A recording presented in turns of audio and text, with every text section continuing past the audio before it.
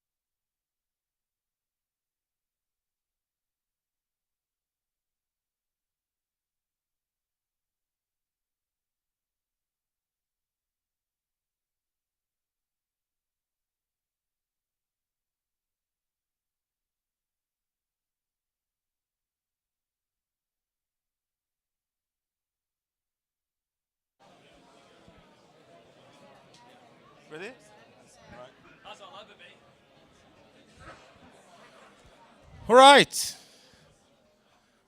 Welcome to NDC Security 2023. My name is Jacob Bradford. I'm the general manager of the NDC conferences. So on behalf of NDC, I'd just like to say thank you so much for coming. So thanks to all the attendees. Thanks to our fabulous partners. We've got 5 exhibitors here today. They are in the exhibition, I wouldn't say hall, but foyer. So please make sure that you meet them and speak to them, connect with them. Thanks to, did I say speakers? Of course, speakers and our volunteers and crew. Thank you so much for being part of this. So just some practicalities before we get started. We do have a code of conduct. It's on the website. Please make sure that you read it. And the code of conduct is also for the party that's happening tonight. So just make sure that you do know what's written in that text. We serve food, as we always do at NDC, continuously throughout the day. But it's not like, if you've been to NDC Oslo, it's like you can have a burger at any time. We do have a main lunch break, and that's at 12:40. So keep that in mind when you're having your snacks before that. Remember to evaluate all the sessions. We do the traffic light system. So basically, you put a card in a box, and green is really good, yellow is meh, and red is horrible. So I think that's just about it. So our keynote speaker has come all the way from Manchester-ish. He is one of the kind of traditional speakers here at NDC Security. He's the founder of Report URI. Please welcome your keynote speaker, Scott Helm. Thank you. All right, thank you for the introduction. So I've been heavily involved and very passionate about a certain topic for a long time, and it is the topic of cryptography. For over a decade now, I have delivered training on cryptography and done research in the field of cryptography. And as I'm sure many of you have seen in the past, we usually abbreviate cryptography to crypto. But much more recently, something has kind of hijacked our phrase and hijacked the meaning of the word crypto. If I was to say to anyone here perhaps now, maybe somebody out in the wider world, that I work in the field of crypto, they would probably understand me to work with something like Bitcoin or Ethereum or some other cryptocurrency.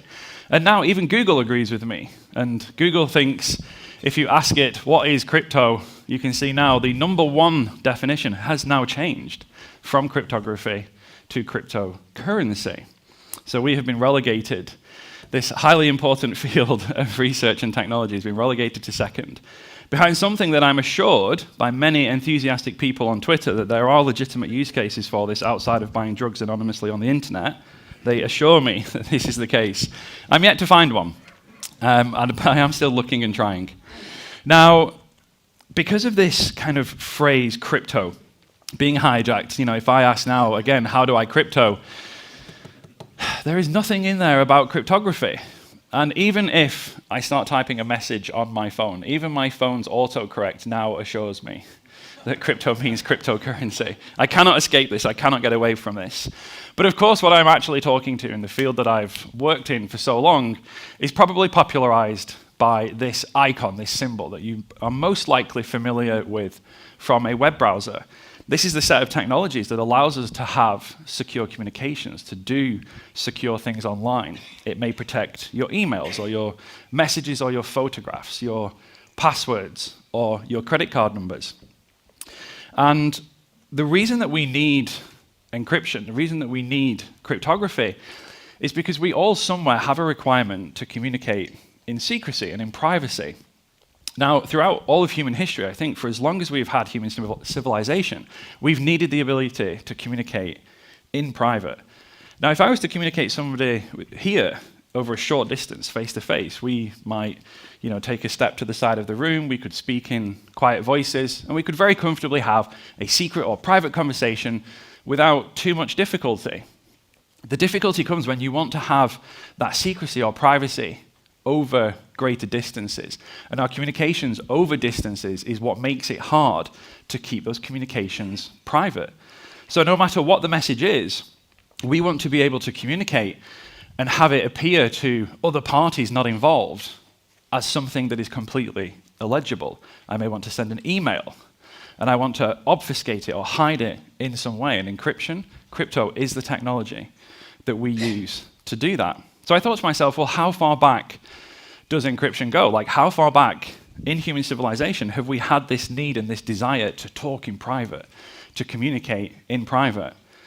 And it turns out we have to go back almost 4,000 years to see the first use that is widely understood to be the idea of course, not something called encryption back then, but this idea that we wish to communicate and we wish to hide that from other people, the meaning or the understanding. Now, this is the tomb of Numhotep II, who was a great Egyptian chief.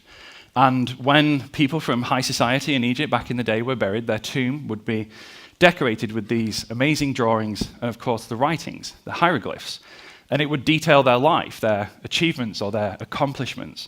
They would leave messages and information for them to take with them into the afterlife to help them. And eventually, as you come to the end of the chronology, it would be the story of their burial, of the ceremony. It was a very important ceremony. And when Egyptologists came to decipher the hieroglyphs that detailed the ceremony of burial, they came across hieroglyphs that they'd never seen before. And they came across these hieroglyphs that they could not translate. There was no known representation or meaning to them. Now, this is believed to be the first use of some attempt to hide information from people without the requisite knowledge. They believe that these hieroglyphs were created because the ceremony was so sacred and so special, they wrote it in secret text. The common folk, if they came and read the description on the wall, they would not be able to understand what it said, even though it was written in plain sight. And this was believed to be the first use of a method to hide the meaning of a message. And throughout all civilization, if we fast forward another 1,000 years, we come across something called the cytale, which was used by the ancient Romans and the ancient Greeks.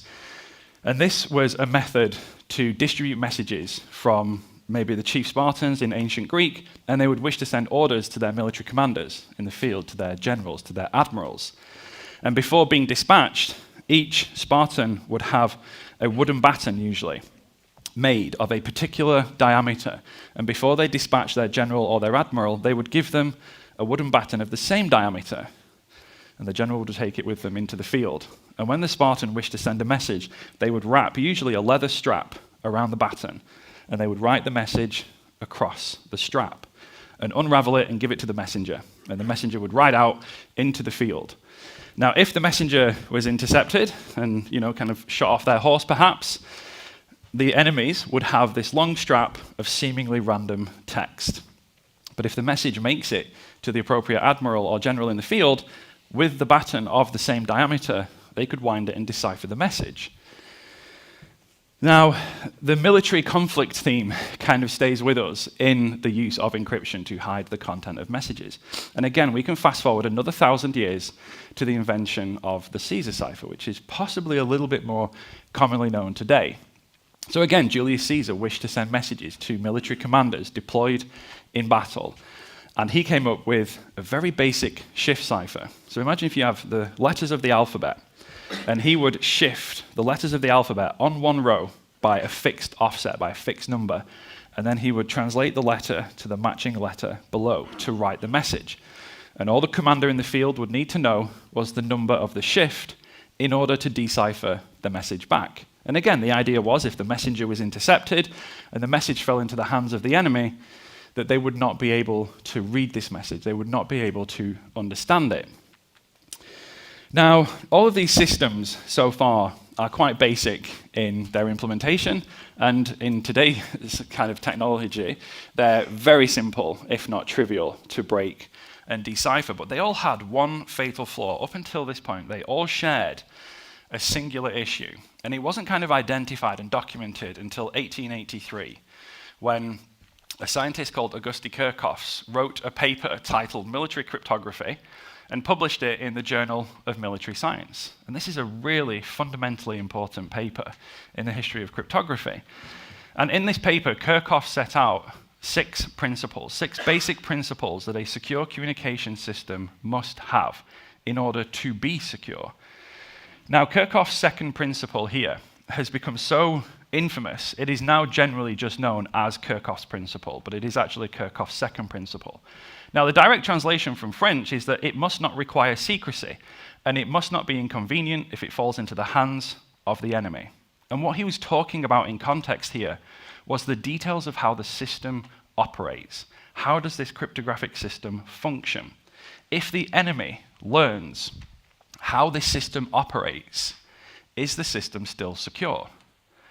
And if we think about the previous examples that we just looked at, they all break Kirchhoff's second principle. Once you understand the hieroglyphs on the wall of the tomb, and once you understand their meaning, the system is broken once the knowledge is out there. If we look at a side tale, one of the common methods for figuring out the system was to wrap the strap around a cone. And once you get to the correct diameter on the cone, all of a sudden words would become visible. And then you know the correct diameter to decipher the rest of the message. With Caesar's cipher, depending on how many letters are in your alphabet, there is only a very small number of possible shifts that are available. And single-letter words almost completely destroy the Caesar cipher. Once you understand how those systems work, you can break them trivially. You can break them with minimal to no effort. And Kirchhoff said that knowledge of how the system works must not make the system weaker. Now, this was popularized quite a few years later by Claude Shannon in 1945, and he simplified Kirchhoff's second principle to this: the enemy knows the system. You must assume that the enemy will know all of the operation, the internal functions of this system, and this system must still be secure. It must still operate. Now, the first kind of popular example that we had of such a system was probably the Enigma machine. Many people will have come across this. If you saw the 2014 movie with Benedict Cumberbatch, it was The Imitation Game. The knowledge on Enigma was fascinating, and the German scientist that originally built this, it was actually built originally for commercial purposes, for protecting commercial information. It was not originally designed for use in military applications. Of course, it was made famous by Nazi Germany with the use of Enigma during the war.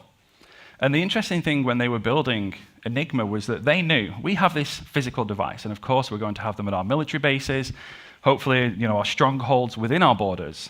But we're also going to have these devices deployed in the field. If we're communicating with military commanders on boats or submarines or behind enemy lines, these physical devices have a very high chance of falling into the hands of the enemy. And even if they do, and Allied forces obtained many Enigma machines during the war, even if they do, even if you disassemble this machine and you understand its complete internal function, even with the knowledge of how the system works, you cannot break the system. It does not make it easy to break the system. The Enigma machine has what we can casually refer to as a key, the unique set of settings for the electrical wire connections at the bottom and the rotating dials at the top. And we can kind of think of this as the key. The system remains secure, even if full knowledge of the operation of the system falls into the hands of the enemy. Now, the Enigma machine, if you've seen the movie, was eventually broken because of improper practices in its use and the encryption and decryption of messages. So it was not because we disassembled the machine and we learned of its internal operation. Now, the Enigma machine was so successful because it allowed those secure communications over greater distances. As I said, if we're especially broadcasting messages to the submarines and the boats in the Atlantic, you cannot have those communications. If you are beaming a radio broadcast out over the ocean, of course, enemies would be able to intercept those radio broadcasts. With the messengers on horseback, with the previous methods that we talked about, they are crossing great distances. It is the distance that makes secure communications difficult. And in today's modern web, in the modern internet now, we communicate over vast distances on a regular and frequent basis. But we don't do this with messages on horseback anymore, and we don't do this with radio transmissions. We do this now with physical cables. This is the infrastructure of the internet. It is a giant network that spans the globe that we call submarine cables. So these are quite literally cables laid on the floor of the ocean. And they span vast distances from the UK to America across the Atlantic. And you can see here from the west coast of America over the Pacific to Asia. Thousands and thousands of kilometers that we communicate over. But this gives us everything that we want, especially in the modern internet. The first cables laid here across the Atlantic were metal conductors. They conducted electrical signals, usually telegrams, and they had throughputs, when these were first built in the 1800s, of maybe 10, 11, or 12 words per minute. That was the throughput of the cable, right? You could maybe get 12 words per minute if you were really quick. It's not exactly great, and it's easy to saturate the throughput of that cable. Once you have a backlog of some short messages, the cable is going to be busy for some period of time. And of course, the solution is to just run another cable, right? If we double up on the number of cables, we can double the throughput. So more and more cables were laid, more and more cables were run. Now, we made a shift in 1988. The first cable was run across the Atlantic that was a fiber optic cable. Instead of transmitting electrical signals, it would transmit light signals. And we increased the throughput here. So we go up to around 280 megabits per cable. But the throughput is saturated, the throughput is consumed. We need more, so we lay more cables. 1996, we got a cable across the Atlantic that would do 5 gigabits of throughput. In 2009, we went up to 40 gigabits. In 2012, it was 100 gigabits. And then in 2016, we laid a cable that would do 60 terabits. Now, all of the existing cables are still there, and they're still saturated and they're still used. We're just adding more and more capacity. Now, the one that hasn't been built yet, it was announced a couple of years ago now, we're in 2023. It will do 0.5 petabits, it will do 500 terabits of throughput. We must upload a lot of cat pictures to Facebook to need that much throughput, but there will be a cable, a single fiber optic cable that will span the Atlantic that can do 500 terabits of throughput. And inevitably, it will be saturated, it will be consumed, and we will probably lay another cable at some point in the future. Now, when you're shipping this much data across the ocean through these cables, eventually these cables have to make landfall. At some point, they have to pop out the beach and go up the beach into the land of the country that they land in. So if we zoom in and take a look at South England, on our southwest coast, we have what we refer to as landing sites. Now, these landing sites are where the cables literally pop out of the ocean and then go up the beach and plug into a facility. Now, as you can see, this is South England here. The contrast is a bit out. But this is South England here. You can see Guernsey and Jersey down at the bottom. There are not many of them. Despite the fact that we have so many of these cables, there are not many landing sites. So when the cables come to shore, there's minimal choice in terms of where are you going to go. Now, these landing sites, these facilities, have to be ultra secure. They have to have backup power. They must have immense connections into the British infrastructure. And because of all of these requirements, they're super expensive to build, and that's why there's so few of them. Of course, we have to have a couple of different choices for backup and redundancy purposes. If one of these goes down, we can route most of the traffic around the problem, but there are not many of these facilities that receive these transatlantic cables carrying hundreds of terabits of data. And the problem is, when we have a communication system that's transmitting and receiving so much data, and then we concentrate so much of that data in these singular locations, this presents a real opportunity with minimal effort to access significant quantities of data. Now, this is GCHQ Bude, which is, we have the Government Communications Headquarter, which is our spy agency with a division of the government in the UK, and they have bases all over the UK. And GCHQ Bude is down on the south coast of England, as you can see, and it was built and used primarily for the purposes of tapping into those landing sites. They would tap into those landing sites and gain access to immeasurable quantities of data, because there were hundreds and hundreds of terabits of data going through just these few facilities. And they realized this, the governments realized this, and they thought, hey, like if we want to see what all of our citizens are doing, we don't need to go to each household and tap into their phone line. We don't need to go to all of the data centers and tap into those. We should start with the landing sites, because this is the highest concentration of data in any one location that exists. So on the British side, GCHQ began tapping into those landing sites and gaining access to data on a scale that had never been seen before. Now, of course, we know this thanks to this man. He seems a bit kind of Love him or hate him, he's a bit like Marmite. There are some very mixed opinions about Edward Snowden and the revelations that he made back in 2013. But he did bring to light, no matter what you think, he did bring to light something that some people suspected was happening. And some people saw this flaw and this weakness in the system. But there was no evidence until the Snowden revelations. And when Snowden originally revealed all of these top secret documents from the NSA, of course, with the partnership with the British government and the remainder of the Five Eyes, we learned what the British government was doing in the UK, and we learned what the American government was doing on the American side. So the NSA and GCHQ were doing this mass surveillance, this dragnet surveillance. There were a few different phrases to describe this. GCHQ had Project Tempora, and the NSA called theirs Project Upstream, where they would tap into the landing sites to gain access to this immeasurable quantity of data. Now, one of the other interesting things that we learned was that because there was so much data going through these landing sites, neither of these spy agencies could actually do real-time analysis. There was simply too much. It's like trying to take a sip of water from a fire hose, right? You just kind of get your face blasted off. And they're like, there's too much. There is so much data. Now we've tapped in and looked at it. There is so much data. They're like, well, like, how do we look at this? How do we analyze this? So what the NSA did was they were like, well, hey, you know what? Like, we can afford hard drives, right? Just pipe a copy off. And they just piped a copy off into a huge archive facility. So they did almost no actual real-time analysis of this. They just essentially cloned a copy off into an archive. And they were like, hey, look, you know, like if we need this in the future, we can just go into the archive and pull the data from the archive, right? So now they're gathering this data and storing this data on an unimaginable scale. And of course, Snowden happened. Snowden released all of the documents. He originally fled to Japan before he ended up finally in Russia. But when Snowden fled, the NSA obviously decided they didn't like him, and they wanted to find out everything that they could about him. You know, who has he been speaking to? What are his plans? What else does he have? And they found out that Snowden used an email provider called LavaBit. Now, LavaBit specialized, even back then, remember, we're a decade ago now in 2013, even back then they specialized in encrypted email.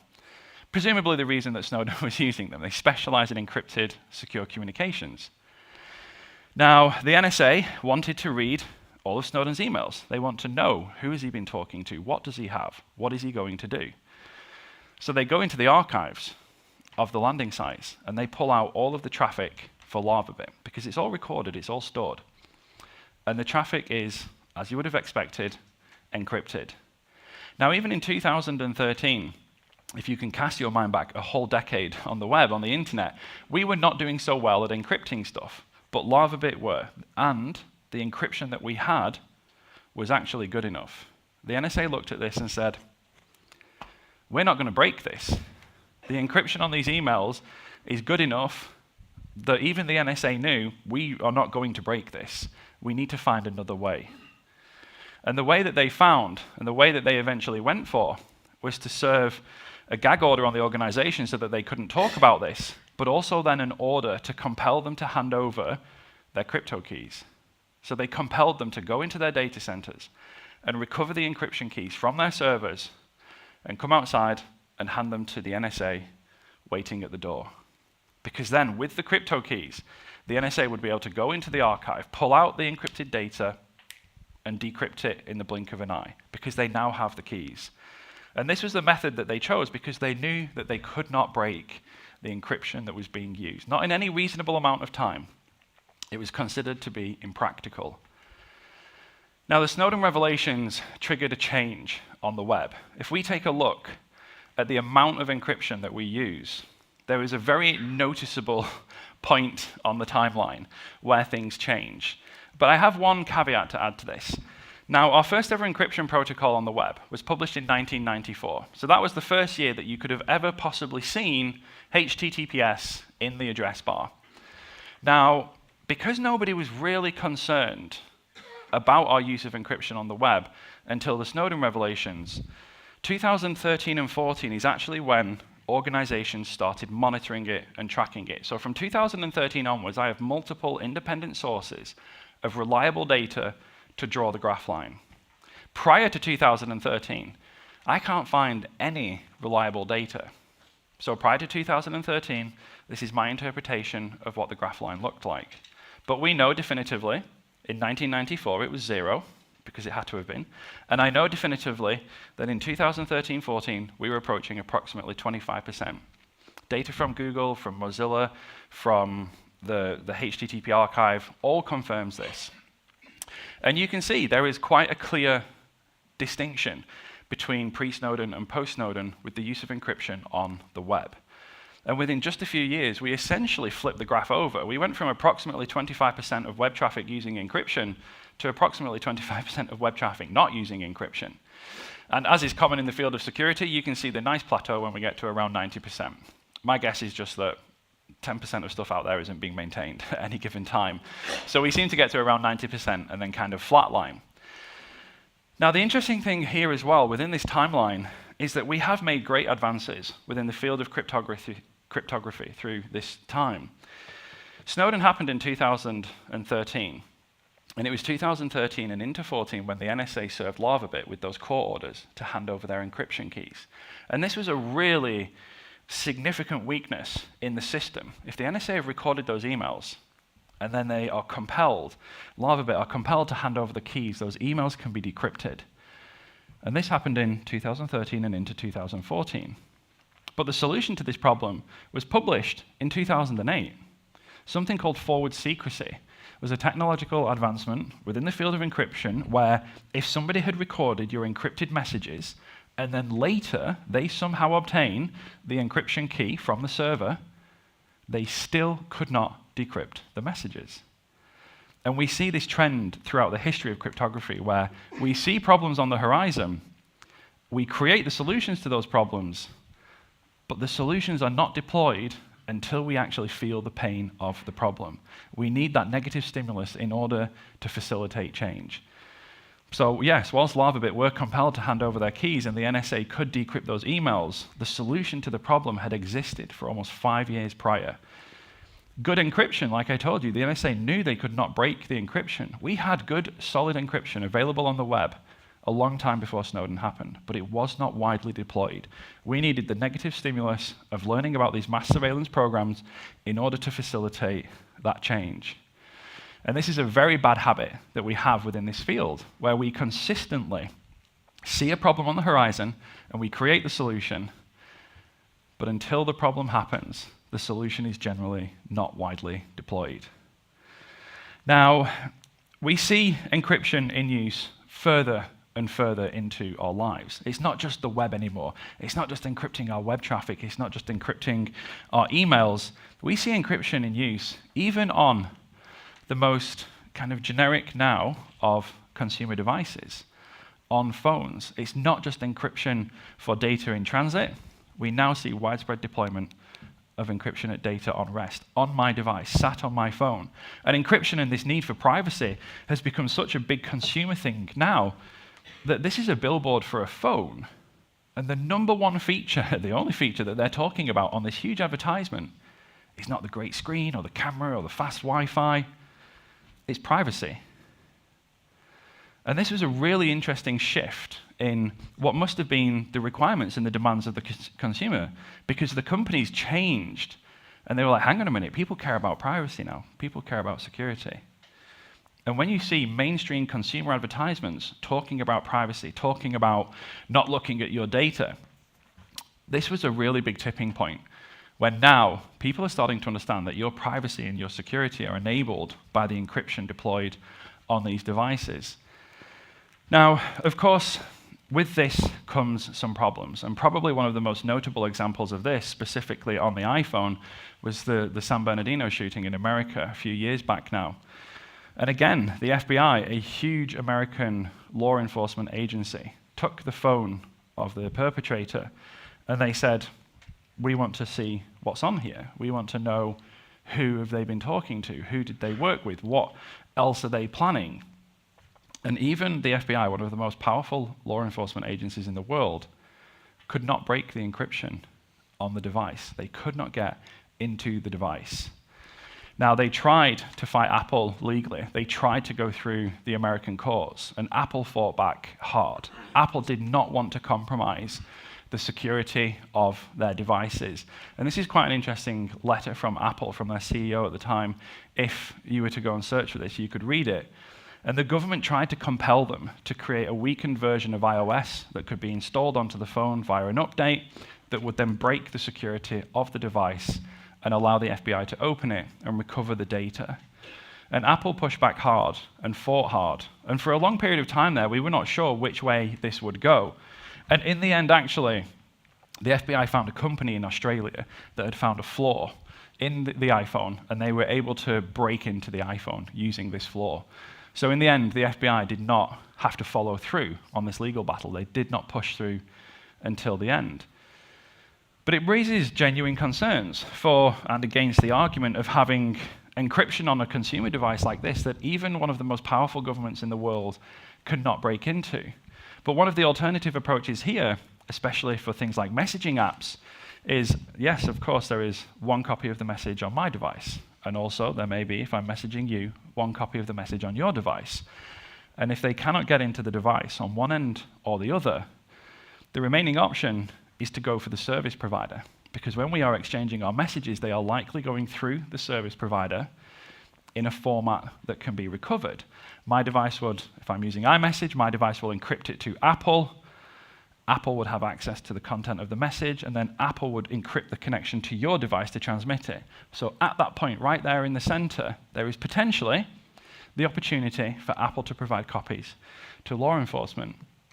So encryption went one step further, and we now have this idea of end-to-end encryption, where even if I am messaging you on iMessage or WhatsApp or Telegram or Signal or any other end-to-end encrypted messenger that you use, even the service provider themselves cannot read the messages.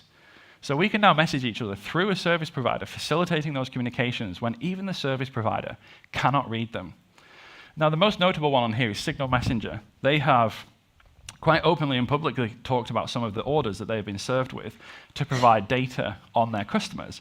And they have also published the responses to those orders to prove and to show that they do not contain the content of your messages.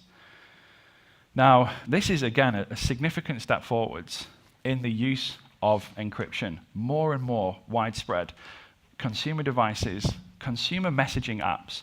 I presume people are not transmitting military secrets through WhatsApp. I mean, if you are, come and find me later. I'd be curious. But these are, these are common communications between normal people and contain nothing of, most likely any real significance, but we still demand and expect those communications to be private. Now, Apple, just in December, actually, I've recently added this, just a month ago, they made another announcement. And this is a really significant step forwards again.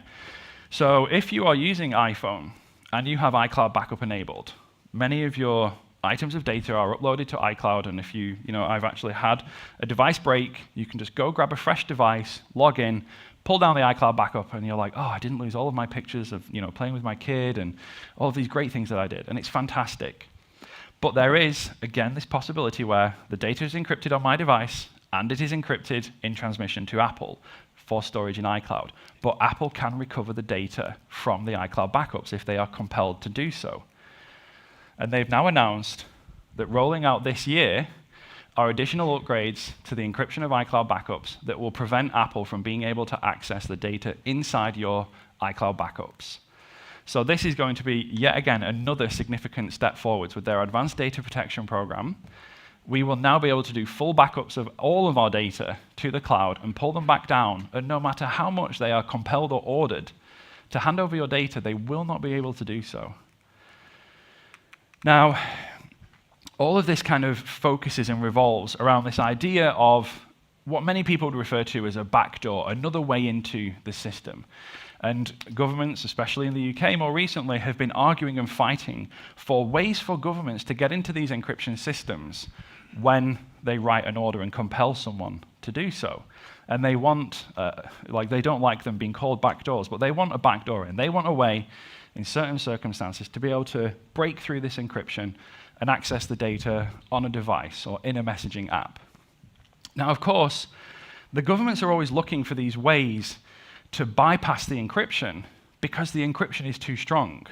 They want a backdoor because the front door is so robust. But we have to make sure that the front door remains robust.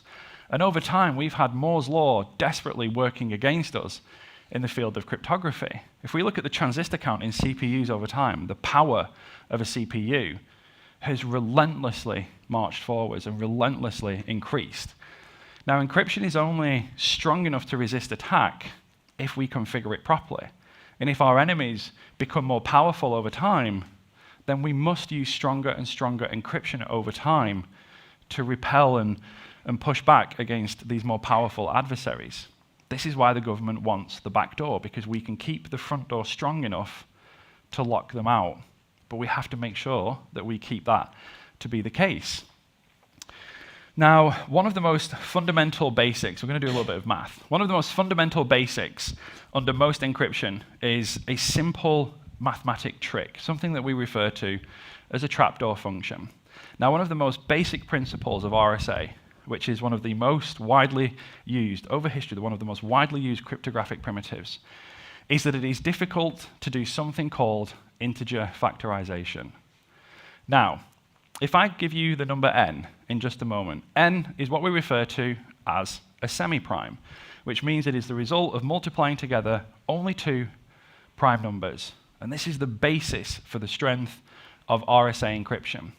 Now, if I give you n, this is a very small one, wouldn't be appropriate for use in encryption, just so you can try and do the math. If I now say to you, here is the value of n, which can be publicly known, p and q are the secret values, the two prime factors. Tell me P or Q. Now, I've told you they're prime numbers, so we've hugely narrowed down the process there, and n is very, very small. Tell me P or Q. And of course, like all encryption can be broken, this can be done.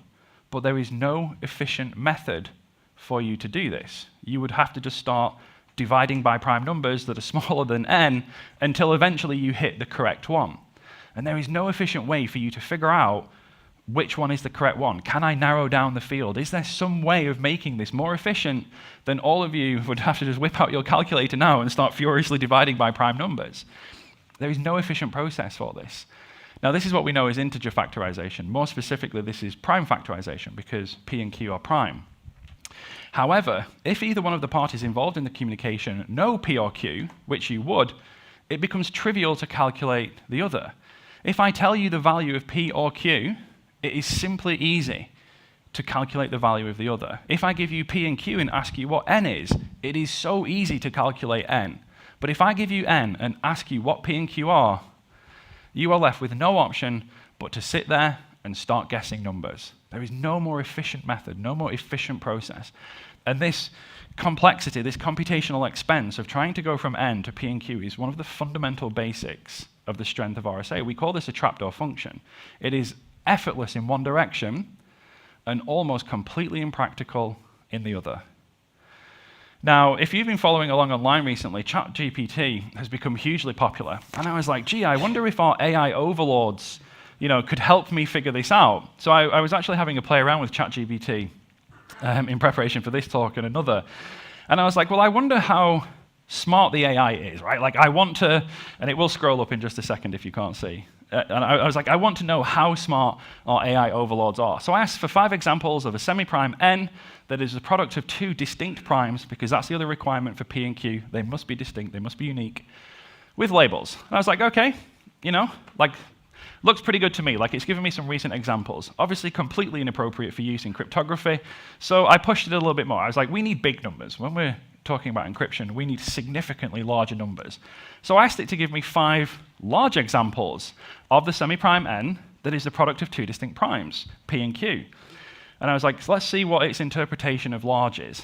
Given that M, P, and Q are commonly used in reference to RSA encryption, I was hoping for something a little bit larger than this. I was like, okay, so our AI overlords are letting me down so far. And also, you can see, it isn't so smart, right? Because P and Q are not distinct here. So we can already see our first failing. And I was pretty disappointed. I was like, come on, I was expecting more than this. So I decided to push it again. I was like, right, come on, we've got to be able to do this. Give me 5 examples of a very large semi-prime n. I was like, gee, I thought this was supposed to fix all of the issues. It's not doing so well so far. So it came back with something much more reasonable here, and still completely inappropriate for use in cryptography. However, it was trying, and it did give me some pretty reasonable values. I'm like, okay, now we're making progress. We are still so far away from anything that would be deemed acceptable in encryption use today, but can anybody tell me, like very quickly, is a number prime if it ends in 2? and I was like, what? So I was like, oh man, I thought ChatGPT was going to fix all the problems, but apparently not. So it doesn't know what distinct means, and it can't figure out what a prime is. And I like this as well. It's like, note that these are just examples. I'm like, okay. And actual prime factors for a given semi-prime can vary widely. The definition of a semi-prime is a number that is the product of 2 numbers only. I was like, so they can't vary. There has to be 2. Like, there can only be 2. So it's completely and utterly wrong. So I went out and I found some actual real-world examples.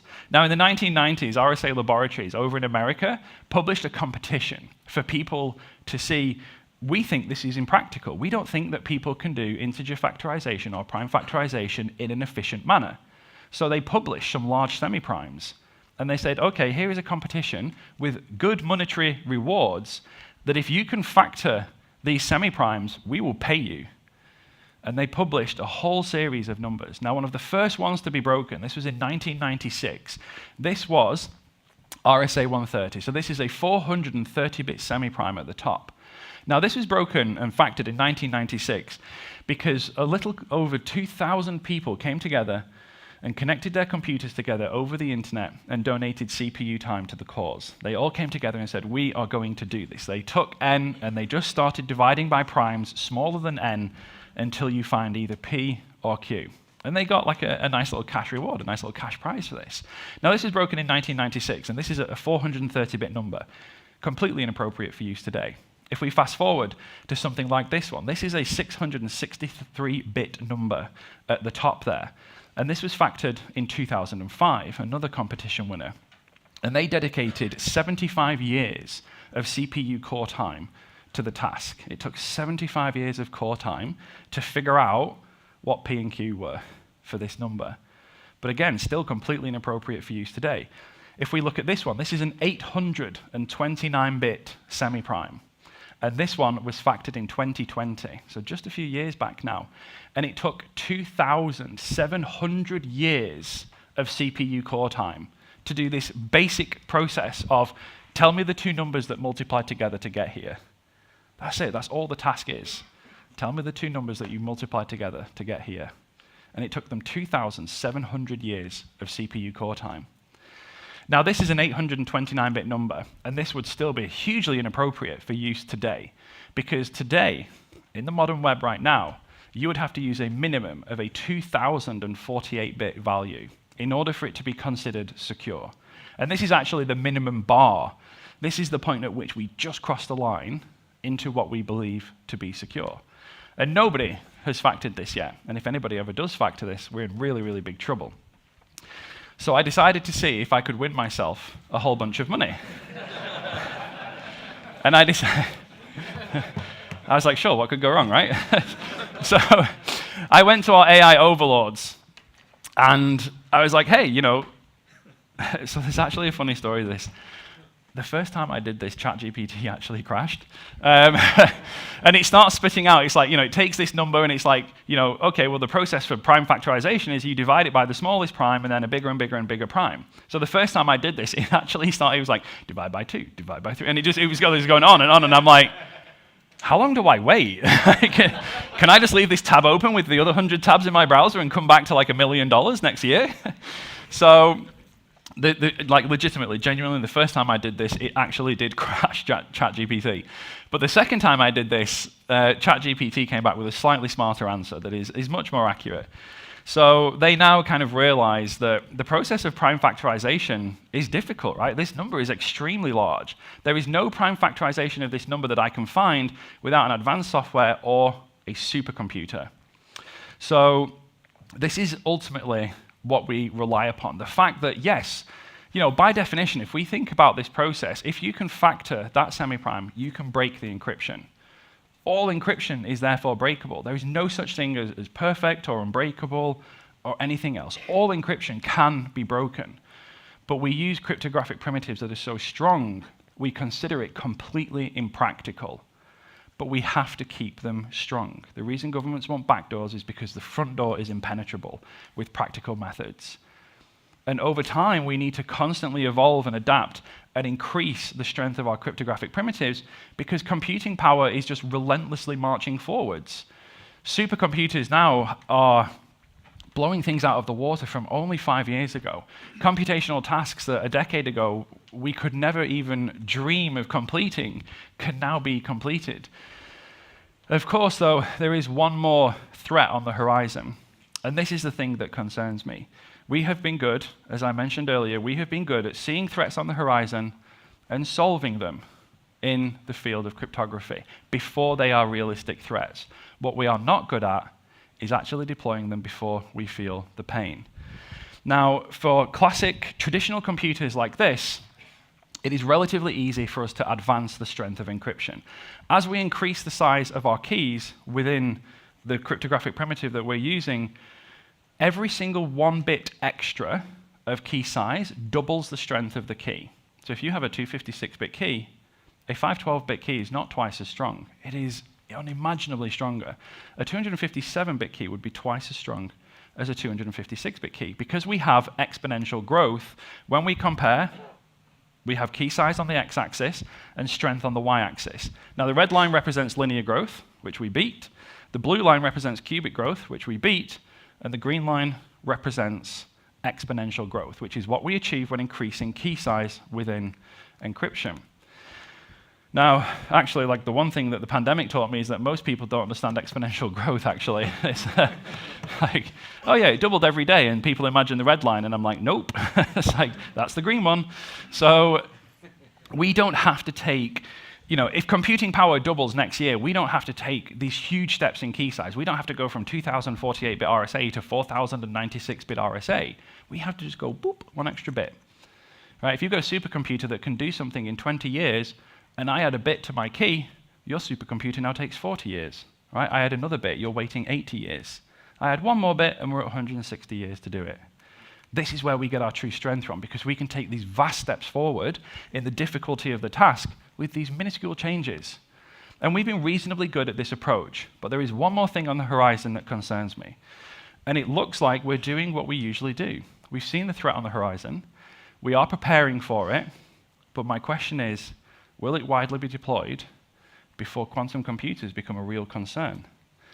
And within the field of cryptography now, of course, one of the most significant threats on the horizon is the rise of quantum computers. These computers that can do tasks considered completely impractical with modern computing power from classic computers, could this now be done trivially with the use of a sufficiently powerful quantum computer? Now, the standards bodies have been working on post-quantum cryptography for quite some time, and we have made some significant progress. There are some traditional cryptographic primitives that we use today that are believed to be quantum resistant with a sufficiently strong configuration, and there are other primitives that we know, should somebody ever build a suitable quantum computer and dedicate it to the task, things like RSA would be breakable.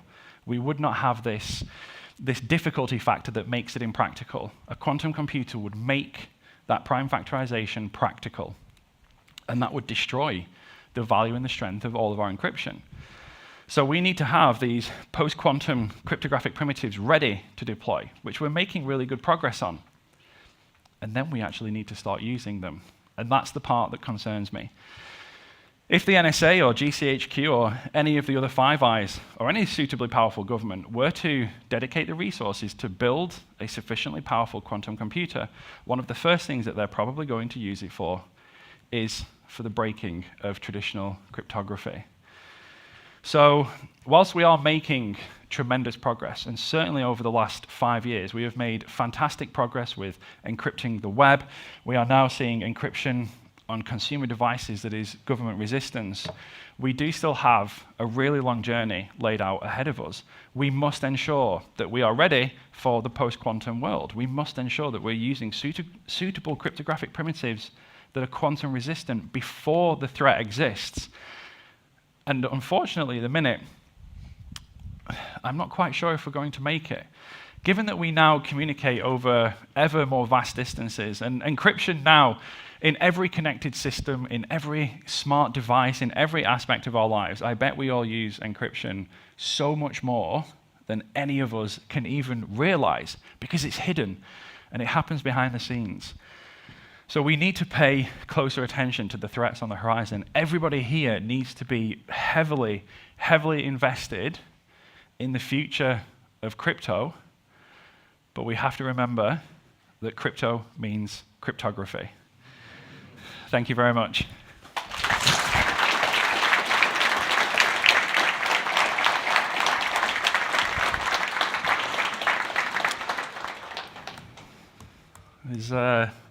I think we have maybe a minute. I could actually, because Jacob did quite a short introduction. So are there any questions? Let's open it up to the audience before we break. I realize I'm asking a Norwegian audience if they want to ask any questions. Yes, over there, go ahead. Do you own any Bitcoins? So the question there for the audience was, do you own any Bitcoins? Do you know, actually, if you scroll far enough back on my Twitter, I was mining Bitcoin very early, and when you could actually mine on a CPU and then GPU. But I was an idiot, and I sold out when they hit $100 because that was amazing. Any more questions out there? Yes, go ahead. You used the iPhone as a privacy example. Yes. Do you know the story on Android? So yeah, that's a very fair question. I use the iPhone as an example of the privacy and encryption there, and what is the story on Android. That's reasonable. I've spent a lot more time investigating iPhone simply because I use it.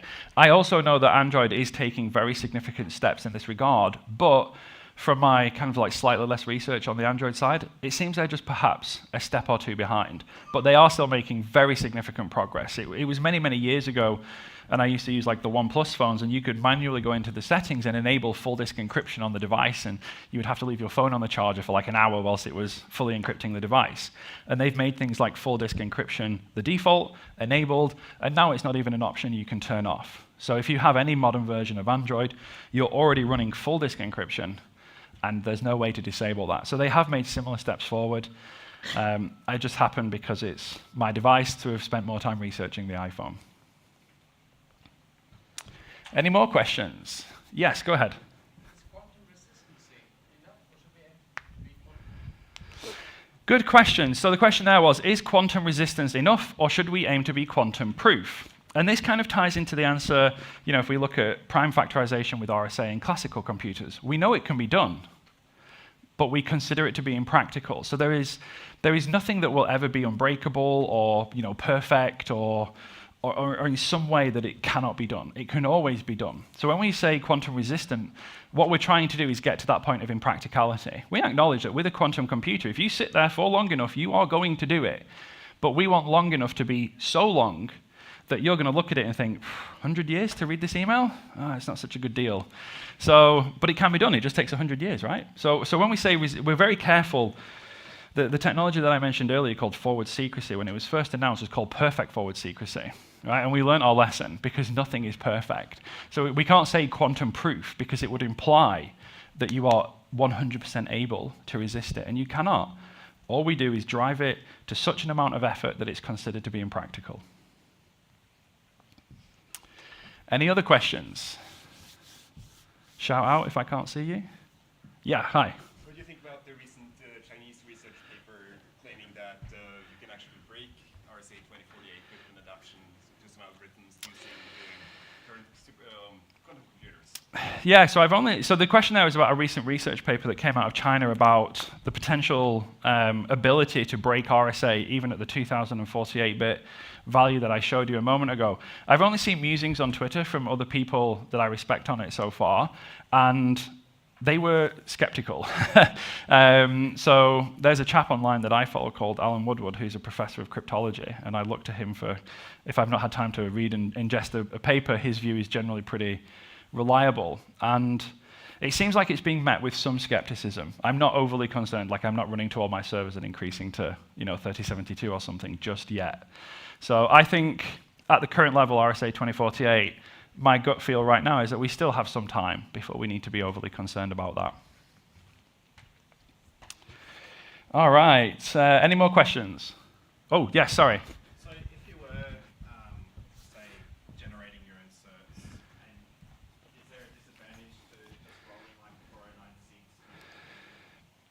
Yeah, okay, so that's a really good question. I'm just going to put a nicer background on. That's a really good question. So the question there was like, if I'm generating my own keys and you're saying 2048-bit is kind of like the minimum, why don't we just, YOLO, 4096, let's go for like some honking big massive encryption key. And the answer is performance. So what we want to do within encryption is always achieve a level of security that we think is sufficient whilst also going as fast as possible. Because increasing from a 2048-bit key to a 4096-bit key especially would crucify performance. And if you were to do that on the web browsers would actually be able to feel a slight difference in the performance of establishing a connection. So yeah, like you always want to use the strongest key to meet your requirement. But actually, you want to use the smallest key to meet your requirement. Your requirement is the security barrier, and then you're just paying the performance cost up to that point. So yeah, it sounds kind of weird for someone in the field of cryptography, like you always want to use the smallest key possible to achieve your goal. At the back there. What does quantum resistance actually mean? I don't know how quickly they will improve. So how many Yep, so that's another really good question. How can you say things like quantum resistant when essentially like nobody's built one and seen what they can do? So yeah, like there is a lot of theoretical research going into the field in order to say these primitives are quantum resistant. And the good news is over the last kind of 3 or so decades, we've become really good at this stuff. But yeah, you're absolutely right. Like there is still an element where we're simply trying to predict the future and predict the capability of these machines. Because they're already like much smaller scale quantum computers that work. We can see how they operate and see what their capabilities are, and then hopefully scale that out. And our understanding will match. But, maybe I'll come back in 5 years and do another talk and we were wrong. Yes? If we can assume that eventually 2048 will be as breakable as 200 that you were showing in your Yes. example there, and we assume the NSA is keeping records of all previous communications, does Yep. that mean we can assume that the NSA is 10 years behind and can see everything from 10 years ago constantly moving forward? Absolutely. Great question. So he said that we're using 2048-bit RSA now, and we consider it to be unbreakable, but the NSA is recording all of our traffic. So, in 10 years or 20 years from now, are the NSA just going to be 10 years behind and reading all information? And the hope here is that the answer to that is now no, because in 2008, when forward secrecy was released, forward secrecy changes the solution there. So when the attacker records the traffic and then later comes into possession of the private key from the server, forward secrecy means that the attacker can still not decrypt the traffic. So we started to see widespread deployment of forward secrecy.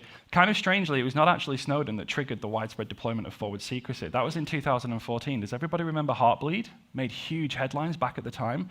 Heartbleed allowed somebody to just rock up at your web server and download your private key. And then everyone was like, oh my gosh, people can decrypt my traffic.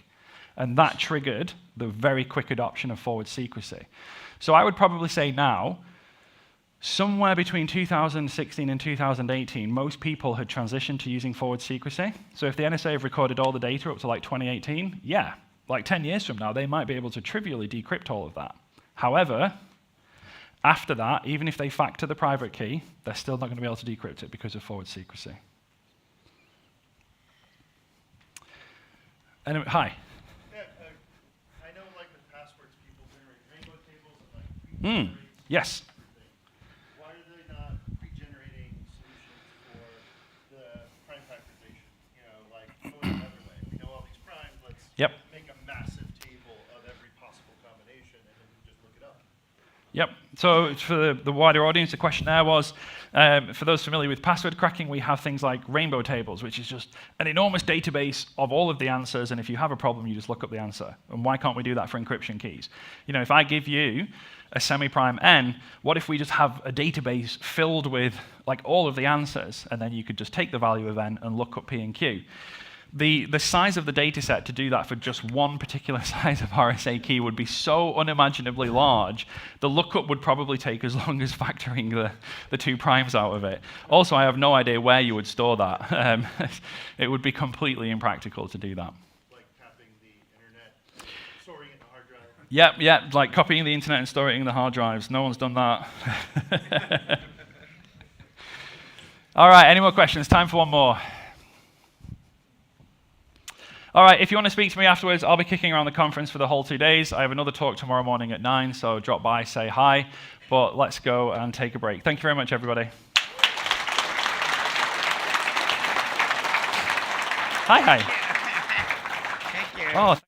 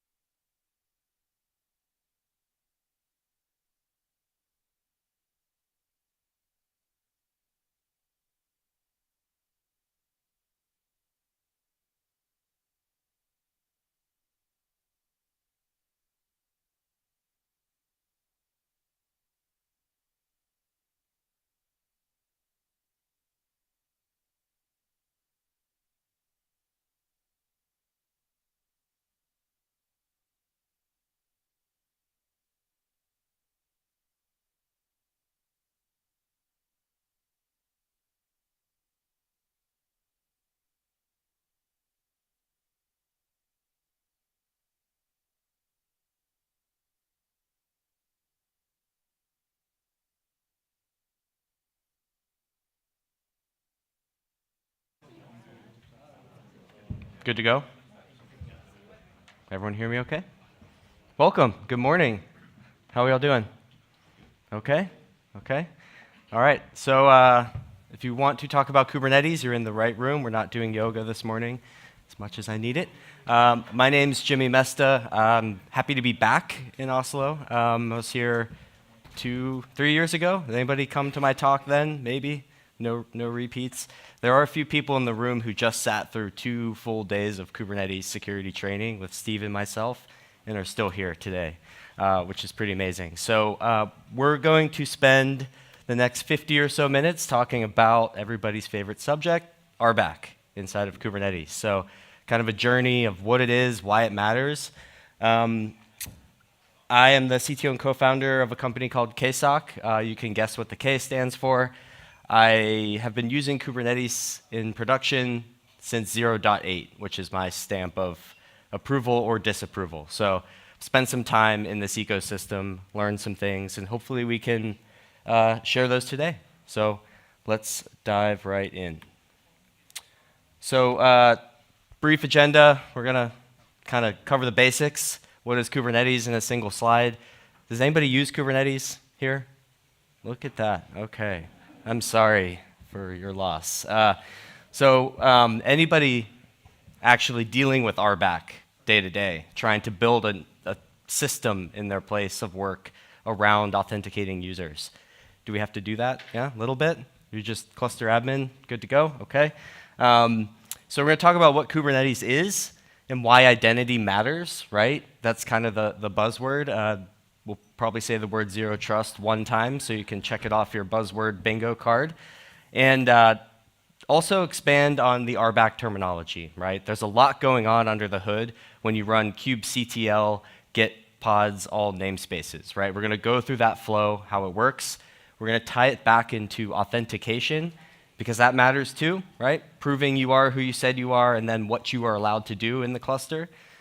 Some of the built-ins, gotchas, and then how do we make RBAC better, right? That's the end of the journey, is to kind of level up your RBAC program in your organization. And if you like slides and you're on your laptop and you like also clicking random shortened links, you can go view the slides as we go at tinyurl.com/ndc-cates, if you wish, or not. So we kind of know, everybody raised their hand, what Kubernetes is, right? It's a container orchestration system. It does a lot more these days. We are approaching 1.26 or so as the latest release. It's been around since 2013 in open source land, and it's used everywhere. We have managed Kubernetes, we have on-prem Kubernetes. We talked about yesterday, I worked with a customer that runs Kubernetes nodes in fake rocks, and they use it to monitor the weather and eavesdrop on people out in the desert. So you can use Kubernetes for just about anything. Today's focus, obviously, is RBAC, and that stands for what? Role-based access control, right? So this is a very special thing in Kubernetes. RBAC as a concept has existed for forever, but today we're going to talk about Kubernetes RBAC. So identity is the new perimeter, right? So who you are matters. When I started using Kubernetes in 2015, we only created one user, cluster-admin. And we would share that user in not great ways with the rest of the ops team. Why is that bad, right? Because I don't know who's doing what at any given moment in the cluster. And Kubernetes is a very complicated system.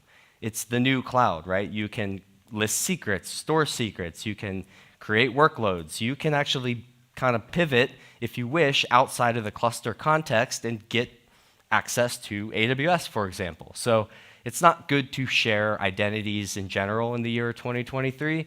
It's really bad if you do it inside of Kubernetes, and we'll talk about why.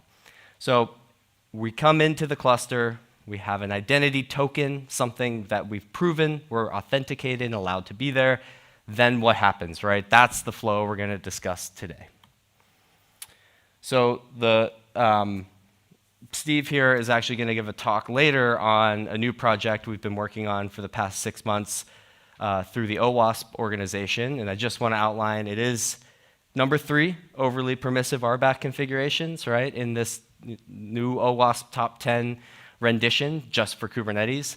This is a big deal. It has serious ramifications, and we see this happening in the issues happening out in the world during engagements all the time, and they always lead back to RBAC being overly permissive. So here's the flow of a request, right? Have we used kubectl before? Followed some tutorial, kubectl, get pods, all namespaces, create a pod, things like that, right? kubectl is the CLI utility we use to interact with Kubernetes.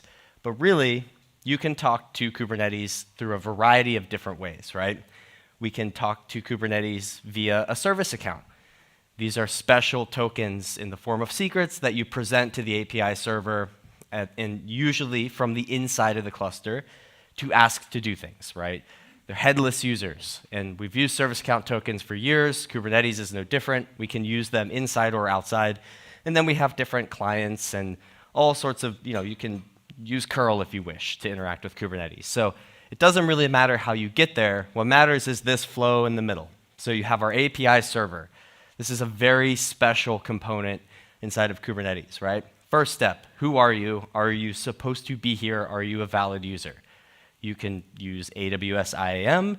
You can use hard-coded tokens. You can use Okta. There's a variety of ways to actually validate that this is an authenticated legitimate user.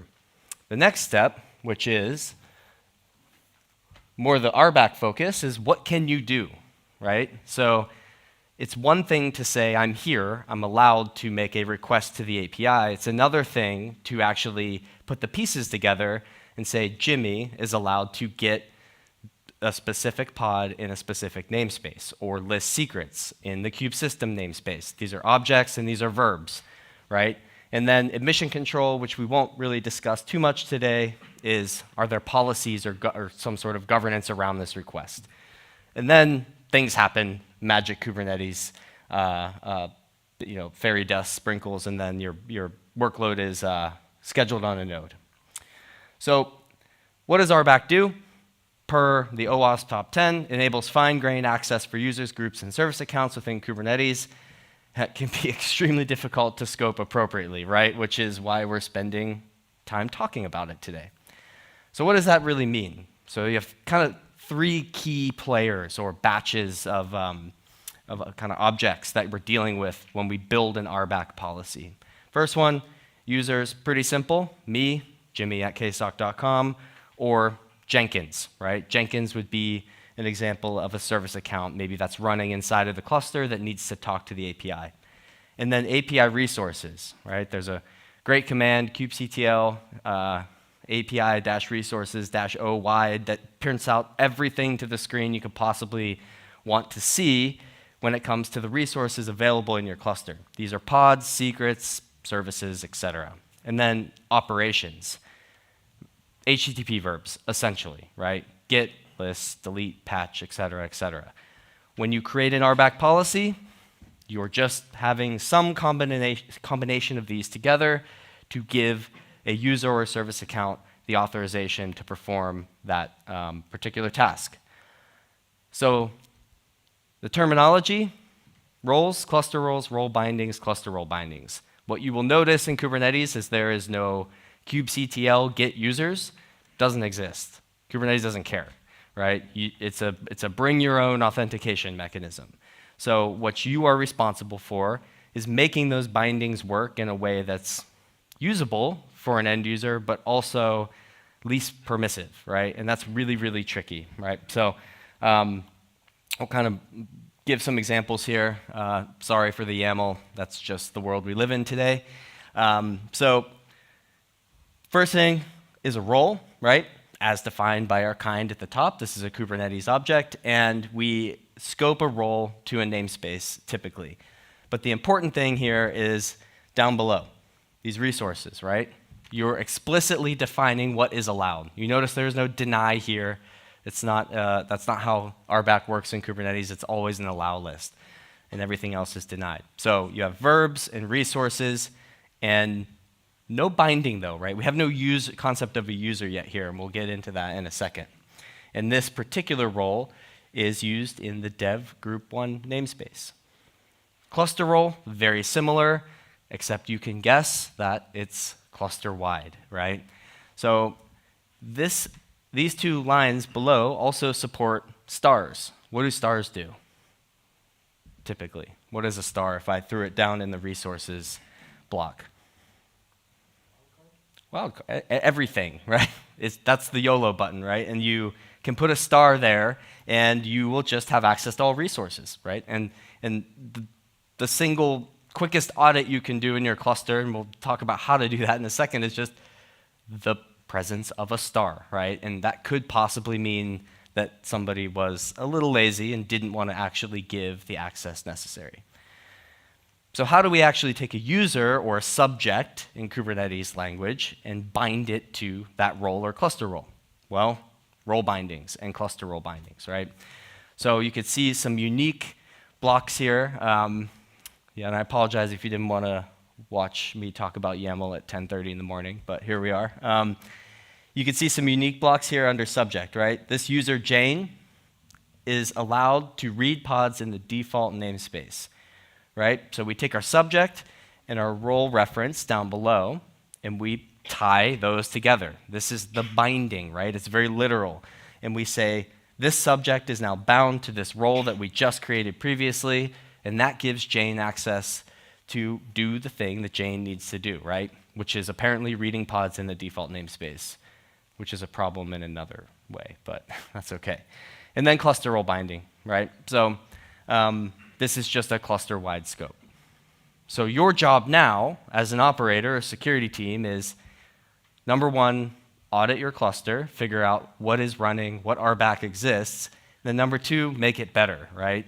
And that's what we're going to kind of dive into for the rest of the talk. So Kubernetes out of the box, and we see this all the time, comes with some what they call and define as user-facing cluster roles. Some of these are to be used as roles, but that's a different story.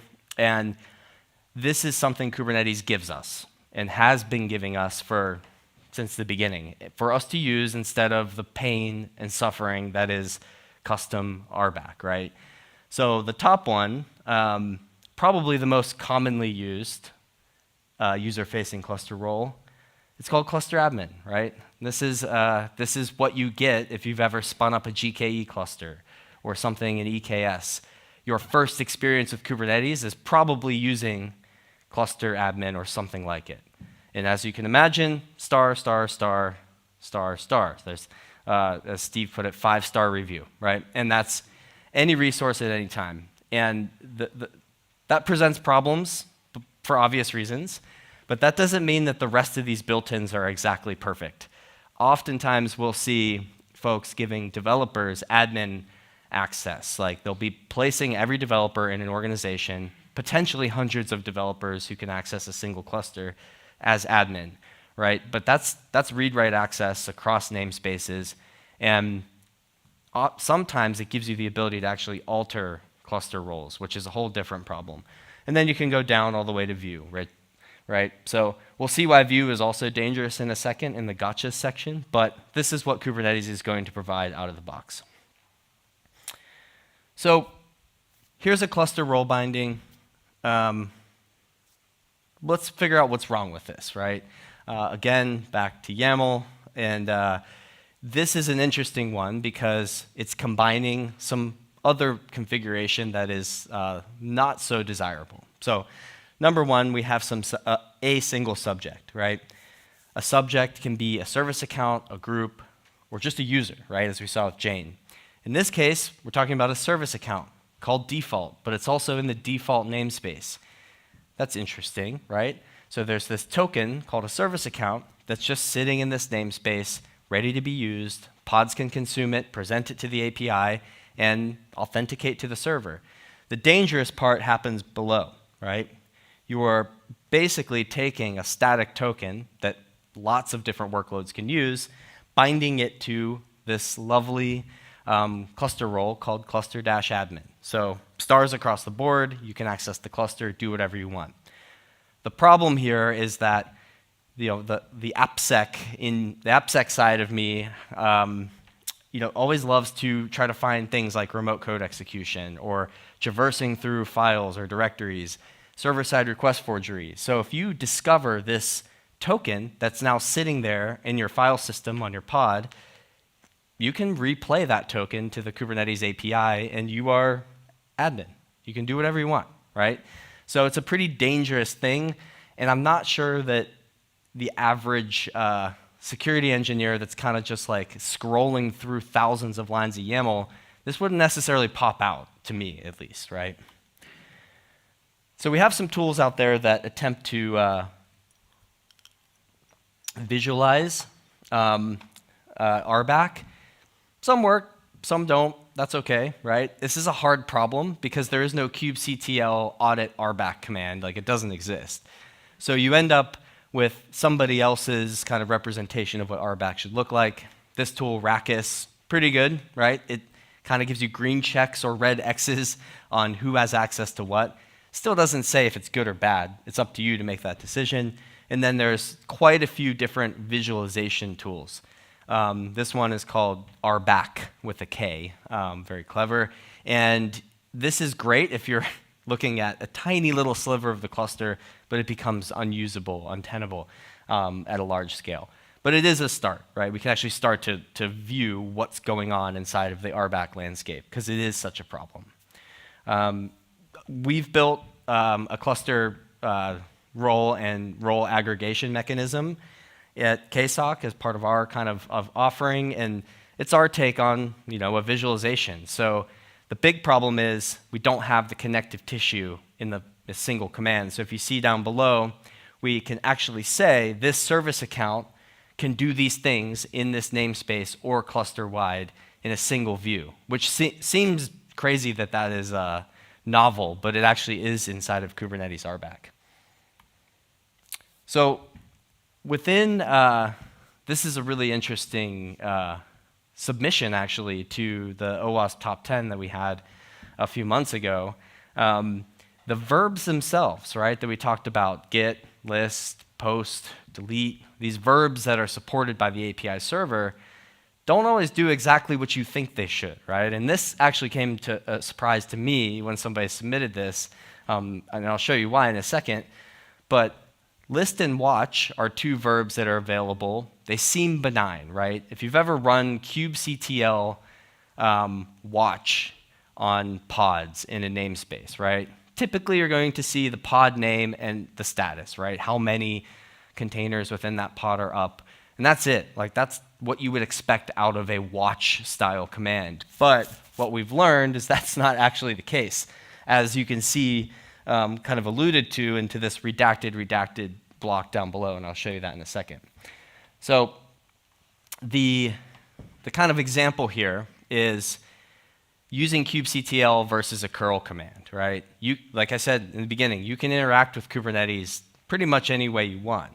And when you use kubectl, we have this example role with myself, service account Jimmy, that is actually allowed to what? List secrets, right? That's the only permission that Jimmy, this service account, has access to do.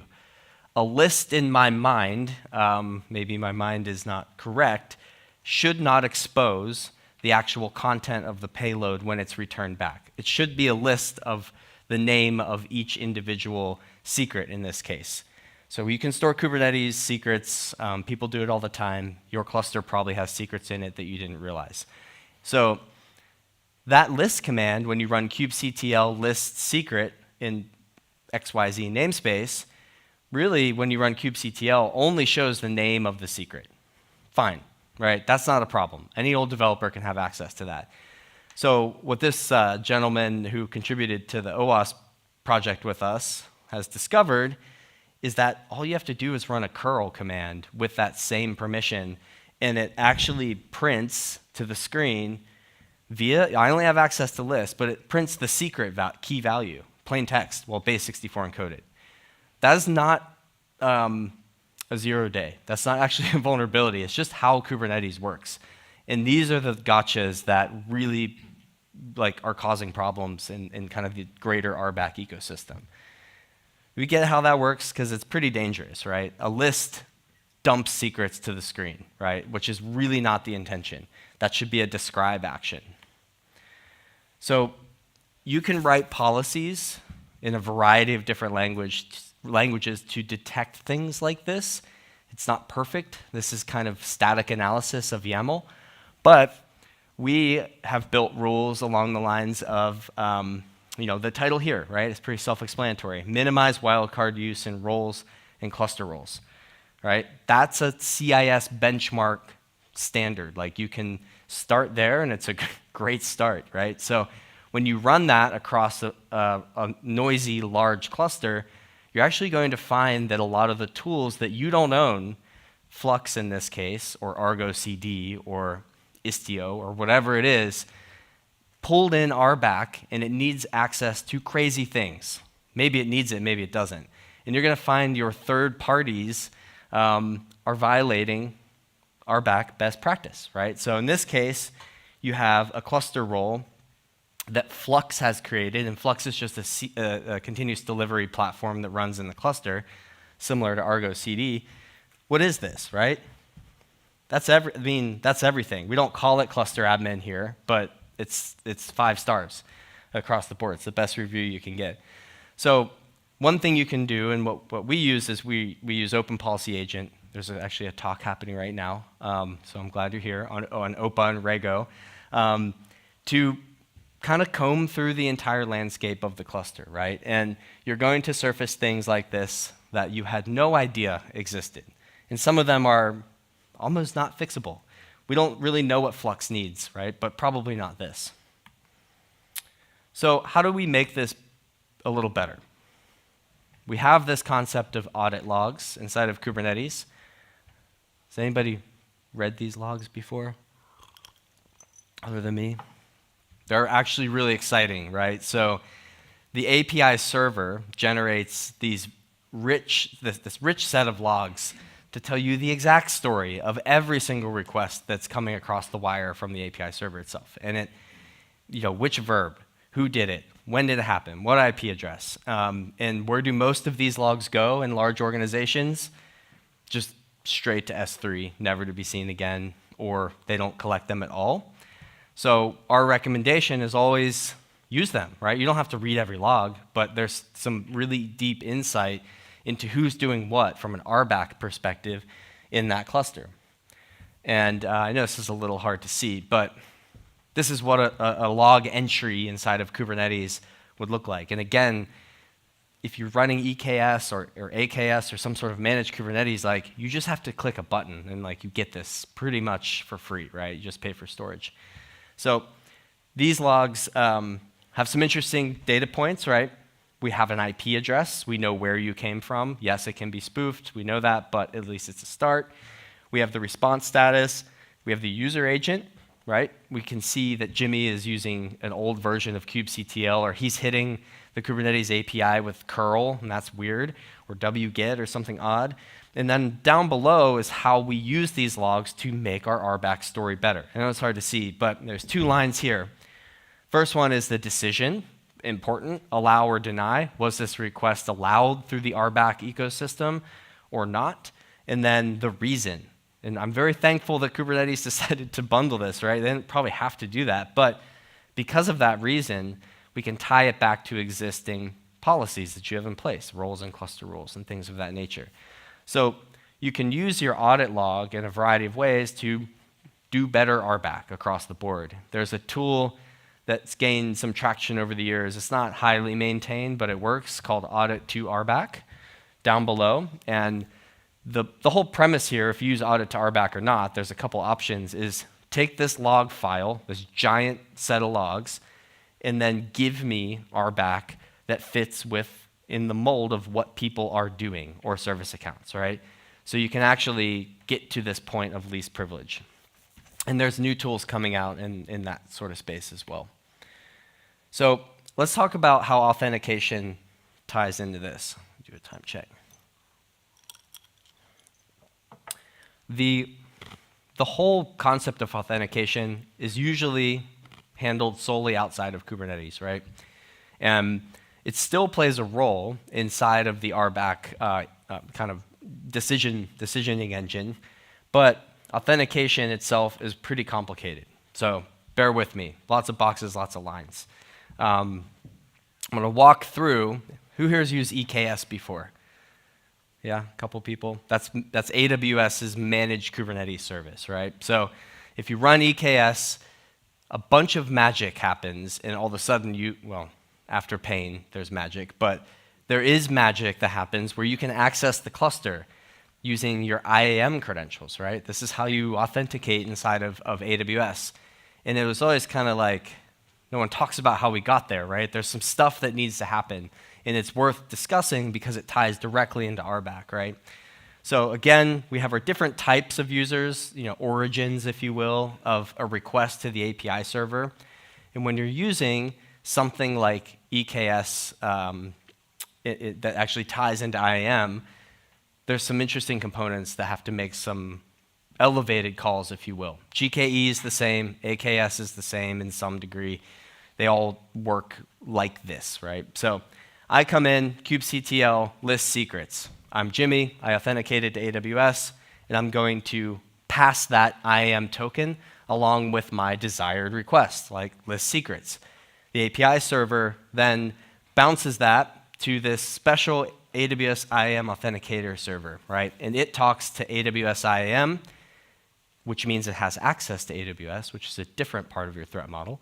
And then we get an identity back. But Kubernetes doesn't speak AWS. It doesn't care. It doesn't understand what an AWS identity is. We have to translate that IAM identity to a subject, right? Like we saw in our cluster role bindings, we have subjects that can be groups, and that's typically what you use here, or just individual users. And then we have this special AWS config map that sits in our cluster that maintains this state. And only then can we take that subject, combine it back with our action that we wanted, and then RBAC kicks in, right? And it's going to say, yeah, you can do that. So every request you make to Kubernetes is going to go through this flow, which is, not something you would see. And this is how it all ties together, right? So there's other pieces of RBAC that make it, I know this is a wall of text, but we'll go through it in a second, that make it complicated, right? When I think of misconfigured RBAC, it's not typically some rogue insider. That's part of the threat, right? I have some sort of engineer that just went crazy one day and he wants to just kind of smash the keyboard and steal some things. What we see happening is a vulnerable workload, right? There's a web app flaw, remote code execution, as I mentioned before. Somebody steals a service account token. Somebody checks in their kube config into GitHub, and it's public for some reason. Like, those are the kind of things we have to worry about.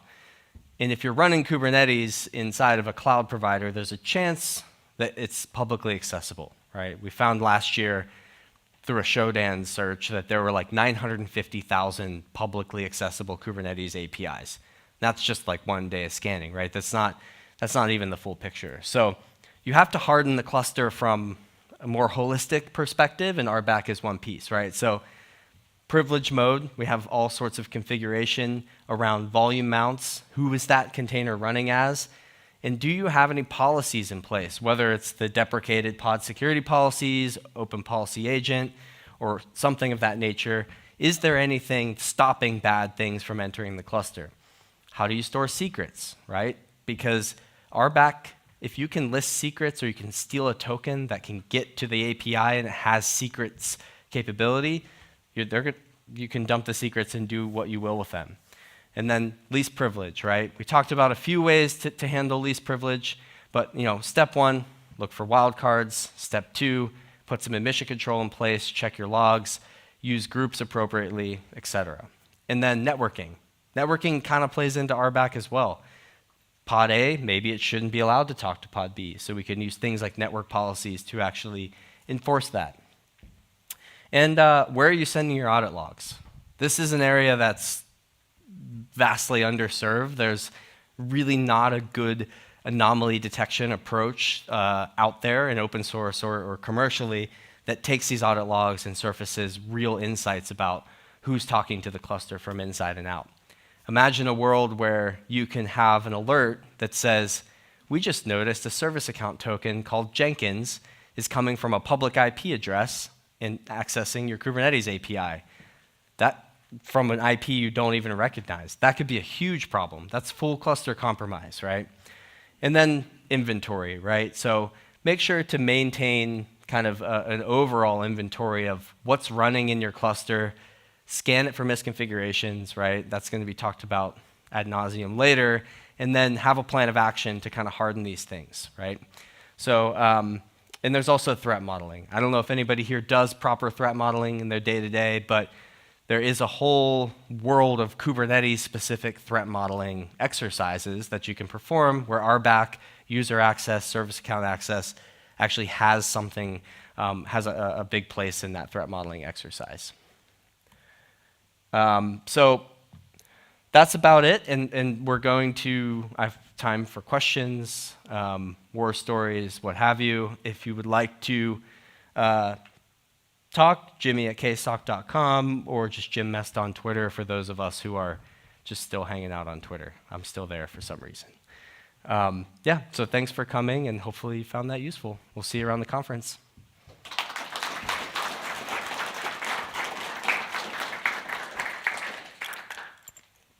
Any questions? I have one question about Yeah. the secrets where list was vulnerability, Mhm. like side consequence. Does that only apply to secrets or all kind of objects? It's a great question. Does this example only apply to secrets, right? So, again, it applies to any object, right? Secrets are impactful because they have this items block, right? So I would say this applies to everything. Secrets are the top priority. And then for me, number 2 would be config maps. The same behavior works with config maps. And if you're not familiar, that's how we store general configuration inside of Kubernetes. But sometimes it can be sensitive. So it would operate all the same for config maps. Any questions? Yeah? Question about namespace, 5-star Yeah. access. Is that a huge problem? That's a great question. So five-star review, scope down to a namespace. That is super common, right? You go, most organizations, that's where people start. Like, I'm a developer, I can have unfettered access to my namespace. I think it's an okay start. I do think you can probably do better, but it's at least some namespaces, for those who aren't familiar, are an interesting concept where you kind of group different areas of your cluster, right? Like, I have a development front-end namespace and then development back-end namespace, or different team namespaces. They don't offer real isolation from a network perspective, right? Namespace A can talk to namespace B. That's not a problem. From an RBAC perspective, they actually can. So I think that's an okay start. What you want to be careful of with stars across the board, you don't want to give people access to create other roles and role bindings, right? Which is kind of tricky, right? Because if you're a developer, all of a sudden now you can create your own RBAC, and maybe that RBAC is elevated or it's given to a service account that you can't.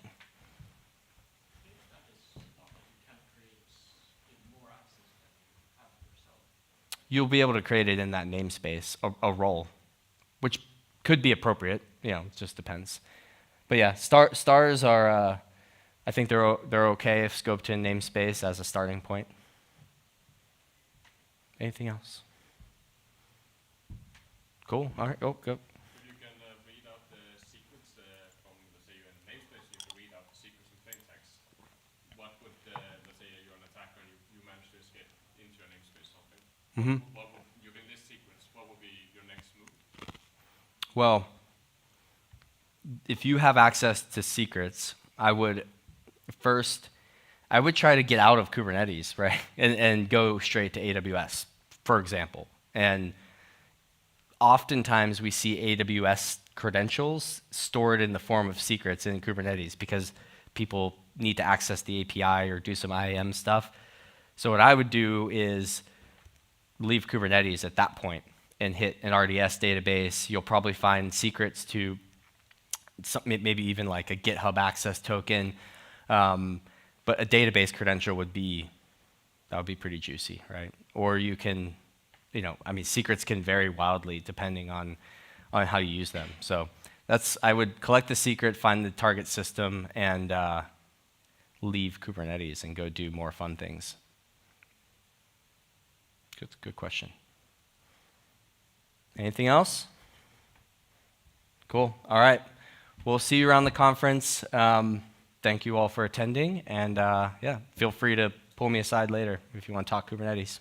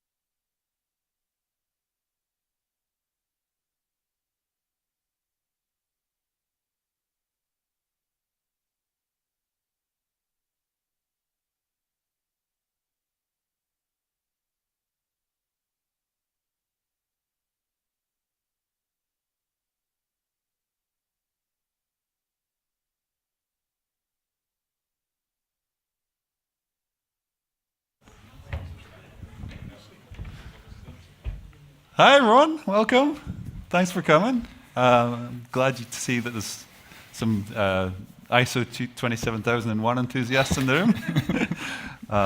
My name's Mike, and this is Ivan. We're going to get into our introductions in a minute, but we're going to talk about a project we've worked on together over the last little while about, essentially Stack's journey to ISO 27001, which is kind of unusual, but then again, not that different from a lot of journeys in this space. It's usually a lot messier and a lot of things to figure out on the way. And we're going to talk a bit about how DevOps played a role in this. Good.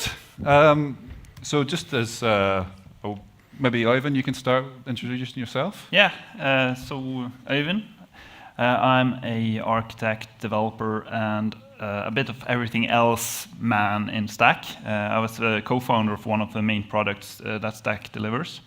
Yeah. Mike? Yeah, and my name's Mike. I'm the CEO, co-founder of a company called Causley. We're not going to talk about Causley today, but it's essentially like a flight data recorder, a black box recorder for what's going on in your DevOps and your infrastructure.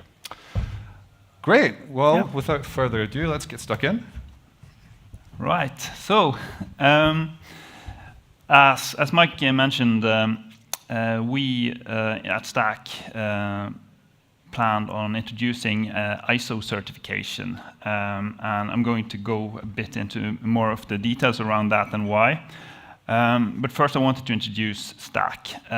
Stack is a software company that delivers software for banks and other financial actors.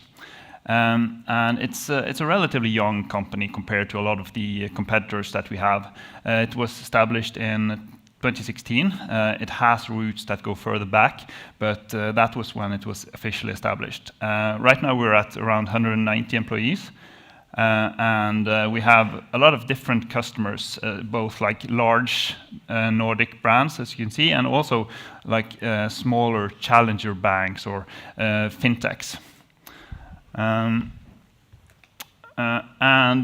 it's been growing pretty extensively for the last couple of years. When I started in 2016, we were 10 people, and now we're around 190 and growing. And we're also grown from our Bergen headquarters into Oslo. We're actually opening a new Oslo office tomorrow. We recently acquired a company in Sweden, in Skövde, which is in the middle of the country there. We have a Stockholm office that has currently 1 employee, but it's growing, and we also have a development team in Belgrade. Most of the developers today are in Bergen, though. And the way that Stack has grown has been a combination of organic growth. So when I started, I founded a team of developers in Bergen, and we grew kind of organically. But we also bought several companies and integrated them into Stack, and that's also going to be important for a topic. Because when you have an organization that is kind of comprised of different entities, you typically get a lot of spread, both in like terms of organization. You have kind of different subcultures. Some of these, again, departments today used to be independent companies. You also have a lot of spread in terms of programming languages and environments, and also tooling. And that makes it relatively complicated to do stuff like across the board. So our culture, again, it's a bit like spread, but we tend to be relatively agile in what we do, working closely with customers, collaborating, and delivering value as quickly as possible. The teams that in Stack are autonomous. They're relatively empowered. There's almost no hierarchies, other than like the required ones like CEOs and stuff. And we also have a relatively strong DevOps culture to automate everything that has to do with like nitty-gritty deployments and all that kind of stuff. Yeah. So ISO certification. So I'm not a compliance expert. I think Mike is has to play more of that role. But I know a little bit about this after this last year. So we in Stack decided to go for 2 certifications, ISO 9001 and ISO 27001, for quality management and information security. And again, like in this talk, information security and aspects of that is going to be the most important. So yeah, so just like the high level on ISO 27001, it's basically a standard for information security, like a framework for managing like sensitive information. And the main reason that people would want to certify is that that basically tells everyone else that you are following a certain standard when it comes to taking care of customer data. So you can basically say that, trust me, I know what I'm doing because I have this certification. That's basically the selling point there. Yeah, so it contains a lot of different stuff like risk assessment and incident management processes, security controls.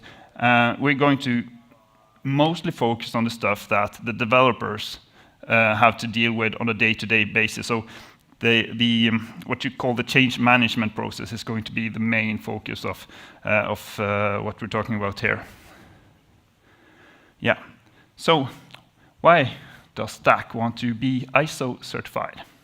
Well, as mentioned, we operate in a regulated field, which means that there are certain expectations that come with that, and you also have you are protecting data that is sensitive, and sometimes you could potentially also have the ability to trigger like financial transactions, which means that there's a lot of it's a space that you need to be especially careful when it comes to like delivering software. And as mentioned, we've grown from a small company with small customers to a larger company with larger customers. And the larger the customers, the higher the demands are. And the organization is growing, right? So what used to be easy with 5 or 10 people is now starting to become pretty complicated when you have 190 people that have to do the same thing. So it's basically it's an expectation at a certain point that you need to have some sort of stamp of approval that you're doing stuff like this correctly. Yeah. So, as a developer, I had some concerns because I've been around the block in different organizations of varying size. I've seen that when you introduce these kinds of frameworks or standards, you tend to kind of use like the default setup. And the default setup is not really about speed and autonomy. It's basically it's like more about paperwork and bureaucracies and hierarchies. And I was really concerned that when we were going to introduce this, someone was just going to take something off the shelf and say, here's our process. We have CAB meetings, we have like checklists, and yeah, that sounded nightmarish to me, to be honest. So yeah, so I wanted to keep the autonomy of the teams. I wanted to keep the speed and avoid too much bureaucracy. Because what we really didn't want to do was to go back to the bad old days before DevOps, where you had like these extremely long lead times and delays built into your processes. So basically, how can we keep doing DevOps in autonomous teams while still being compliant? That's a big question. And luckily, I knew a couple of guys in Oslo who just started a startup that were solving this specific problem. So I'm going to hand it over to you, Mike. Great, thanks, Ivan. That's great. So yeah, so I mean, this is the kind of the challenge that I'm kind of very curious about. Because again, like Ivan, I'm a technologist, but I've been before, in my current role, I was a DevOps consultant. So I tended to go around to lots of different companies and automotive, banking, healthcare, finance, and you know, the challenge for them was they wanted to do DevOps, but they had like, you know, rules and stuff about how they wanted to do this. So it was like finding out how to marry these two concerns has been kind of a big part of my career for the last 10 years. So, I mean, how can we merge these two worlds? How can we get the agility, the speed of DevOps, and still like build compliance into the way we do software development? So what's interesting about software, and Stack is a great example of this, is that most organizations, especially those that have some kind of regulatory or standards to meet, they have a history. And the history goes over many, many years, sometimes decades. And if you go back to when I started software development, the typical way of developing software systems was on a big server in the basement or in a server farm somewhere. It was a very monolithic system. It was very slow changing. It was things like WebSphere or any kind of web application server, IIS, even mainframes in some cases. And then through the years, we've kind of gotten to maybe more lightweight Intel-based servers, more distributed systems. Eventually, microservices came into play, and now we've got functions as a service, Lambdas, and edge computing. And what's happened through this whole process is that the reason why we've gone down this path is we want more agility, we want decoupled systems, faster development rates. So this journey has been good, but what we end up with is typically an organization will have software across this whole landscape that has to follow a process. So maybe in a greenfield startup, you can have everything on, say, Kubernetes or whatever, have a very uniform platform, have one system for defining your process, keeping your requirements. But that is actually quite rare in most software organizations.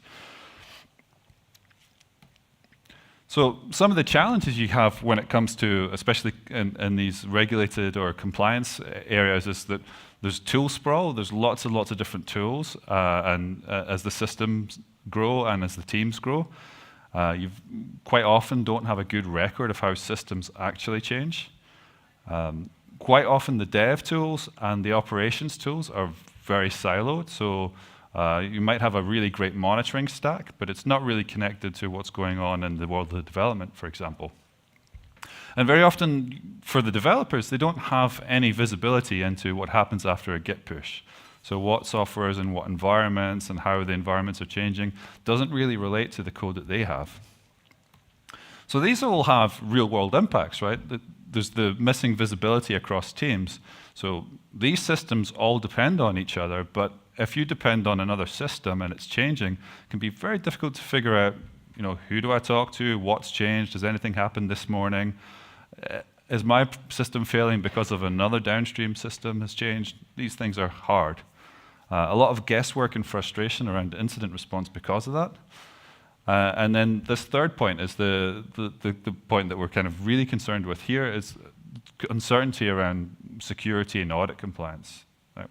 Do we actually, if the auditors came in tomorrow, would we be able to stand up to an audit?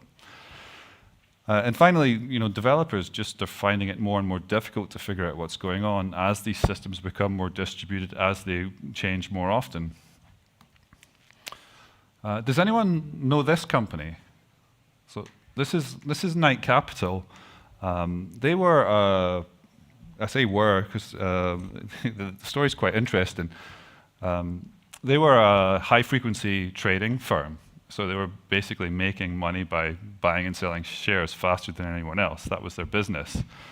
And they had a really bad day in 2012 where they had some test software in their system that would buy at a high price and sell at a low price. And it would do it really, really quickly.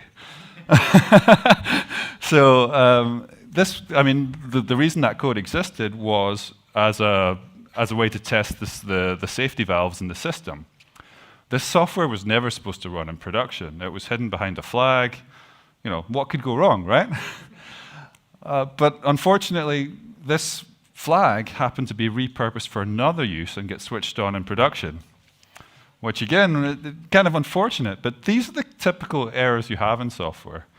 So they lost over $400 million in a day. and not long after that, they were acquired at a rock bottom price for their technology. So, I mean, these are, I mean, this is a kind of an extreme example, but the story behind this is really fascinating from the compliance and audit perspective, because when a company explodes like this, especially a financially regulated company, there's usually a big investigation. It's like Lusso comes around, and it's like a murder mystery to be solved. So there's all kinds of people with suits and checkboards will go and piece apart what's gone wrong and figure out exactly who's going to get blamed, who's going to jail, who's getting fined. And it all ends up in a report, which I'll come to. But in the case of Knight Capital, it was the SEC in the US that was the regulating body, and they came in and they did an audit.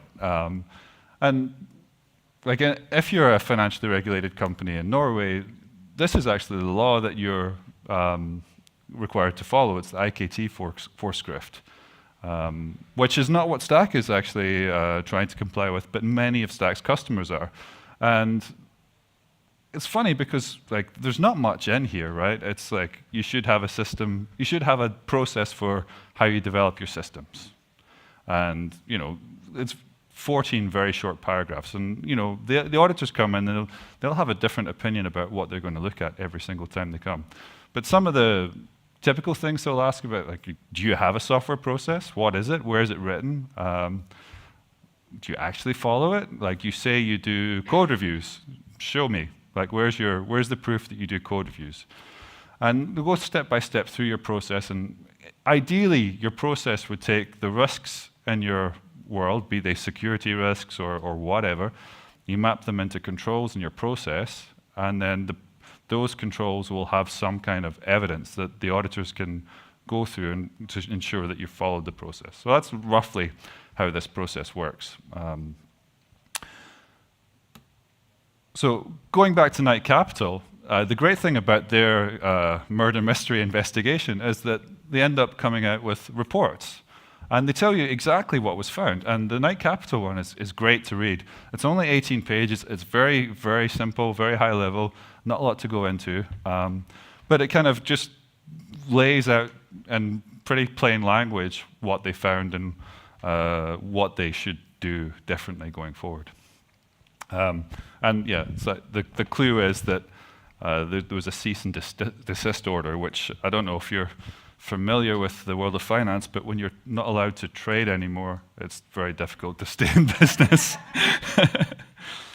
So let's go into some of this. Like we mentioned software process. So when it came to Knight Capital, they did not have a written code development and deployment procedures for this particular system, which is already a massive compliance problem.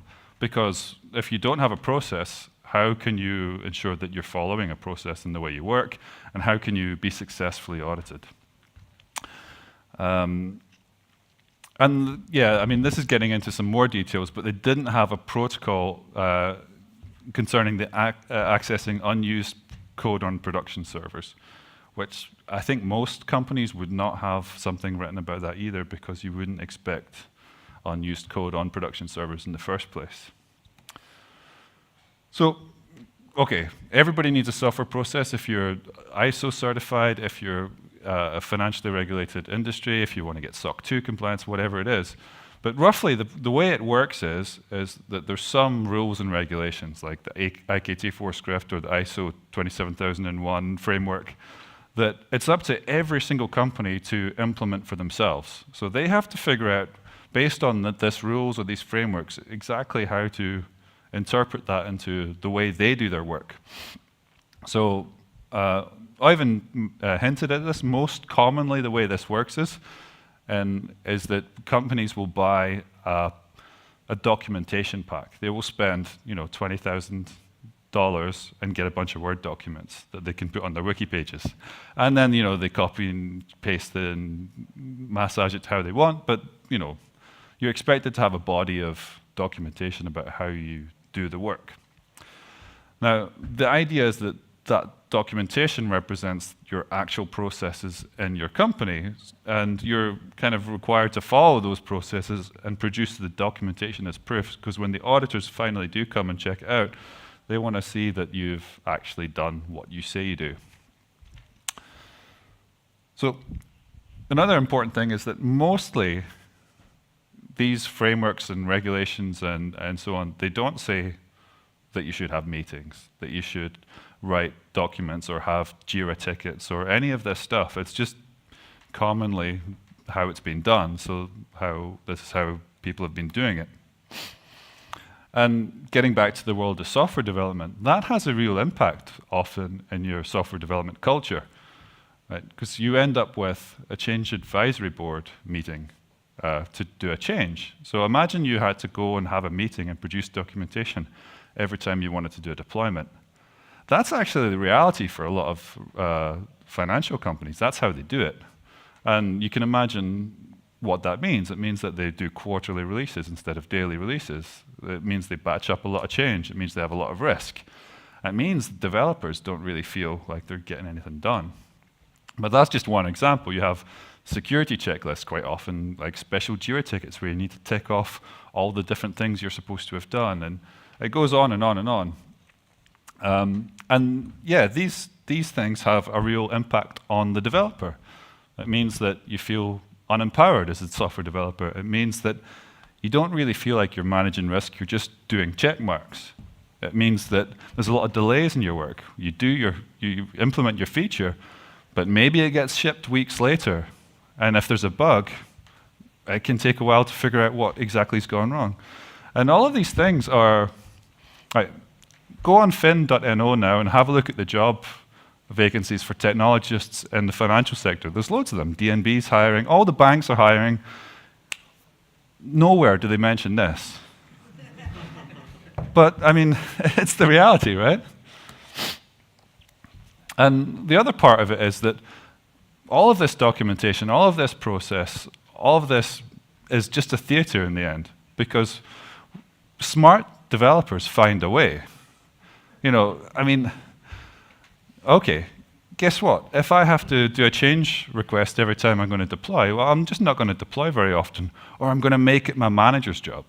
So like a lot of this busy work ends up going into like Scrum Masters roles or team leads, and it just kind of, you know, disappears, but it doesn't disappear. It just, the developers kind of try and find another like happy little island where they can pretend it doesn't exist, which again kind of goes against DevOps, goes against Agile. It's generally disempowering for everybody. So what we're quite lucky about, happy about, or maybe it's just the natural conclusion, is that, you know, there's enough problems backing up here that compliance and security can become the bottleneck in organizations. And it's starting to become a bit more accepted that there's new ways to do this. We can solve a lot of these risks, we can solve a lot of these controls, we can solve a lot of the audit and documentation requirements automatically in our DevOps. So last year a book came out from IT Revolution. This is the publishers behind the DevOps Handbook and the Phoenix Project and these kind of books. It's all about, it's exactly like the Phoenix Project in the sense that it's a novel about, you know, it's kind of a story about how a team or a bank gets an MRIA, which is like kind of like a matter requiring immediate attention from the regulator, and they talk about how they solve this around DevOps. And what's quite interesting as well is that in the story, this is a company that's been through a DevOps transformation, and then they've found that they've kind of ignored the audit and compliance parts of the story, ignored the security. So it's about how to bring back those different needs into the organization. And in the book, they talk a lot about things like immutable attestations, like providing your evidence in a way that doesn't change, so the auditors are happy, having compliance and controls and code and so on. Next year, there's a book coming out as well from the auditor side, which I'm very excited to read, but we'll have to wait a few more months for that. So, getting back to the story, like, how do we solve for some of these ISO 27001 requirements without a lot of pain for the developers. So the trick is like, can we do it with like kind of maintaining a DevOps culture in our company, and can we ensure continuous compliance rather than like checkpoint or gated compliance? And the way to do it is to build it into your DevOps. So there's kind of many different concerns you need to focus on. At the basis, you need secure builds. Like the very bottom of the triangle, if you like, in terms of the hierarchy of needs, is you need to know your software, how it's built, what its ingredients are, and so on. And then on top of that, you layer on like a provable process that you've done your controls, be that code review, deployment controls, security scans, and so on. And then finally, the runtime has to be secure, and this is where you get into admission controllers and making sure that you've got complete logs of everything that's run in production. And then beyond all that, for meeting the regulator, you need a log of all of that stuff. So I'm just going to dig into a few of these different concerns. I'm not going to go to every single detail, but like the absolute very basic thing in terms of a secure supply chain, a secure SDLC, security at all in your DevOps is to be able to identify your software. You'd be surprised how difficult this is for a lot of companies, or how few companies actually have a good record of what software has been built and where it came from. So artifact binary provenance is a fancy word, but it's a really simple idea. So the idea is, in your build process, on your CI system or whatever, when you produce an artifact that's going to be deployed, be it a Docker image, a jar file, an exe, whatever it is, you run it through a hash algorithm like SHA-256, take a digest of the contents of this, and you store it somewhere in a system of record. So that means you've now got a record of everything that you've built. And ideally, you would store some other information, like the build URL, the git commit that it was built from, the software bill of materials, and whatever you find interesting. But that's all it means. And you can do this pretty simply, just like with, maybe this is a little bit too small. Yeah, but you can just say you take a digest of the artifact in your build process, record it somewhere, put it in an artifact, store it in a Git log, whatever. But this is the basics. And then there's a lot of open source projects coming out now, and standards like Salsa and Sigstore, Cosine, and so on, that help in this. So the next level is like, okay, now you know where your software came from.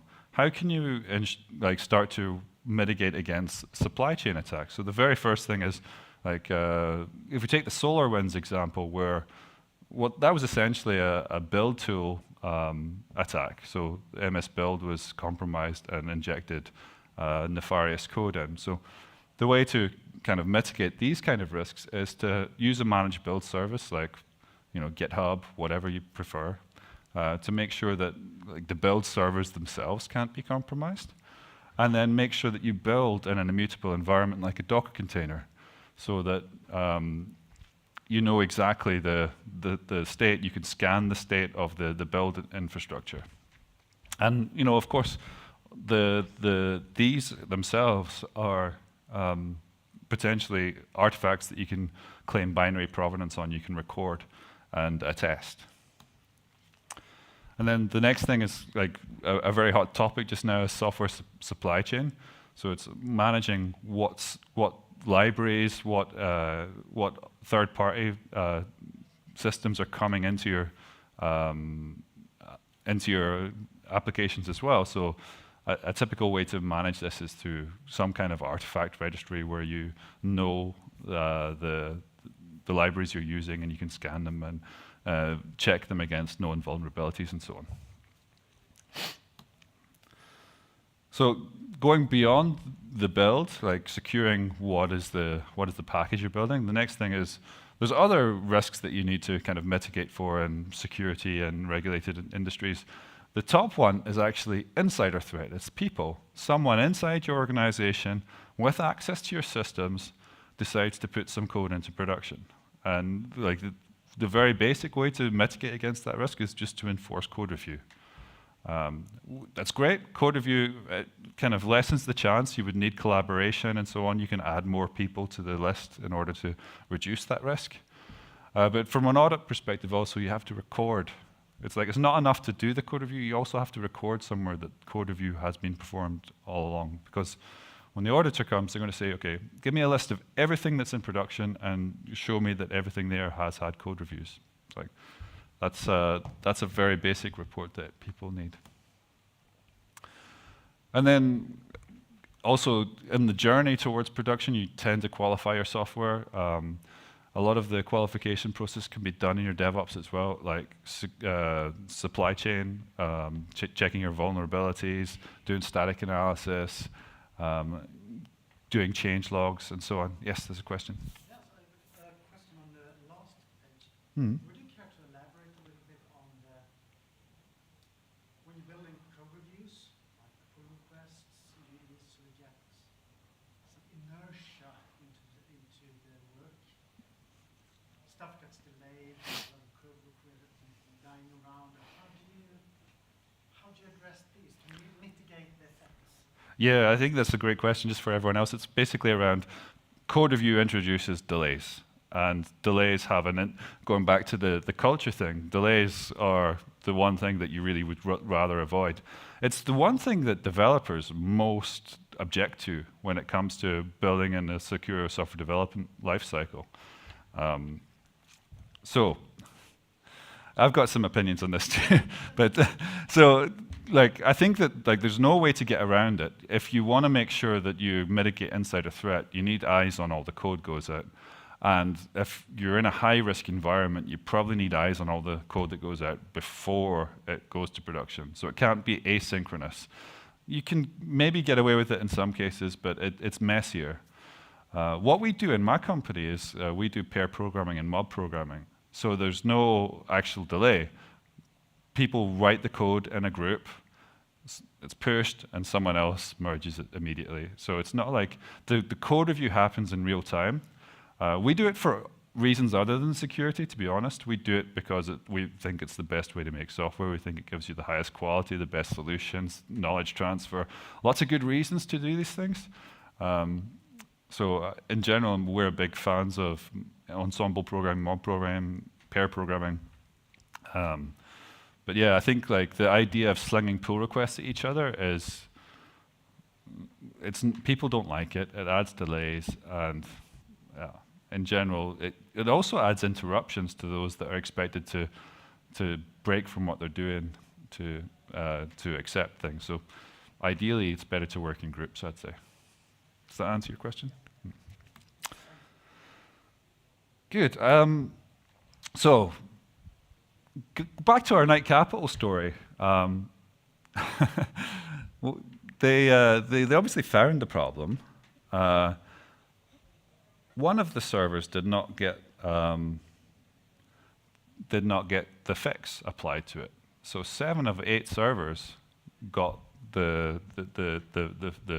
basically, I think it was a rollback.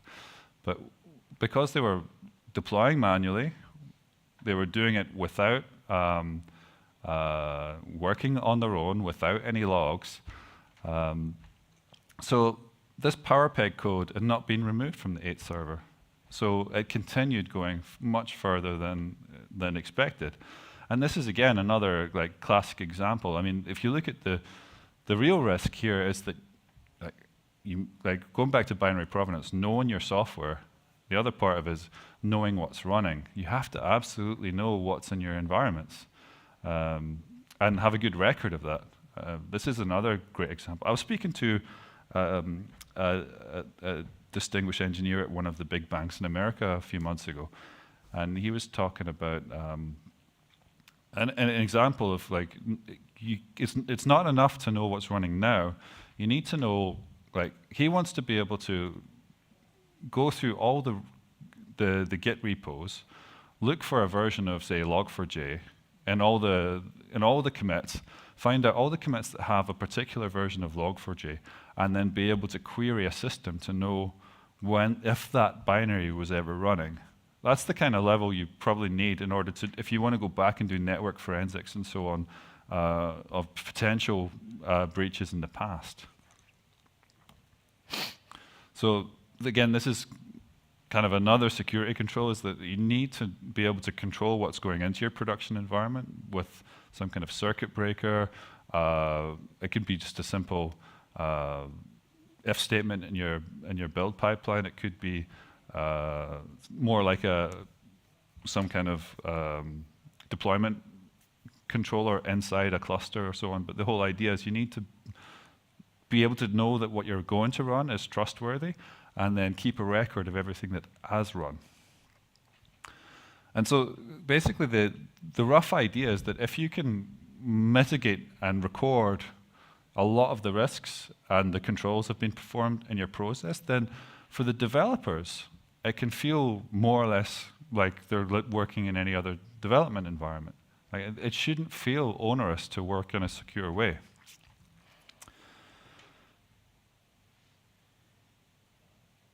Yes, and kind of this story is also just around incident response and having good tools for everybody to be able to understand. Like, when it comes to incident response, that is a really important aspect of like security. Like, bad things will happen.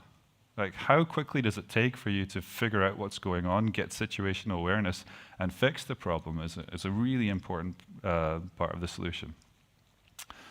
So a lot of the concepts I talked about here are, we've worked with a lot of companies in this in the regulated space. So we've created a software process, like a secure software development lifecycle, if you like, that's free, open source. It works for the most part. So if you're in a world where you think, okay, we're going to go for, or we're going to get a banking license, or we're going to get a payments license, or we're going to get ISO certified, how do we make a software development process that the auditors will be happy and the developers will be happy? This is kind of the distillation of that. So you can clone this, put your own company logo in, delete the bits you don't like, add some bits that are particular to you, and you kind of get quite a good far way along that first bit. If we go back to the needs, you need a process, you need to follow the process. DevOps is great for that, and then you need a record of the process. So you can take a look at this and dig deeper into some of the other concepts that we haven't had time to touch on. Great, with that, back to Stack. All right. Yeah, so we had a chat with Mike and the guys, and we got basically this talk just over a slightly longer period of time, just started learning about this. The question, my question then, as one of the people who really wanted to do this, is like, how do we proceed from here? Because as I mentioned earlier, it's a company that is highly diverse, and you have to kind of spread the love in the right way in order to basically be able to do this. So we tried to come up with a plan to kind of go from getting buy-in through creating a proof of concept all the way to passing an audit. So the first thing we started with, which is something developers often kind of ignore, is that you actually have to talk to people and basically listen, right? Start by listening and talking to the different teams. What are the main concerns of the different teams? And just basically gathering information and basically let everyone voice their opinion. And based on this, we tried to kind of come up with a general set of guidelines that are really high level, that would kind of satisfy everyone. So we ended up with a super high level of detail process for specifically change management in this case, and that everyone was happy about, but this was super high level. And then we basically, based on the DevOps control framework that Mike just mentioned, we created a kind of, I wouldn't say best practice, but a way of implementing this process using DevOps.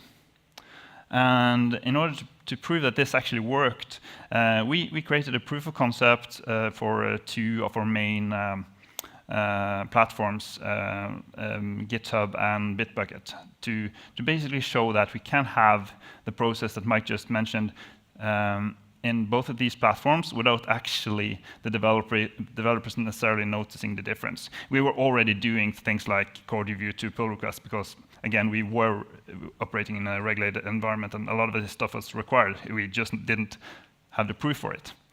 Yeah, so basically created a couple of these proofs of concept and made sure that that actually met everyone's expectations and requirements.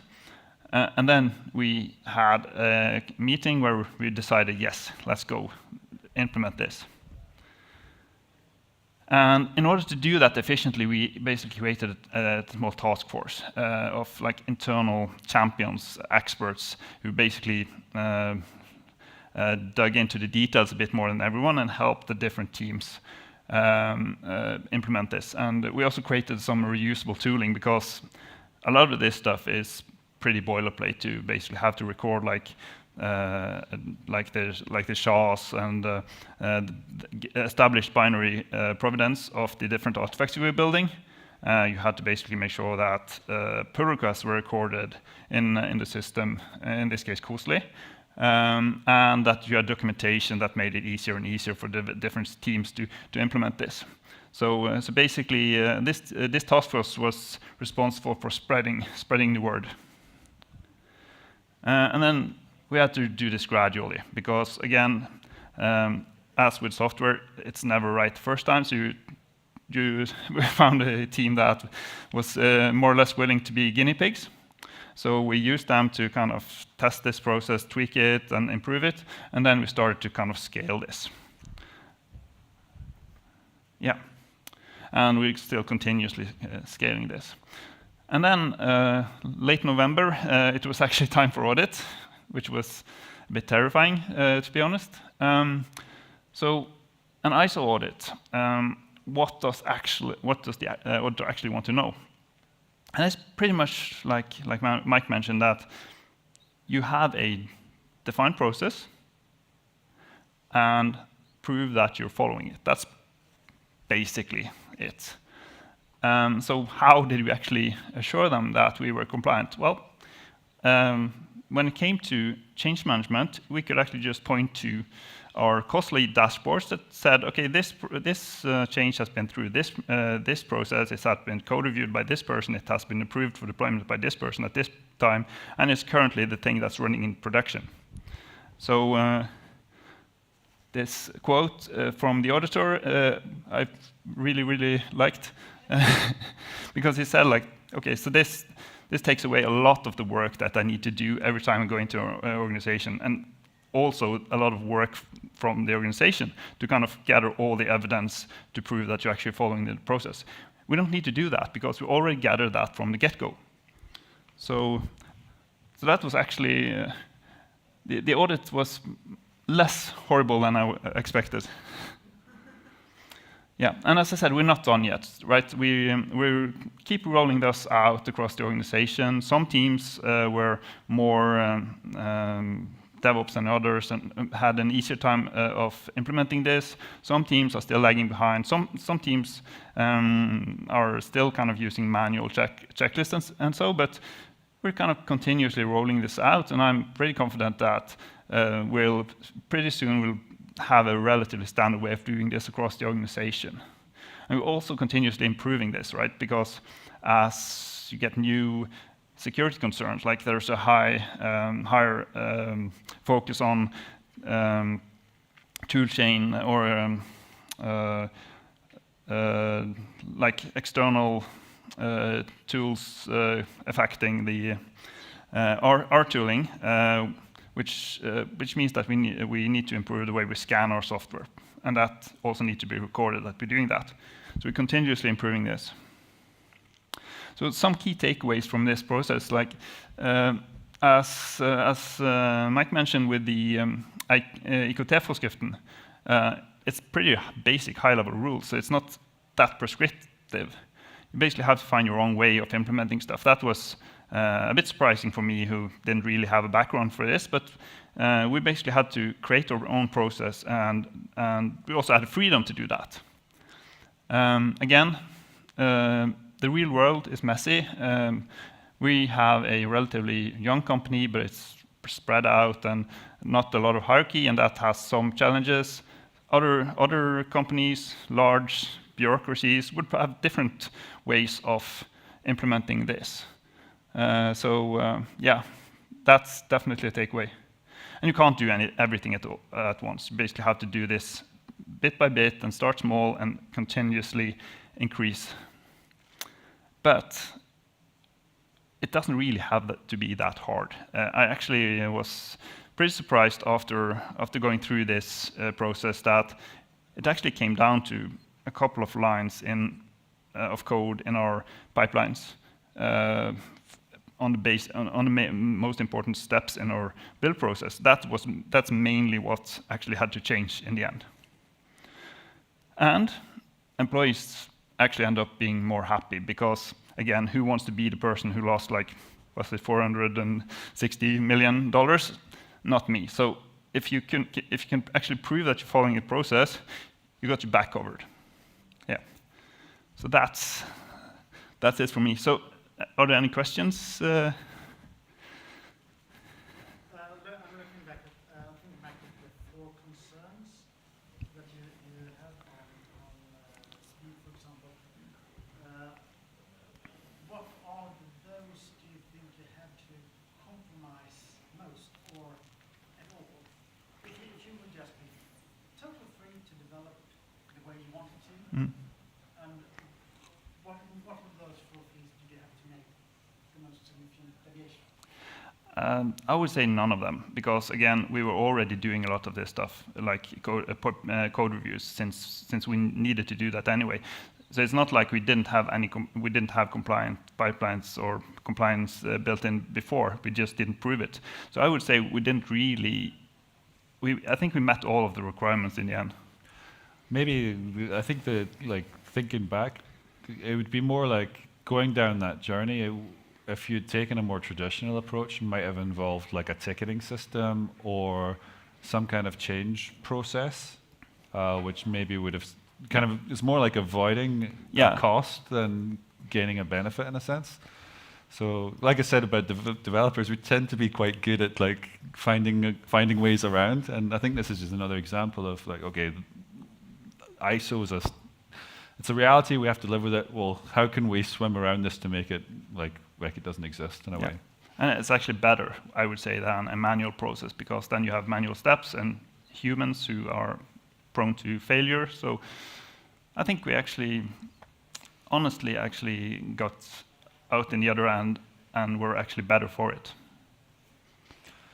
Yeah, and I think like the other pain that was kind of really missed is the audit processes can be quite extreme. I know companies that have been through like month-long audits on IT because they have to go through every single ticket and every single pull request, and the auditors, because if the evidence is there, they'll keep pulling until they get the answers they want. So it can be not very comfortable in that situation if you don't have good records.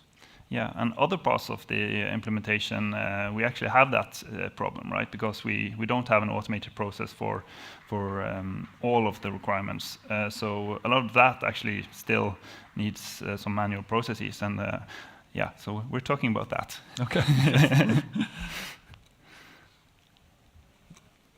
So, how long was the timeline from when you decided we want to be ISO certified till you actually were? What can you tell me about the process? I think it was decided that we were going to be ISO certified in around this time last year, and then we had the certification in December, I think. So it's a fairly short amount of time in this context.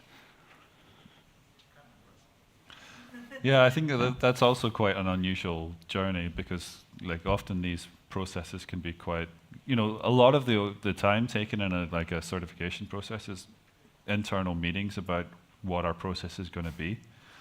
And I think that you can squeeze that a bit if you can just get some basic like alignment on how it should be quickly. And then the implementation is actually quite fast. It's the alignment that can take time. Yeah, and it helps to be small and agile, right? Because again, if this was a huge bureaucracy, I think it would have taken a lot longer, just because all of the interactions you need to have. Great. But then thanks everyone for your attention.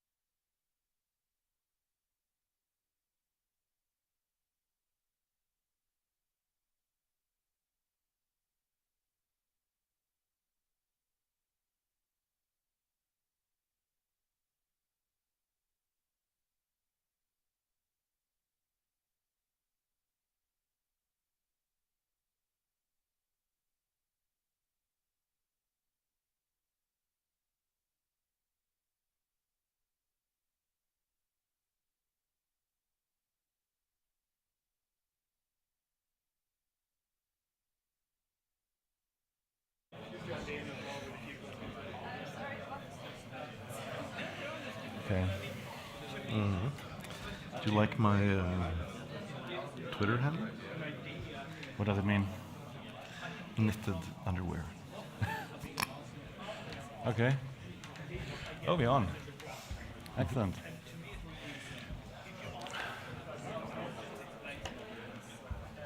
Okay. Hi. Welcome. Hey, Norwegians. Hi. Welcome. Hey. Okay. How many of you know the TV show The Long Way Round? Wow. Almost no one. I thought that's a brilliant joke. So it's basically about two guys. One of them is Ewan McGregor, you know, Obi-Wan Kenobi. And they take the bicycle from London to Los Angeles, but they're going eastwards. Okay, so they're choosing the longest possible route they could find to get to their goal. And when you look at OAuth and this thing called proof of possession tokens, it feels exactly the same way. Okay, so proof of possession is a security feature of OAuth, and if you don't know what it means, don't worry, we're going to explain it. And if you know what it means, you probably know, oh, that's kind of complicated. And it took almost 10 years, right? I mean, OAuth was 2011-ish or something, and now 10 years later, that we finally have a workable solution to this thing called proof of possession tokens, which, you know, closes a gap, I think, in the whole security model of OAuth. Okay, so that's kind of like the topic. So I'm here with my good friend Steiner. Hello. We work together on that and other things, and many of that is directly related. So if you're from Norway, to how things work in Norway. Actually, by the way, the most important link here is the link to the slides. So, all the slides are uploaded already. So, no need to take pictures all the time of the slides. They're all there for you, and you can download them. Okay? So, yeah, so I'm basically, it feels like since my whole life I'm talking about this, kind of.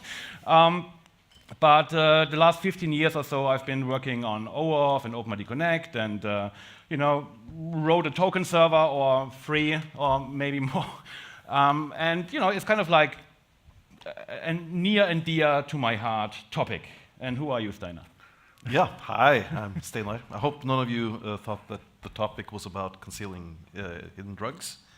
That could also be a sort of interpretation. So anyway, I'm Steinlein. I used to be a developer, so I don't do a lot of development anymore, but I work with the health sector, and I've been doing that for many years now. So the reason why we are talking about OAuth in the health sector is because they are actually modernizing a lot of the technology, and they're starting to use new modern or semi-modern ways of authentication and securing services. So. Yeah, so the reason we met is basically because of this big project you're doing in Norway about kind of modernizing the health sector, right? And part of that is moving to OAuth and OpenID Connect and all of these technologies. And like when OAuth was designed 10 years ago or so, probably they didn't anticipate that it would become so popular, right? So the original use case of like the classic canonical use case of how can you connect a third party to your Google Calendar kind of thing, yeah, was nice, but now it's used in healthcare, in banking, in the military, and basically everywhere, right? And so there's this movement towards a higher security OAuth version, so to speak. So you have the base RFCs and then lots of stuff layers on top of that, and there are multiple independent initiatives worldwide that try to create a more secure profile for OAuth, right? And some of them you can see here. PSD2 is the Payment Service Directive 2, which is like a banking thing. FAPI, which stands for Financial APIs, or they later renamed it to Financial Grade APIs, yeah, something that needs as much security as the finance industry, so to speak. In the States, there's stuff going on about enterprise profiles of OAuth, and one of the missing pieces was always Proof of possession. Exactly. Yeah. And that's why we are here. Yes. Okay? So, yeah, so just a quick agenda so you can still leave the room if you think that's boring or something. We want to quickly talk about the status quo, which is bearer tokens in OAuth, and what are they missing, and what are proof of possession tokens in contrast. Give you some history, reasons why stuff is happening now, right? And then we're going to talk about the two technologies that you could use today to implement this feature. Okay? So, who is using OAuth? Everyone does, exactly, right? And that's how it works, right? You get a token from an OAuth authorization server, and then you send the token to the API to call the API. Easy. And that was exactly the design goal of OAuth, to make it as easy as possible, right? But there's this little thing here called bearer tokens, yeah? And what bearer tokens means is that whoever owns the token can call the API. So in other words, the only thing that you need to call the API is having that token, right? Again, it works, right? But it kind of assumes an ideal world. It assumes that every single piece in that OAuth conversation is perfectly secure, right? The authorization server does not leak the token, the client does not leak the token, the transport is perfectly secure from eavesdropping, man-in-the-middle attacks. You're not, as I said, leaking tokens into log files or URLs, or because anyone who could access that could take the token and call the API and impersonate the client, right? Or even, if you never thought about this, what about the API? The API even, like you're sending the token to the API. The API could take the token, turn around, and call another API using the token, right? Because all it needs is being the bearer of the token. That's where the name comes from. Yeah? And that seems a little bit risky. Yeah? So, who has done W security? Yeah? I did, right? And a lot of it. And I actually could even remember how it worked while writing the talk. And that's from 2004. That's kind of like before the OAuth wave, right? And if you read those specifications, I mean, that was serious enterprise stuff, right? IBM, Microsoft, Sun, VeriSign. I mean, these specs were no place for humor. I can tell you, yeah? No jokes in those specs, yeah? And their job was to write specs to secure the enterprise, right? And right from the start, they assume the enterprise needs a lot of security. And also, seeing that it's from 2004, imagine 2004, TLS was not widely deployed, right? Especially not in the enterprise, yeah? So, yeah, so their mission was to create something secure. So just to give you a quick rundown of how proof possession worked in W security. Oh yeah, and I forgot maybe to define the term proof of possession. Basically, what they mean with proof of possession is that unlike a bearer token, only the client that requested the token in the first place can actually use the token. Okay? So in the proof of possession scenario, if an attacker would get the token from the wire or from a log file, they would not be able to use that token. So how does it work? Yeah?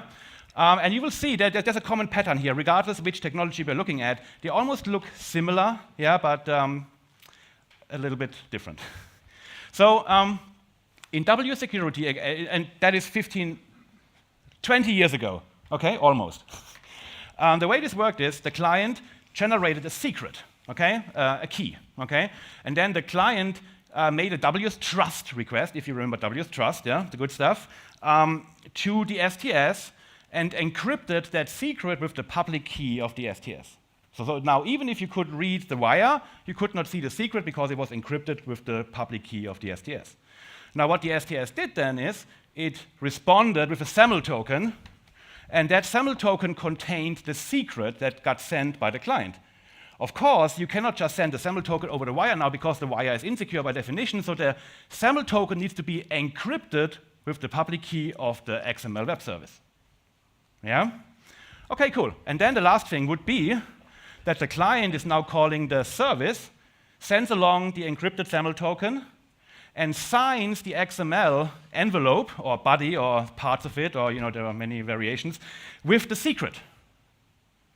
Okay? So now the service is expected to decrypt the SAML token, get the secret out of the SAML token, and then validate the signature of the XML envelope. And only if they match up, the client has proven that it's the same client that asked for the token in the first place. Right? Now, what was the big problem here with this approach? Cryptography. Right? Because the client needed to know upfront the public key of the STS. The STS needed to know upfront the public key of the XML web service. Right? The whole key management became a nightmare.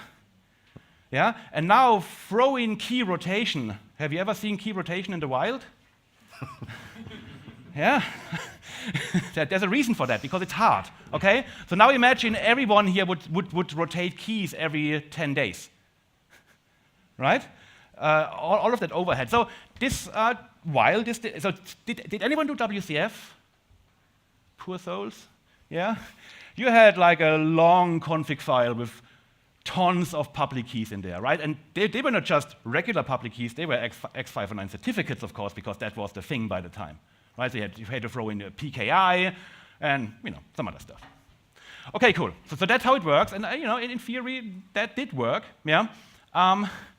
But still, this was going over plain text HTTP, right? So lots of opportunity to mess around with packages and replace signatures and blah. So they created another spec on top of that called WS Secure Conversation to make it even more complicated, which basically meant that there was a negotiation phase in the beginning where they created a session key and anyways, it did work if you could guarantee that the client stack and the server stack are the same, like WCF, for example, but that was far from being interoperable, of course.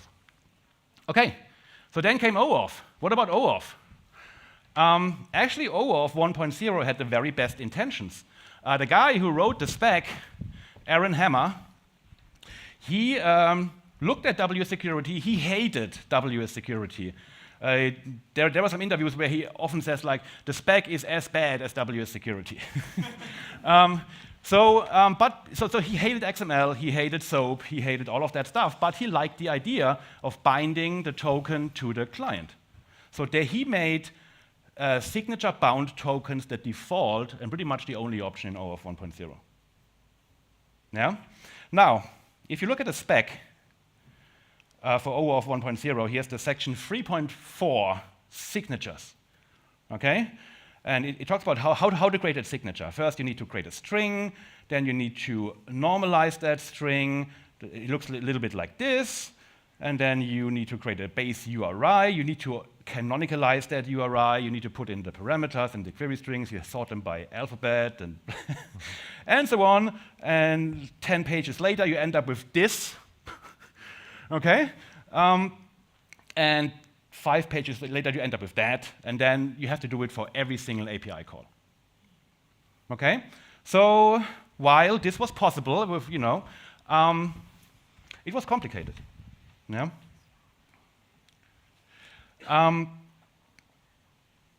So when OAuth 2 became a thing, right? So OAuth 1 became popular, but many people said the signature part is too hard. What can we do about it? Right? So what did OAuth 2.1 do? So, and the other thing is, of course, Aaron Hammer was the only spec writer, so he could do whatever he wants. Yeah? He wrote that spec. That was his security vision, how it should work.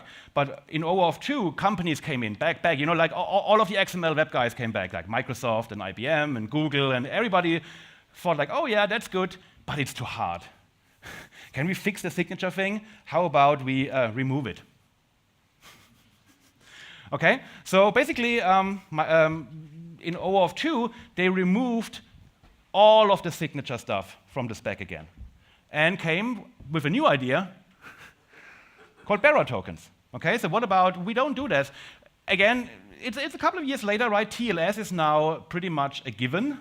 so you don't have to fight against the fact that your transport is insecure. So they said, okay, maybe bearer tokens are good enough. Yeah? And Aaron, if you ever followed that history, he hated that. He actually, a couple of years later, he withdrew his name from the RFC document. Okay?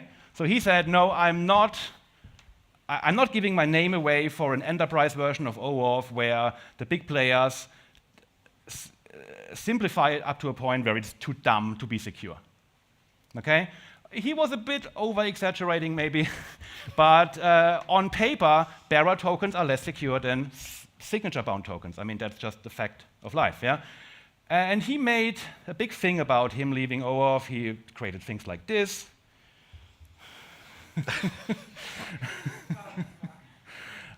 He had a really popular talk at a conference where he coined a new hashtag that you should use on the internet. And, you know, ultimately, he left. Okay? So that's that. One last thing he did before he left, he said, okay, I demand one thing. You are going to split up the OAuth spec into two specifications. One is how to acquire a token, and one is how to use a token. Okay? And if you only know today that you're going to do bearer, then in the future, I want you to create another spec called proof of possession usage. And it never happened. Okay, so that's 2012, yeah, and that spec was never created afterwards. Yeah? There were some attempts to add proof of possession to OAuth. A couple of years later, there was a spec how to do a server-to-client key distribution, and that's the easy part, right? But the hard part is then, once you have that token, how do you bind it to the client cryptographically?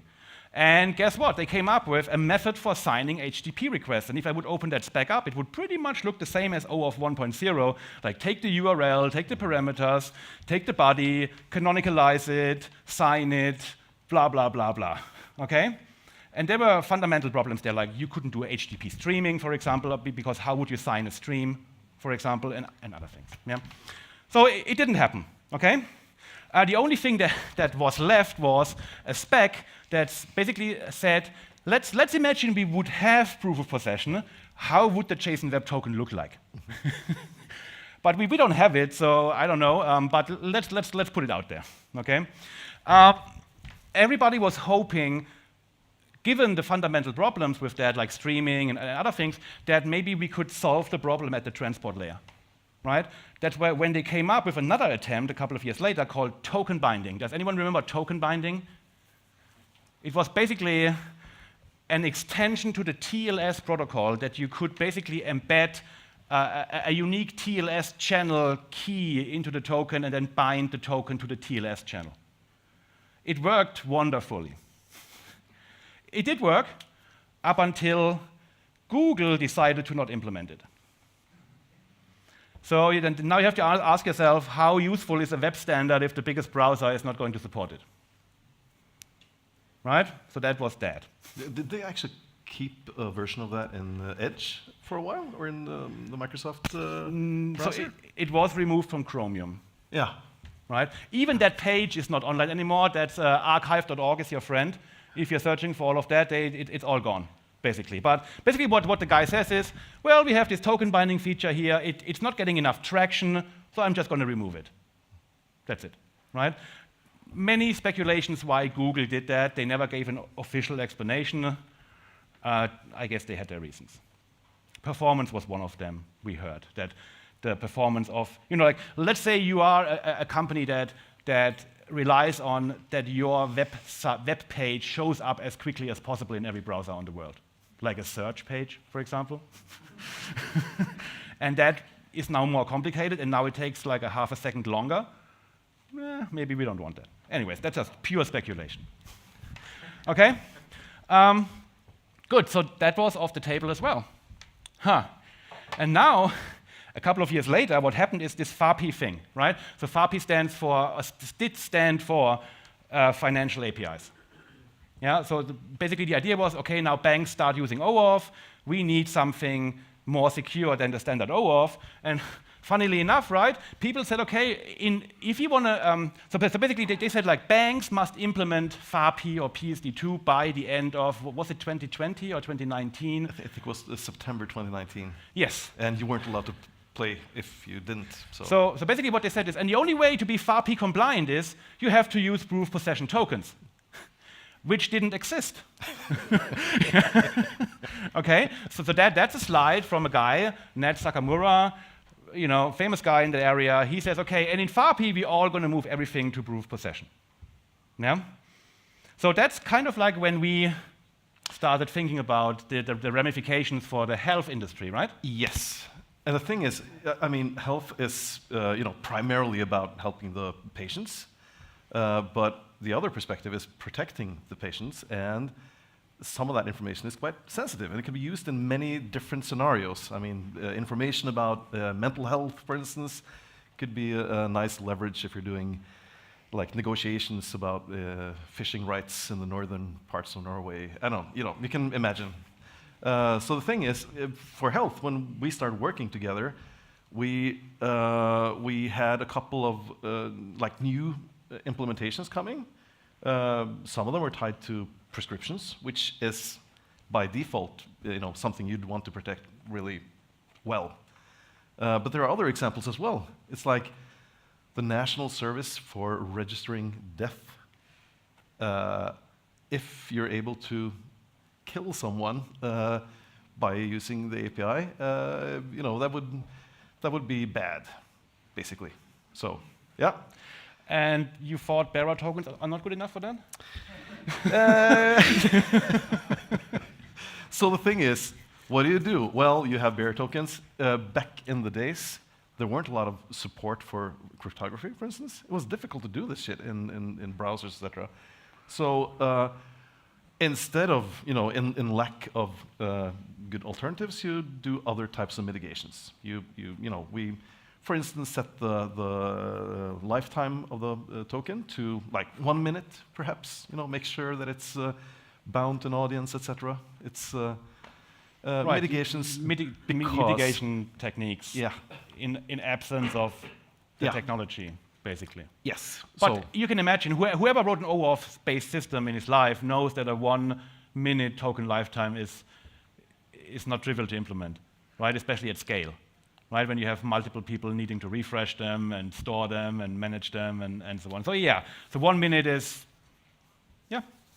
I have many customers, even in the not so critical space, which have 10-minute access tokens, for example, for exactly the same reason, because they want to mitigate the risk when they leak somehow. Yeah. Especially if they install the software on untrusted networks, like customer networks, where they don't control, they don't control reverse proxies, they don't control firewalls, and they're logging, and it's not end-to-end encrypted, it's only point-to-point in these networks, typically. Yeah. Mobile applications, same problem.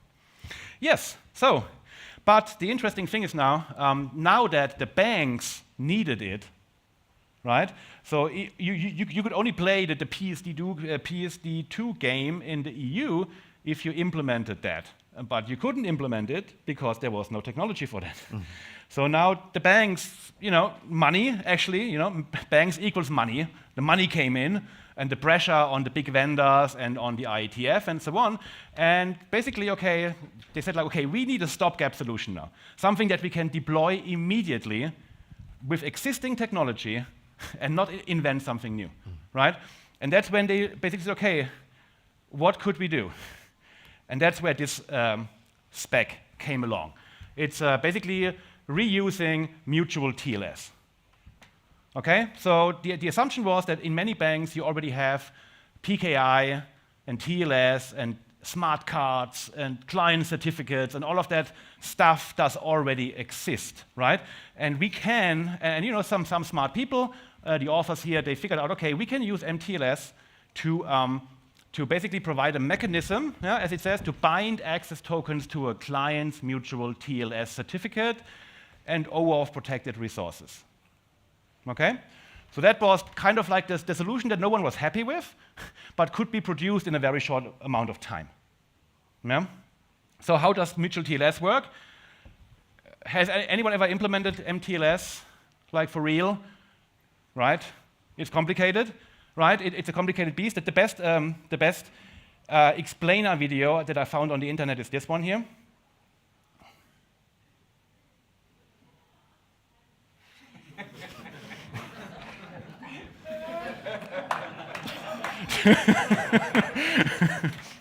Yeah? Okay. But in essence, in MTLS, you have a client certificate and you have a server certificate, right? The server certificate is to authenticate the server, and then afterwards, the client certificate is used to authenticate the client, and after successful negotiation, they have a shared secret that they can use then to encrypt and sign the traffic, okay? So yes, this does exist. It's proven technology. It is deployed in some spaces. So let's see how proof possession would work with MTLS. So, you know, it's very similar. Yeah, the client creates an X509 certificate and a private key, or there is already one, like maybe even on some hardware device, for example. You know, there are so many options with MTLS. But the idea is this: okay, so the client has an X509 cert, then he opens an MTLS channel, so he does mutual authentication with the STS. He sends along the X509 certificate. Once that is validated, the token server can create the hash of the certificate, which is a unique identifier, and then embed the hash into the access token. Okay? So basically what that means is now that the client has proven to know the private key that belongs to the hash of the public key. Okay? And then the client just opens another channel to the API using the same X509 certificate, doing MTLS, right? And then the API has the cert from the transport channel. It has the access token with the hash. He hashes the transport channel cert, compares the hashes. If they are the same, the client has proven that he knows the secret. And if an attacker would steal the thing, he would miss the X509 certificate, which is, only known to the client, and then this wouldn't work. Okay? If you wonder how such an access token looks like, it's like this, right? There's some JWT stuff, and there's a special claim that they introduced. It's called CNF, or confirmation. Yeah? And the confirmation means how can the client confirm that he knows the secret? And that means X509 thumbprint in SHA-256. Okay? And that's the hash of the SHA-256 hash of the X509 certificate. How many .NET developers are in the room? Okay, most of you? Guess what? That's the only code that is needed to create an X509 certificate on the fly. I'm not saying it's pretty code, but it's boilerplate code, yeah? And in case you wonder what this number means client certificate. It's an OID, right? Some people love them. So, since we have some time, I can quickly show you that. So here's a version of identity server that is using MTLS, and you see once, if you have MTLS, then in your discovery document, there's a new element here called MTLS endpoint aliases, and they point to the MTLS versions of the standard OAuth endpoints on your token server, right? So here's the token endpoint, revocation, introspection, and device authorization in this case.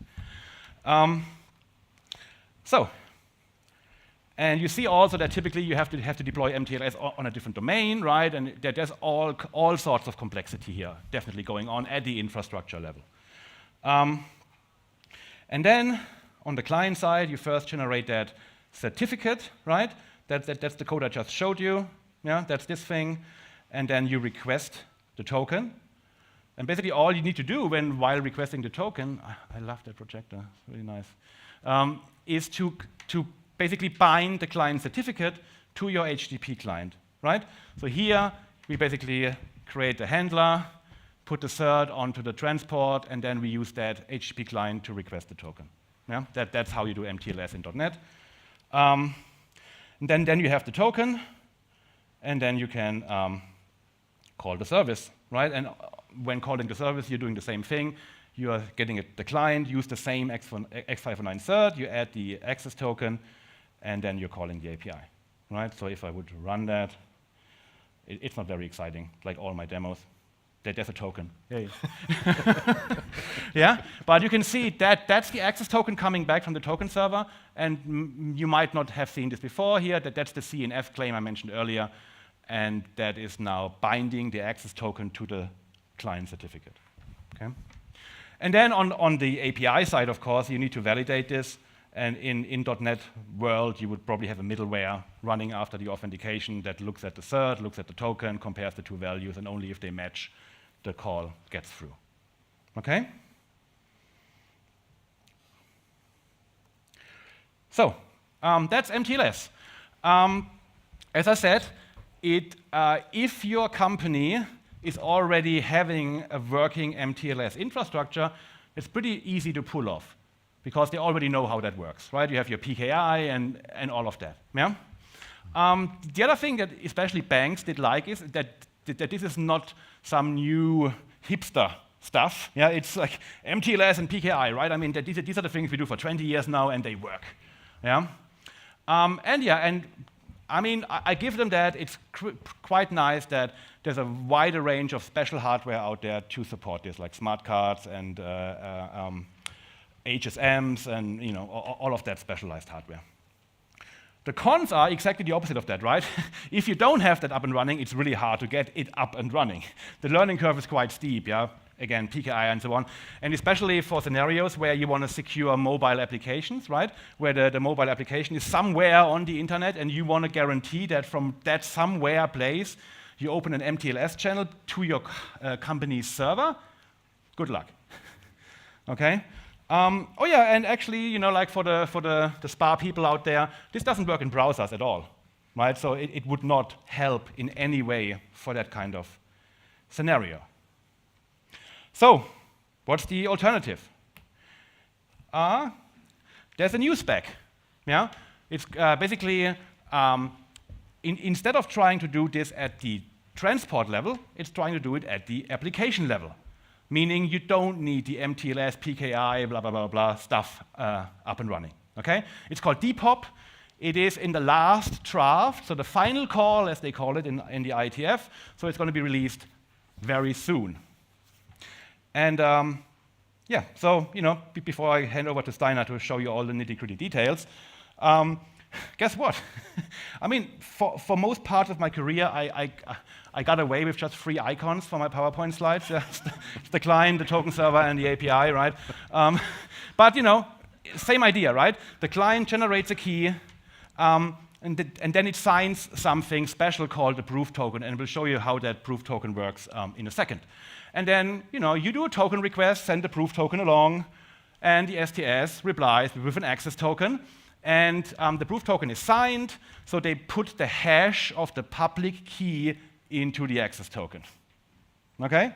Same idea, just that you don't have to use X509 certificates, really. Yeah?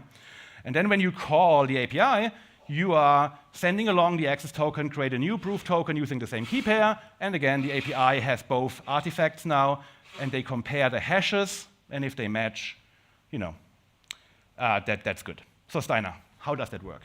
Yeah.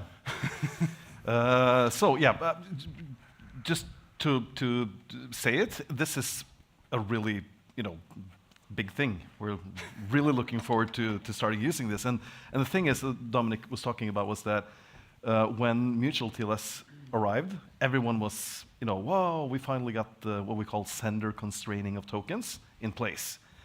We can start use it. And their first experiences was with the dialogue, the selection dialogues the user had to in browsers.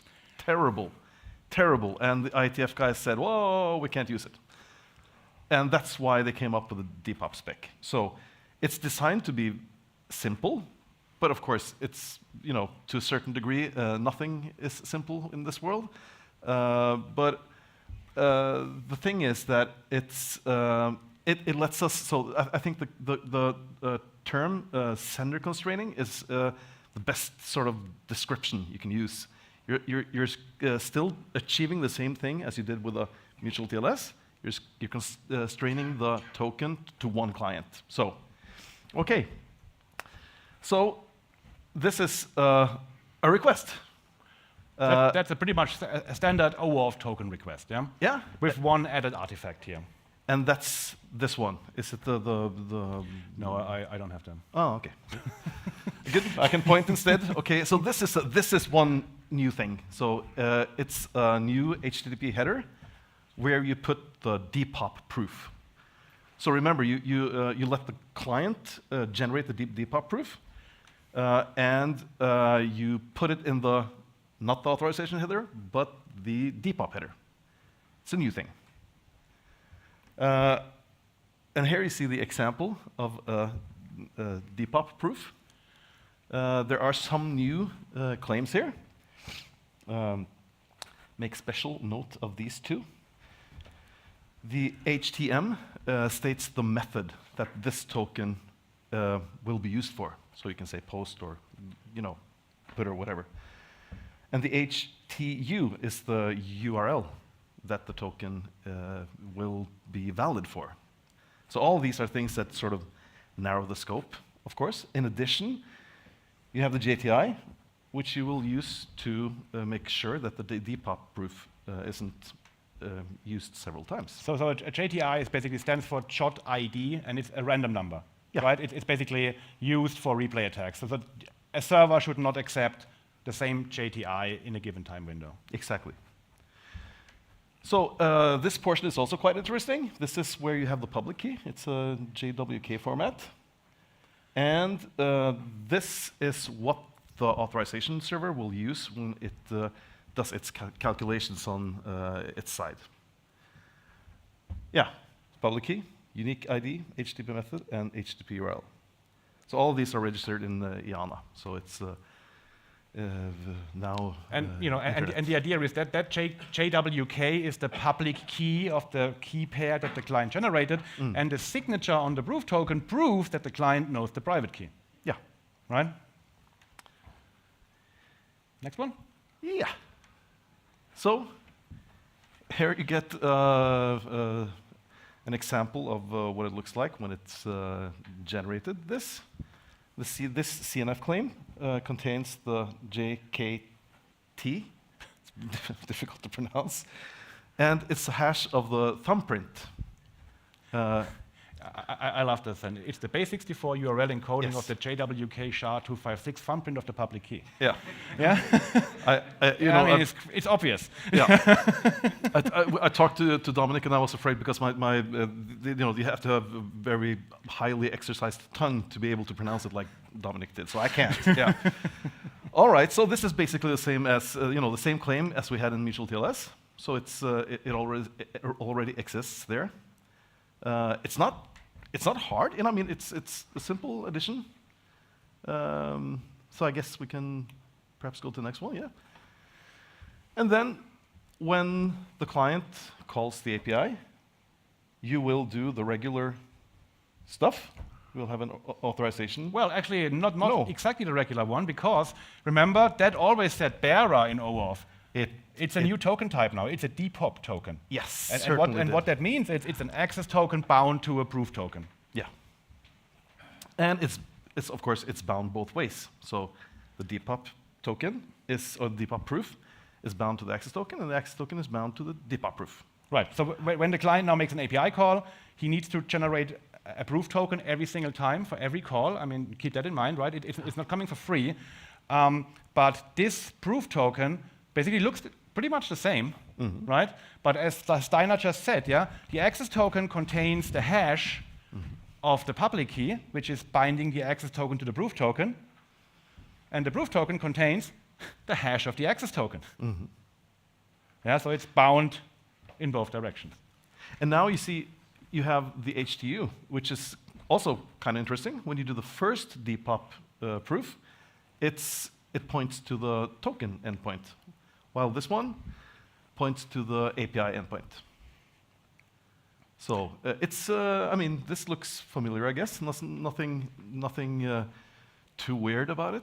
So a couple of comments here, I think. Yeah, is first of all, like the reason why many of these earlier specs failed was because they were so complicated, right? Because you had to sign the complete HTTP request and the body and the parameters and and so on. So here they deliberately only sign a subset of the HTTP request. Okay, to not make it overly complicated. They're not signing the body, for example, right? And we have security people in the room. Is that a problem? So in theory, right, you could say, I could exchange the body with the same post request to the same API endpoint, and the proof token would still be valid, right? Why doesn't that work? Well, it's bound to ways. No. What I mean here is that's where the JTI comes in, right? Also, the API of course, needs to make sure that he will never see the same JTI twice. Yeah, so replay detection. It must be done. Okay? And how long should your replay detection cache be? What do you think? How many hours or days of JTIs do you need to check? Pardon? Well, there is no expiration time, right? It only has the IAT claim, the issued at claim, which tells them when was the token created. And now every API can create their own policy in saying, I'm only accepting tokens which are not older than a minute, for example, right? And for that minute, you're keeping your JTI cache so that you can make sure that you don't see replayed proof tokens. So just actually another piece of information, which is kind of interesting, is that Microsoft actually has been using Depop for a while in their products, like Azure.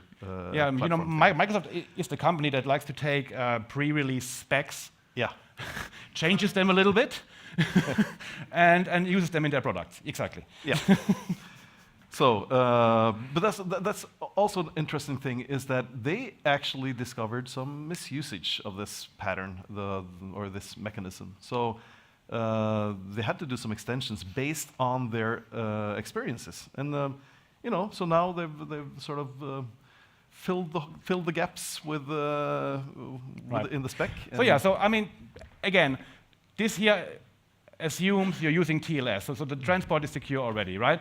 It says you must sign the HTTP method and you must sign the HTTP URL, but the spec also says you can sign more parts of the HTTP request if you want to, right? But then you're now getting again into the whole discussion of does the HTTP request on the client side look the same as on the receiving end? If there's a reverse proxy who shuffles around the query string parameters, and you know, you can do it, you can make it more complicated, but the consensus is that this is signing enough.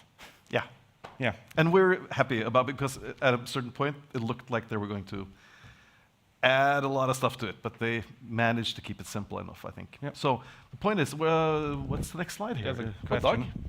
Yeah, just a small point. When it comes to access tokens, they are reused by the client. So the API, you don't really use that on the API side because access tokens are used several times by the clients. Sure. Using this, the APIs have to implement the replay. For proof tokens, not for access tokens. Exactly, Yeah. exactly. And that's a big point because you have to implement it. Oh yeah, you have to. You have to implement it. Yeah. It's a new thing you have to take into consideration. You have to at least have a policy for the freshness, like what's the oldest issued ad you would accept, right? Yeah. So quick thing. You know, these days I'm not writing that much code anymore, but between Christmas and New Year's Eve, I found some time to prototype this. Yeah. The client side at least. So basically the way in .NET, the easiest way in .NET I found to retrofit this to an existing system is, you know what an HTTP message handler is in .NET? The HTTP client has an extensibility infrastructure called an HTTP message handler. And you know, the idea is this. Yeah, here, the client creates the key pair. Okay, in this case, an RSA key. It could be an elliptic curve. By the way, these are the only ones you're allowed to use. Symmetric keys are forbidden, which is good. Yeah, and then you're basically just putting that key pair into your HTTP message handler, and then you're using the message handler to make your outbound HTTP request. And then this will basically, for every outgoing request, it will create the proof token and send it along to the recipient. Okay. And then on the receiving end, so to speak, right? So imagine starting here is the API, right? On the receiving end, you would extract the proof token from the incoming request by extracting the header called dpop, yeah? And then you know I'm getting called via get, and this is my URL, and that's the access token that came along, right? And now you would validate all these things together, and only if that returns true, so to speak, it's a valid request. So you would have to calculate, right? Calculate the... That's what the library would do. Yeah. Exactly. So you need to change your code to implement that technique, right? But I think this is an okay way to do it because the impact is not that big, right? The only impact you have or have to think about is what's the lifetime of your key material? Do you want to, you know, like what's your notion of a session, so to speak, I guess. Yeah. Okay. So, what's the summary? What do you think? Well, I said I haven't programmed for a long time, but I actually did a JavaScript implementation of Depop a while ago, and I was able to do it, which kind of says something because, yeah. So I think it's, you know, it's the way to do it for browser-based clients. I think it's a very good solution for like native apps or desktop-style apps as well. But of course, it's more complicated.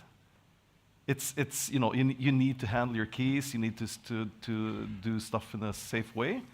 But the big benefit of this is you don't need the infrastructure. You don't need to have all the setup and the regular things that comes with initial TLS. The only downside is that right now there is no commercial product that exists that implements it. Yeah. That's the nature of the spec, you know, not being finalized. We are working on it, and we're going to release it, you know, mid next year, I guess. So yeah, it's new technology, right? It's been out there for a while, and a couple of companies have implemented like private implementations, like Microsoft and some others. So it works, right? But it's you know, you couldn't use it today, right? So you couldn't walk out of the room and say like, okay, I'm going to use Depop, because you won't find an implementation of it, at least in .NET. Okay, that maybe in other places they do that, right? So I can add actually. And the last thing, because you mentioned browsers, yeah, don't think Depop will secure your JavaScript, yeah? No.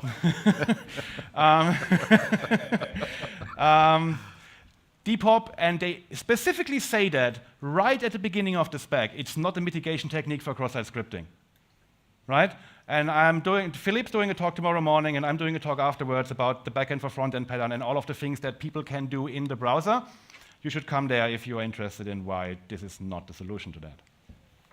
Yeah.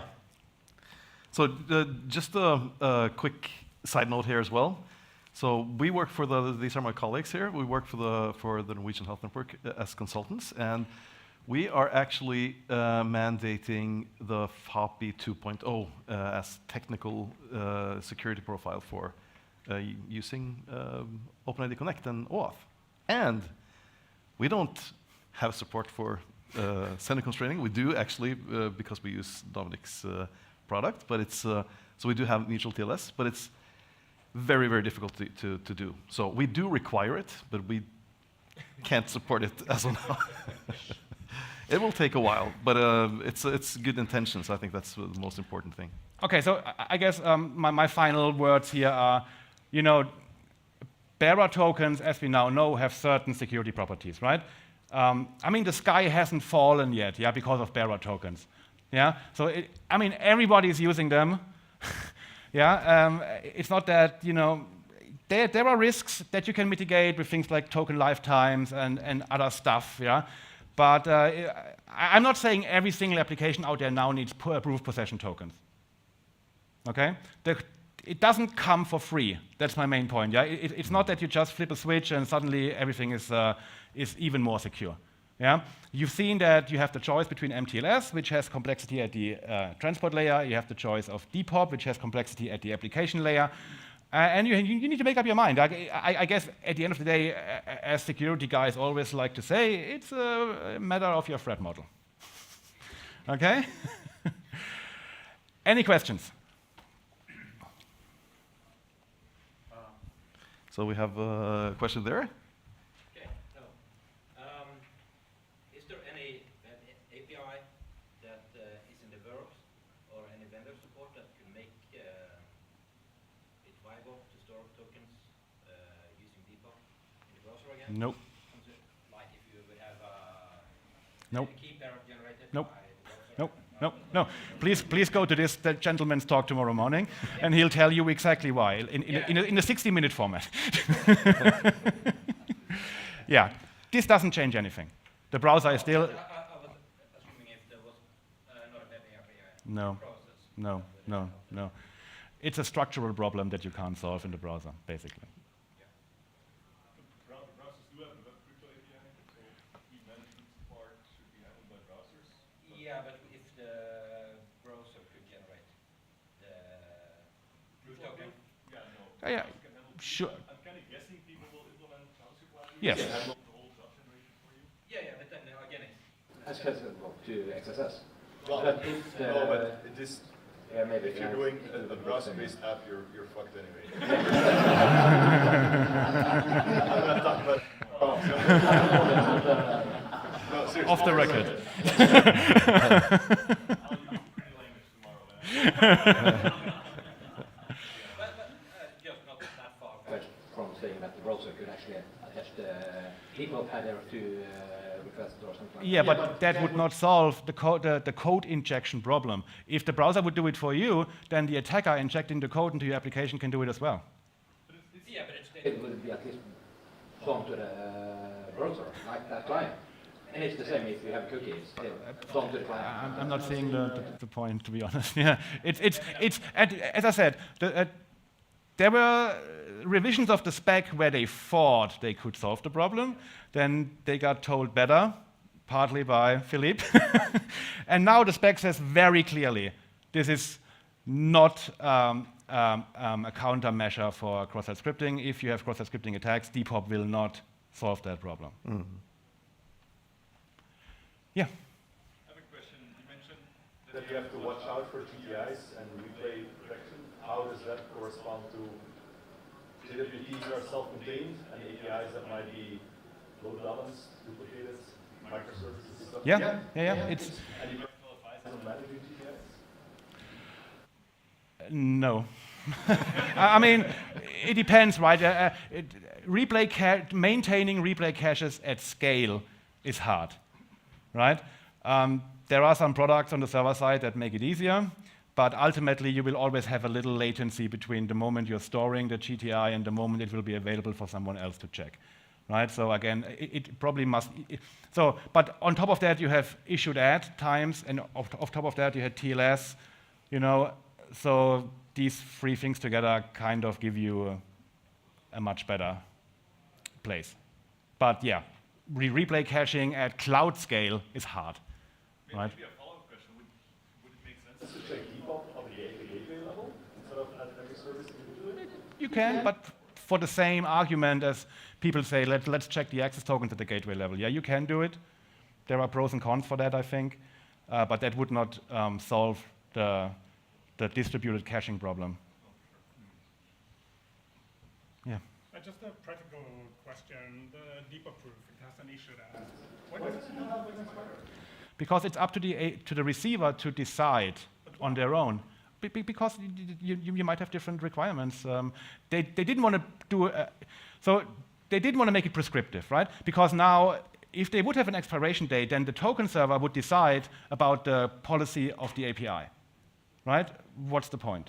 Yeah. So that's why they said, okay, let's only put the creation date in there, and the receiver decides what's a good creation date and what's a bad one. Yeah. Besides in banking and the health sector, could you give some examples where you personally would like to see? Yeah. Oh yeah. In the Azure portal. In the Azure portal, for example. Yeah, I mean they're still storing access tokens in the browser, and it's kind of sensitive data as well, right? If somebody can control your, so the browser-based applications are not really a good example because they are all insecure, at some point. Yeah, but yeah, I mean, everywhere where it's about a lot of money, right, or sensitive data like health, PII, you know. But so I guess the trade-off here is, right, I see Depop especially important for public clients. You know, like let's say your mobile application running on your phone, right, where you are using an untrusted network to call an API. Everywhere between your phone and the API, somebody could today intercept bearer tokens potentially, right? Depop would help tremendously with that because the mobile app would generate a key pair, only they know the key pair, right? Would get the token, do the Depop thing, would be much more secure, right? For server-to-server communication, you know, I mean, that's already happening in a data center. So you can layer Depop on top of that to get even more security, and some regulations require it, right? But for me, the sweet spot for Depop, to be honest, is native mobile applications. Yeah. Yes, we didn't mention that because we didn't want to make it too complicated. But at the same time, the refresh tokens are getting bound to the Depop proof as well. So you have to show this, when you're refreshing the token, you have to show again that you know the private key that was used in the initial token request before you can get the refresh token, for public clients, at least. Yeah. Please. A comment, not a question. It's more, as a large-scale WAF provider, our main mitigation for not having proof of possession is short-lived tokens. The price of what we have, effect of having short-lived tokens, it's a lot of complexity in the ecosystem using our service. So introducing this will, the security part is one bit, but it's also taking down the complexity, the overall complexity, you know, of all the clients, all the APIs, a lot. But you're getting new complexity somewhere else. From a security standpoint, that is Yeah. perfect. Okay. Oh, question? Yeah.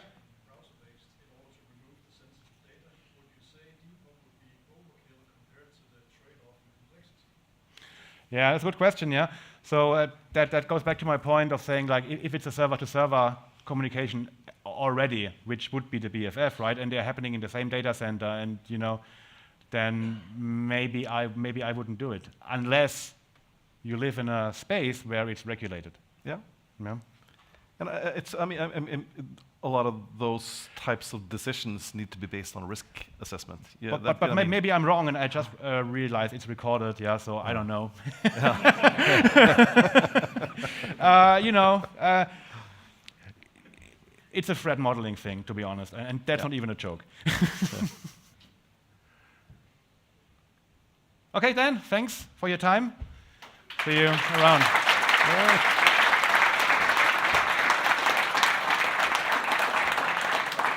Oh, please don't stop. No, I'm kidding. Yeah.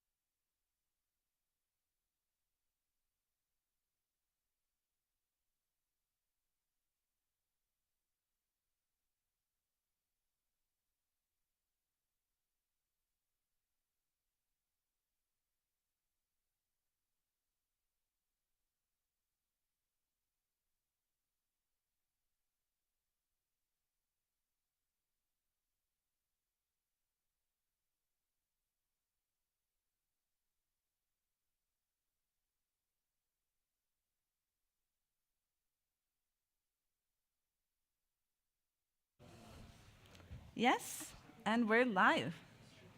Okay, so I put up this warning slide, so I just want to, before you get too comfortable, I'm going to basically go through assembly for at least 45 minutes of this presentation. Okay? I will not be offended if you get up and leave now. But I will be offended if after 45 minutes of assembly, you decide that what the hell was I just a part of and give me a red card. So this is a deal here. You can give me a red card for a lot of things, but you can't be because I exposed you to assembly for 45 minutes. Okay? We're good? All right. So yeah? if you haven't worked with assembly, then you have no hope of understanding? Hopefully you will understand. We'll see. We'll see. You tell me. Okay. So the question was, will I understand? Well, that's the experiment. This is the first time I do the talk, so we'll see. All right. So the talk is called Return-Oriented Programming and Introduction. But to give you an introduction to return-oriented programming, we have to do a lot of assembly.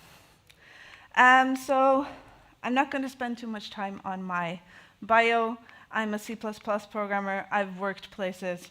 I have a master's in computer science, and my pronouns are she, they. Okay, so what we're going to do today is what I affectionately call semi-artisanal ROP, which means that we're going to use some tools to generate some stuff, and then we're just going to stitch it together ourselves, and it's basically to give you a feel for the workflow. Okay, so our vulnerable application is a tiny application that Olve Maudal, who's right here, wrote the original version of. It has only 3 functions. We don't really care much about this application. It has a main function that calls authenticate and launch, which is in the middle here. Authenticate and launch here is going to call, possibly launch missiles on top there, based on whether or not you give it the right password. And this is loosely inspired by the movie War Games, which you might have seen if you are old. And and if you are young, you should see it, and it's retro cool. Anyway, so this is the application. We won't care too much about it, but I'll give you the idea of it is that it will print a prompt saying that you should tell it the secret. If you tell it a wrong secret, so for example, David, it will say access denied and then operation complete, and it will exit. And if you tell it the right secret, which is Joshua, which makes sense if you saw the movie that you probably didn't see, and then it will say launching missiles and then operation complete. So that is the basic functionality of this. And this is how the programmer, when they wrote the program, this is how they intended it to work. Unfortunately, it has a vulnerability. So we have a stack allocated buffer right here.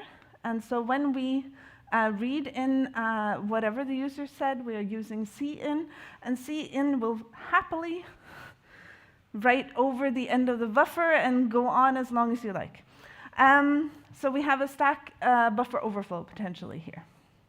Now, to make this fit on the slide, imagine that the buffer is small. And so this is what the programmer intended. And what if we write a global thermonuclear war? Yet again, something that would make sense if you saw the movie. And then we end up in something that has been described as a weird state. And this is a whole theory, and I'm not going to go into it. But if you want to look into that, it's a model for thinking about exploitation. And it's called the weird machine. But anyway, so the weird state here is basically we're going to crash, right?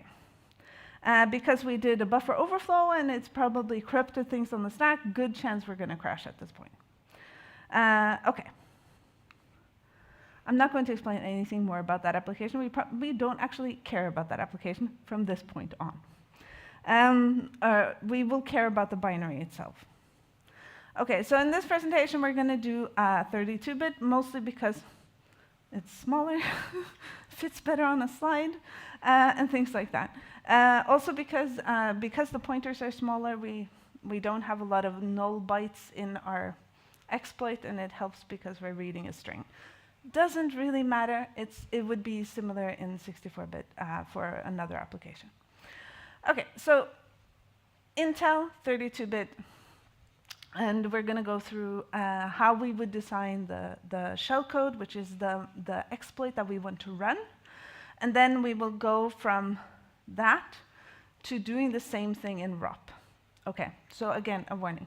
This whole thing is about exploitation. If that's not your jam, the door is there. Go run, run. Okay.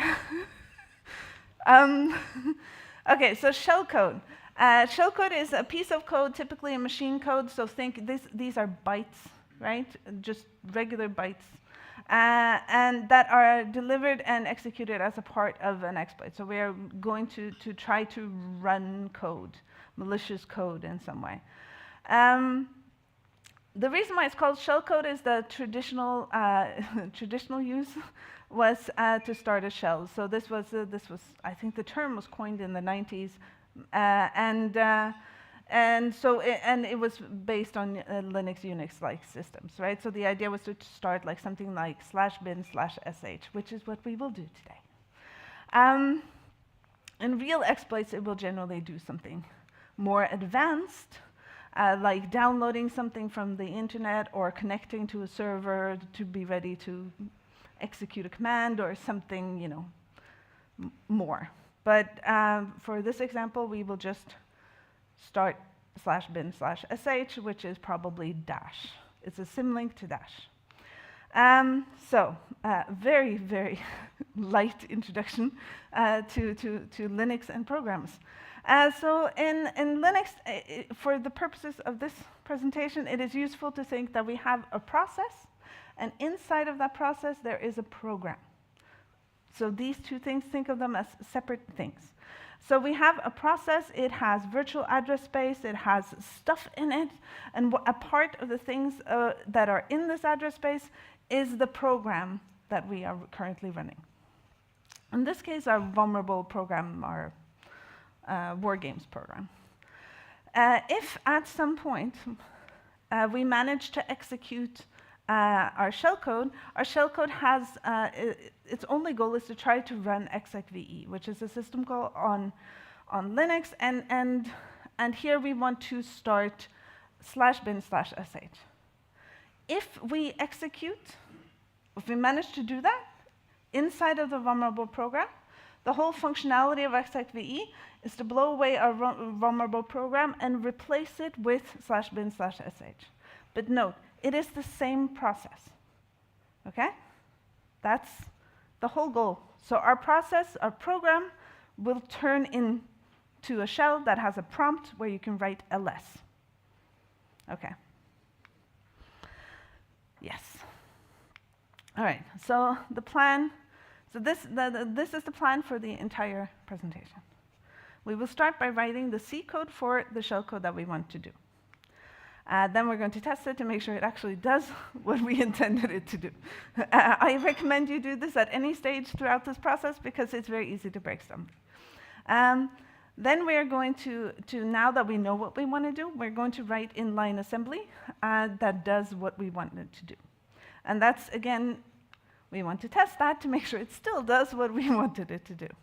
Then we will go from that stage to creating a ROP chain, and I'll tell you what a ROP chain is at that point, that does the same thing as we have done already, and then we're going to test that that still does what we want it to do. That is the entire plan of the entire hour. All right? Okay. So we start with writing the C code. So all code in this presentation is bad code.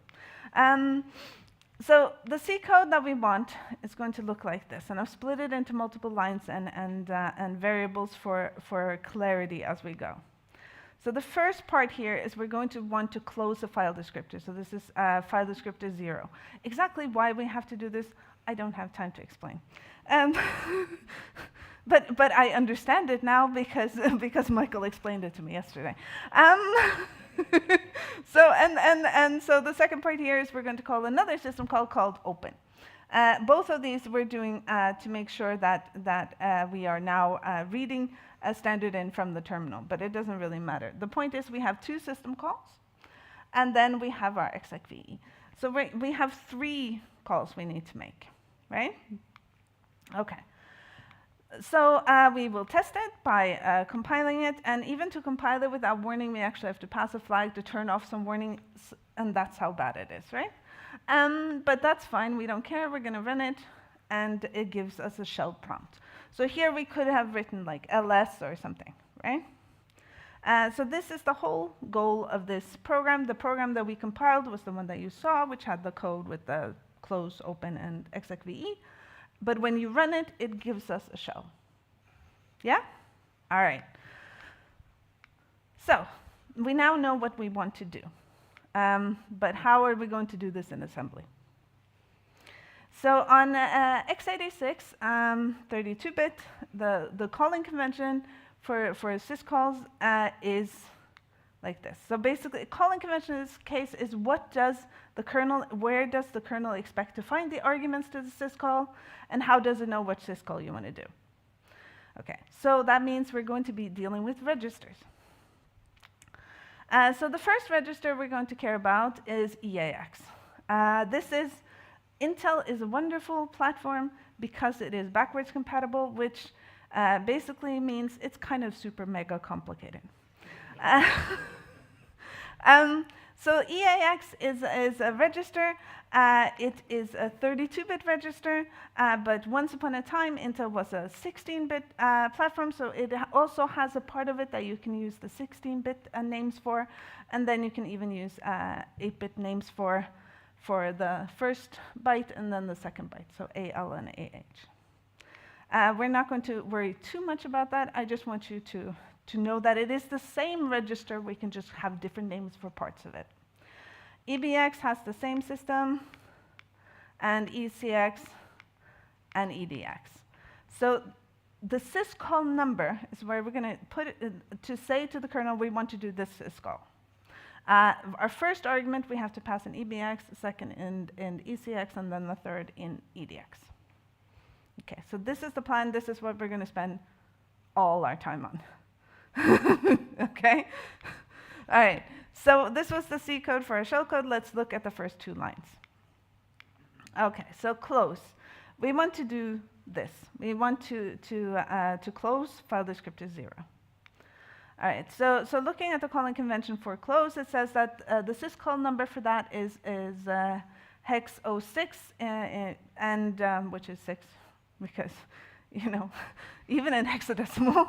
And the only argument that it needs is passed in EBX, and that's an unsigned int, and in our case 0, which makes this relatively easy. The other two registers are not in use for a close. Okay, so we have our variable here, and we want to pass it, and it's 0. So the assembly for this is relatively short. I try to limit the number of assembly instructions that I have. So the first two lines, we start on the line 1, where we are doing an XOR. And this is a way to set a register to 0. So after we've done the XOR of EAX, it will be 0. On line 2, we are moving the number, let's see if I can do this, number 6 into EAX. So that means that after we've executed these two instructions, EAX will have the value 6. I'll show you more on the next slide. And then we do an XOR of EBX, because that's where we had to have the file descriptor, and now that's also 0. And then, oh, no, wait a second. And then we do the final line, line 4, where we do int 80, hex 80. And that's how you invoke a syscall. So when we do that, the kernel will go and pick in the EAX register, see, oh, we're doing syscall close. OK, where is the file descriptor? It's in EBX, and it will take it, and, you know, and it will do the thing. All right.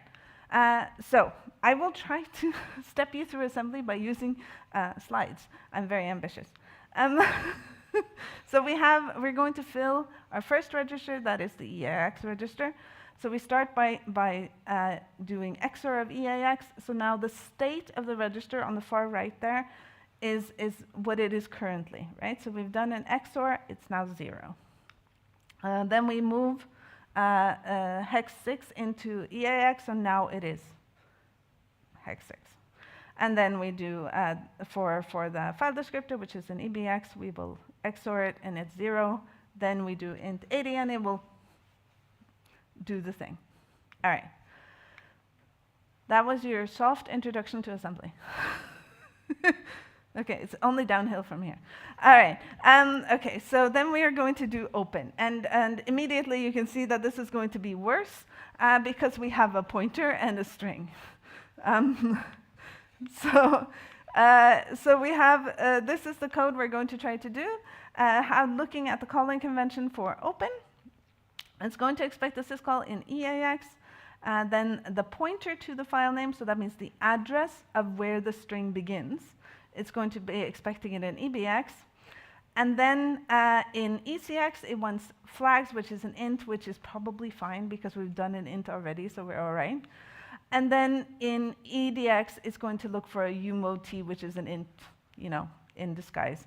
And so that's probably going to be fine too. So what is going to be a problem for us here that we don't know how to do is how do we get the pointer in EBX and where is the string, right? All right.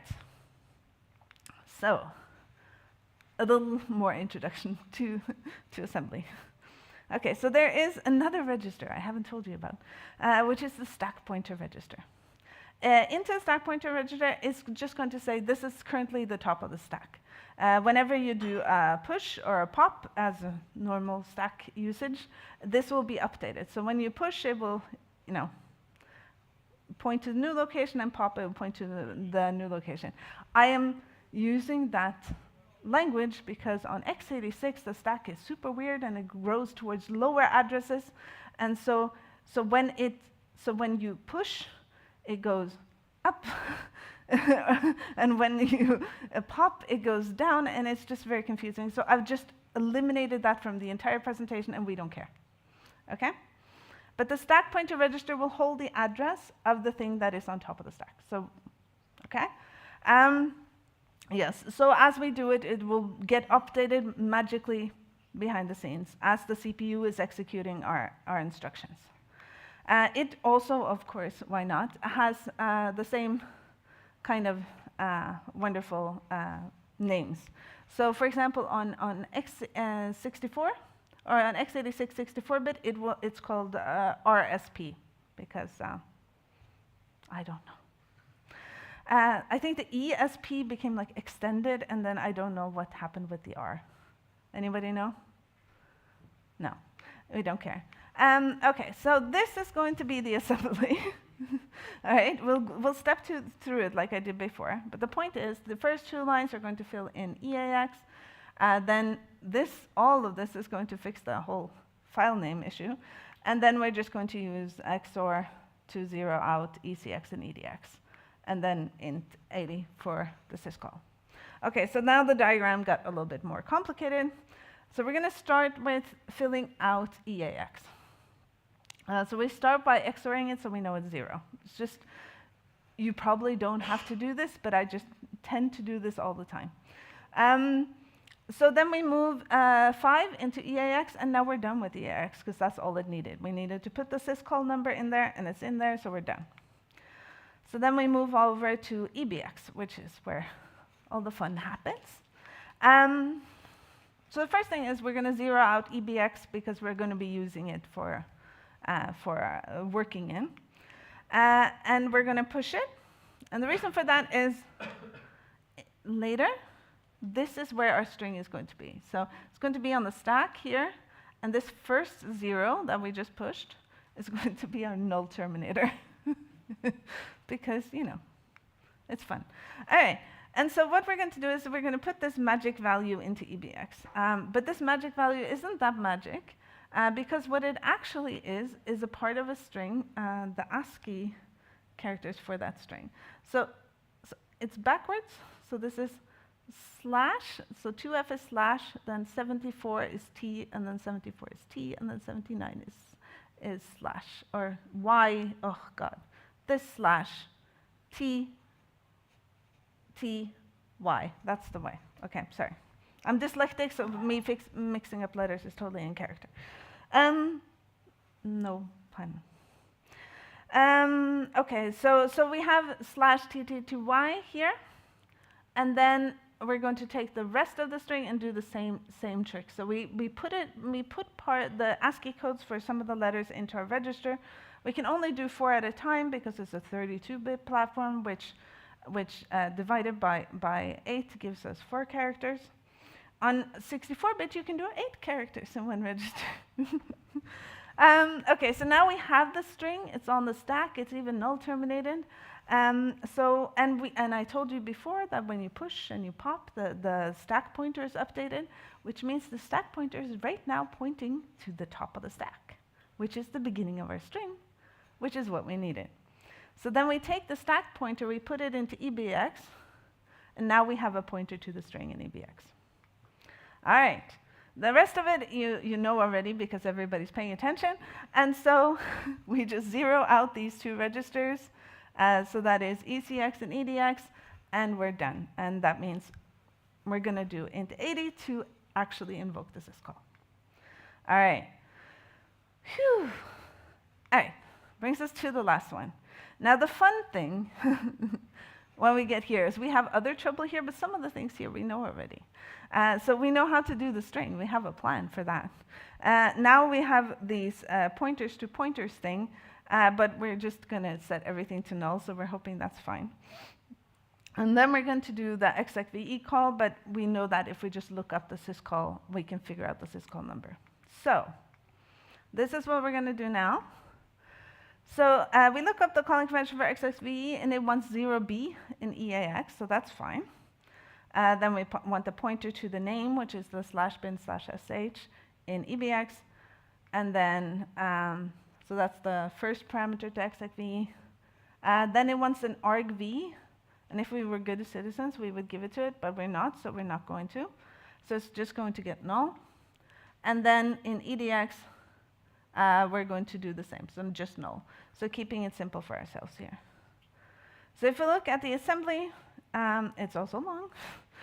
First one is going to set the syscall number in EAX, put the file name in EBX, and then we're going to zero out both ECX and EDX, and then we're going to do invoke the syscall.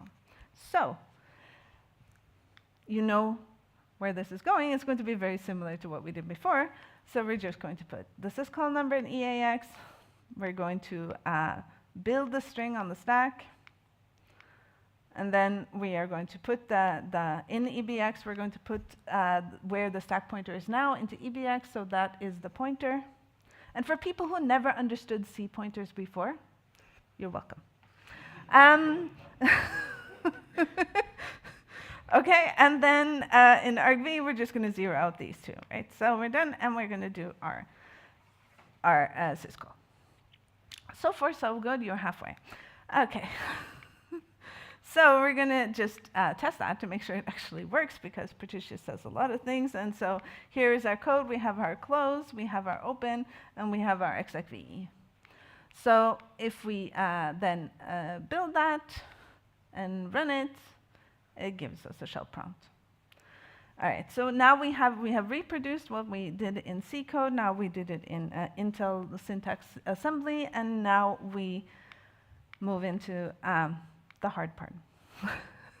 All right, so the topic of this presentation was not how do we write shellcode. It is creating ROP, or teaching ROP-oriented or return-oriented programming.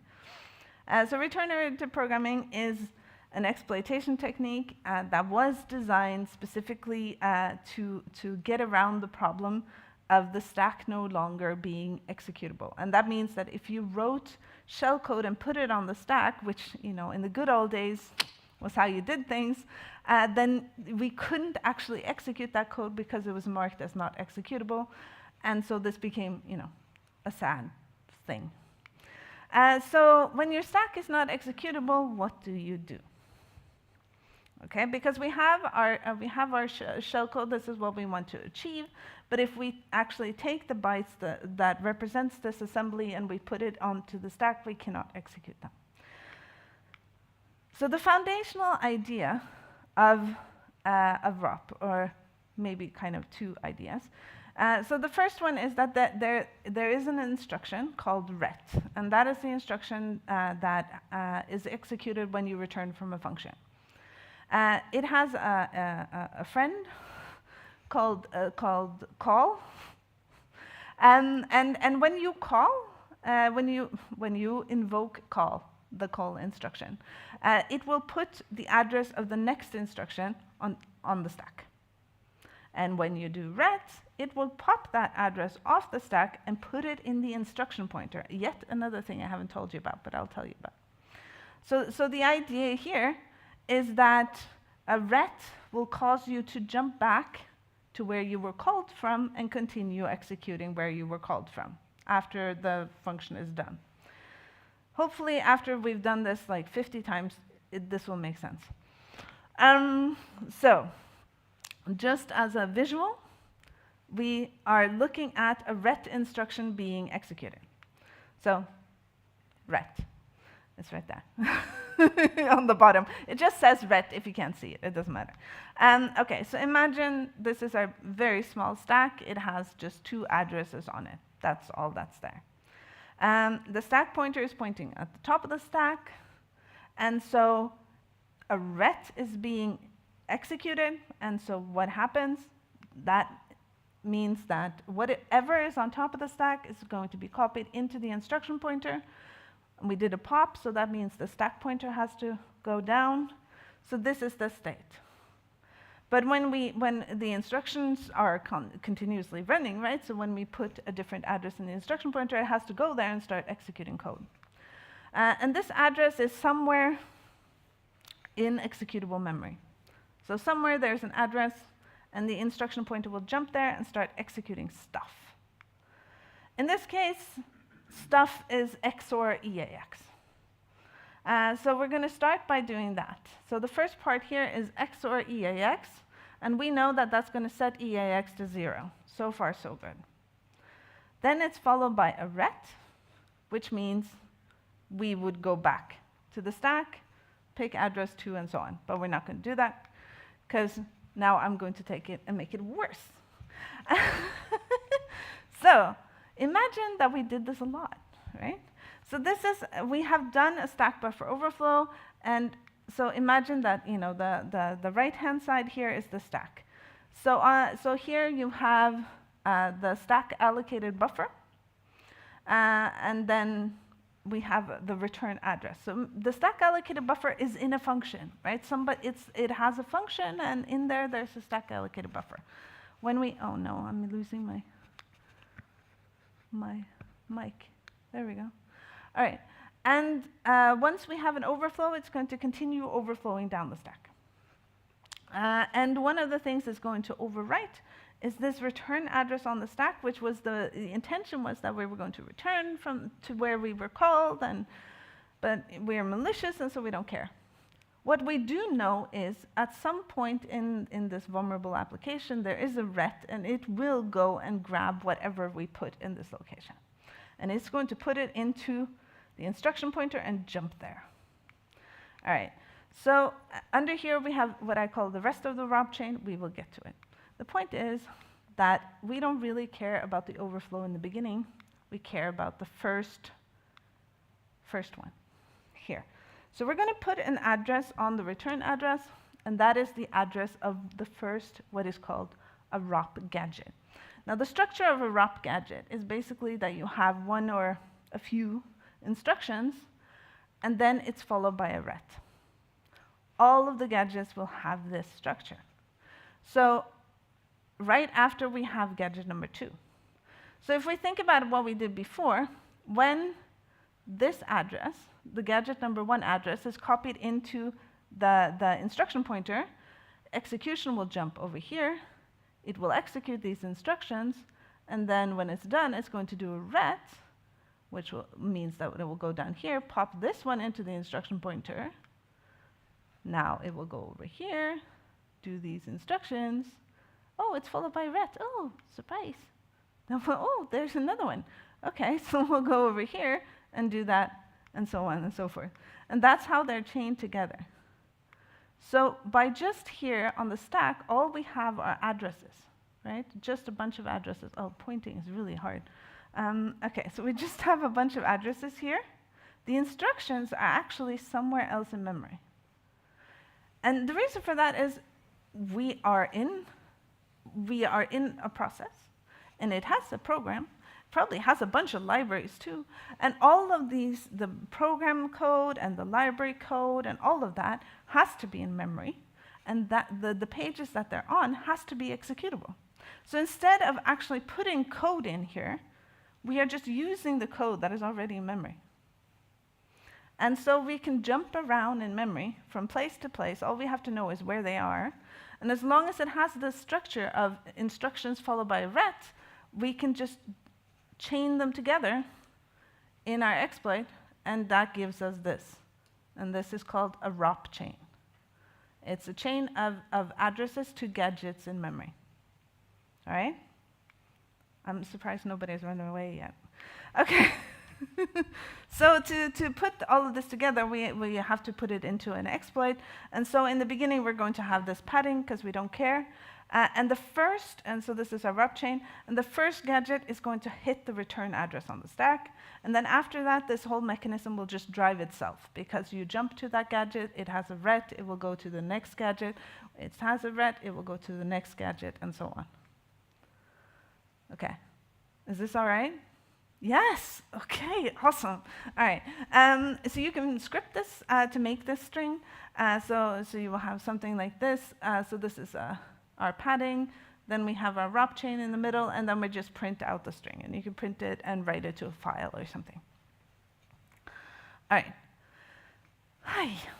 Okay, but the cool thing is, how do you find all of these gadgets, right? We have a binary, but how do we know where these things are? And the thing is, this is actually something that lends itself to automation. So there are lots and lots of tools to try to find gadgets in binaries. And I'm just going to show you one, which is called Dropper, but there are many more. And many people also make them themselves for fun. So if you run Dropper on our binary is called target because it's a great name, and then we can even say, I want a ROP chain that does an execve. And I can even say that these are bad bytes. I don't want these bytes to occur because, we have a 0, 0, and that's going to be a null terminator for our string. That's not going to be good. And then 0, 9, I think, is a space, and 0b might be a tab. No, 20 is a space. But there are different kinds of characters that will do badly in our exploit. So we say, OK, we don't want those. So can you create a full ROP chain? It's a tab. There we go. Someone who is making a code editor would know that. Yes, or an editor. Yes, so basically these are the things that we don't want. And when we run that on our file, it loads gadgets because I've run it already. And it will say, OK, I can make a ROP chain for the syscall execve. And it's processing. And it got all of the gadgets it needs, and at the bottom it says syscall gadget found. And what it ends up making is something that I'll just cut off some of it in the middle here. So it's a Python script, right? Like I showed you earlier. It includes a little bit that I'm not going to go through too much here. It's basically so that the addresses, you can rebase them to different kinds of base addresses but it doesn't really matter, so don't care about it. The basic idea is what we want to look at is the ROP chain inside, right? So this pink section here in the middle. All right, so this is what it looks like. It looks kind of intimidating, but we will go through it many times. So the basic idea here is that we have these addresses, and these are the addresses of the gadgets. So this is the first address. If I go back and forward, you can see it occurs 3 times. So we have it's here, and then down there at the bottom. And it has helpfully given us what the instructions is next to it. So this is a pop EAX ret. Pop EAX will then take whatever's on top of the stack and put it into EAX, and then the ret will, well, it will do what ret does. And so here we have the second gadget, and it does lots of different pops. And then the third one is going to actually write something to memory. We'll get to it. And then it's an XOR of EAX, a pop into EBX, ECX, and then a bunch of more pops and an XOR. And down here we have a negation of EAX. I'll get to that. And the final one is, that is might be hard to see in the back, is just int 80 ret, where you don't really, yeah. So that's going to invoke the syscall. So these are the 9 gadgets, or we can put them up here. These are the 9 snippets of code that I found, and it uses some of them several times to chain together what it wants to do. And remember, what we want to do is we want to fill these 4 registers with what we need, right? EAX, EBX, ECX, and EDX. And that's all we need to do before we do the int 80, which is going to execute the system call. And these are the instructions that it uses in the generated payload. So, ready? Okay. So this is the stack. This is where we're going to have our wrap chain. These are the registers that are going to be in use. This is where we're going to have the 3 first three first gadgets at the bottom. This is memory where we're going to be writing to, and up here is the instruction pointer. All right. This is the beginning of our wrap chain. All right, so our stack pointer is here. And for this section, I'm not going to move the stack pointer for every time we do a pop. We're just going to move it for every gadget, because if not, it's going to be very messy. So just imagine it moves kind of down as we go. All right. So the first thing is this is going to go into our instruction pointer, because a ret is being executed. So that goes into the instruction pointer. The instruction will jump down here, and it will execute a pop EAX. Now, because it's doing a pop EAX, and you have imagined, because you're a helpful audience, that the stack pointers move down here, it will pop this value that's here on the stack. Let's do it like this. That is here on the stack, which is this string. I have helpfully translated the ASCII for you. Okay, excellent. And so we will then move that value into EAX. All right. Next one. This gadget, well, the address of the gadget will be put into the instruction pointer. The instruction pointer will jump down here. And this one actually has a lot of things we don't care about. We actually only care about the pop EDX, but it does pop EDX, EBX, ESI, EDI, EBP, lots of stuff we don't care about. So what we're going to do, it does the pop EDX and first. And so we have helpfully provided here the value that we want to put into EDX. And so we're going to pop. So EDX is the first pop, then pop EBX, and we're just going to put trash there, ECI, trash, EDI, trash, EBP, trash. We don't care. We got the EDX. And the important thing to notice here is that we have a gadget that does more than we want, but we can just kind of provide trash for those. Exactly what trash means tends to differ from different types of tools. In Ropper, it's dead beef, but in lots of them, they're just A's or something.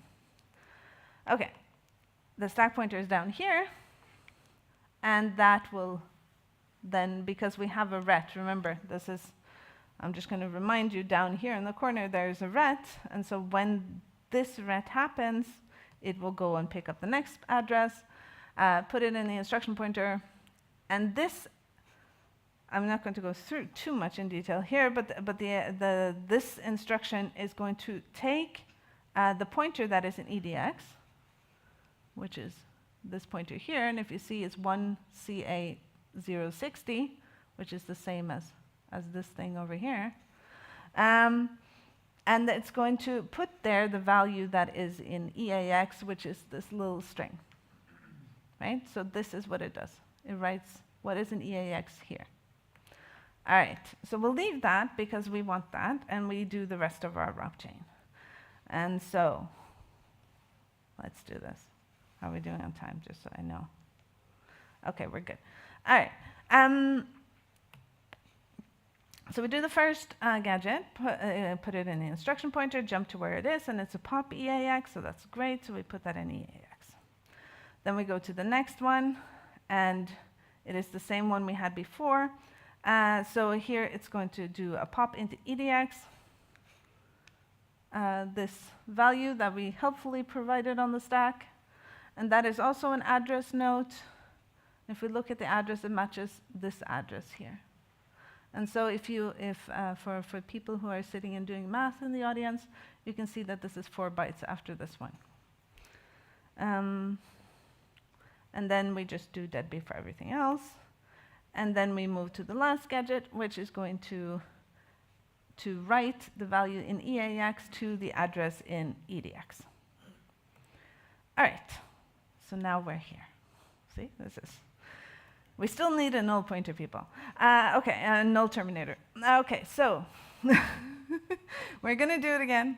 Very similarly, I'll do it faster this time. So we have 0 in EAX.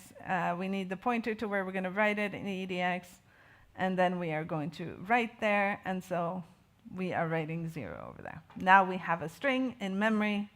Thank goodness. All right.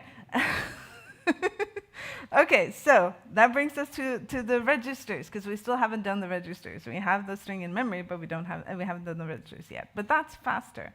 So the first gadget is just going to pop whatever's on top of the stack into EBX, and we have the address there. The next one is going to do the same thing for ECX in with the values. And then we have that we need to do it for EDX, which has the very convoluted weird one, which writes deadbeef everywhere. No, it's a different one that also writes deadbeef. And then here we are going to pop into EAX because we need the syscall number. But in this case, because we had these bad bytes and things, it does a little trick, which is kind of fun if you like choose complement math. Which if you don't care. So, so it writes a totally different value than we want.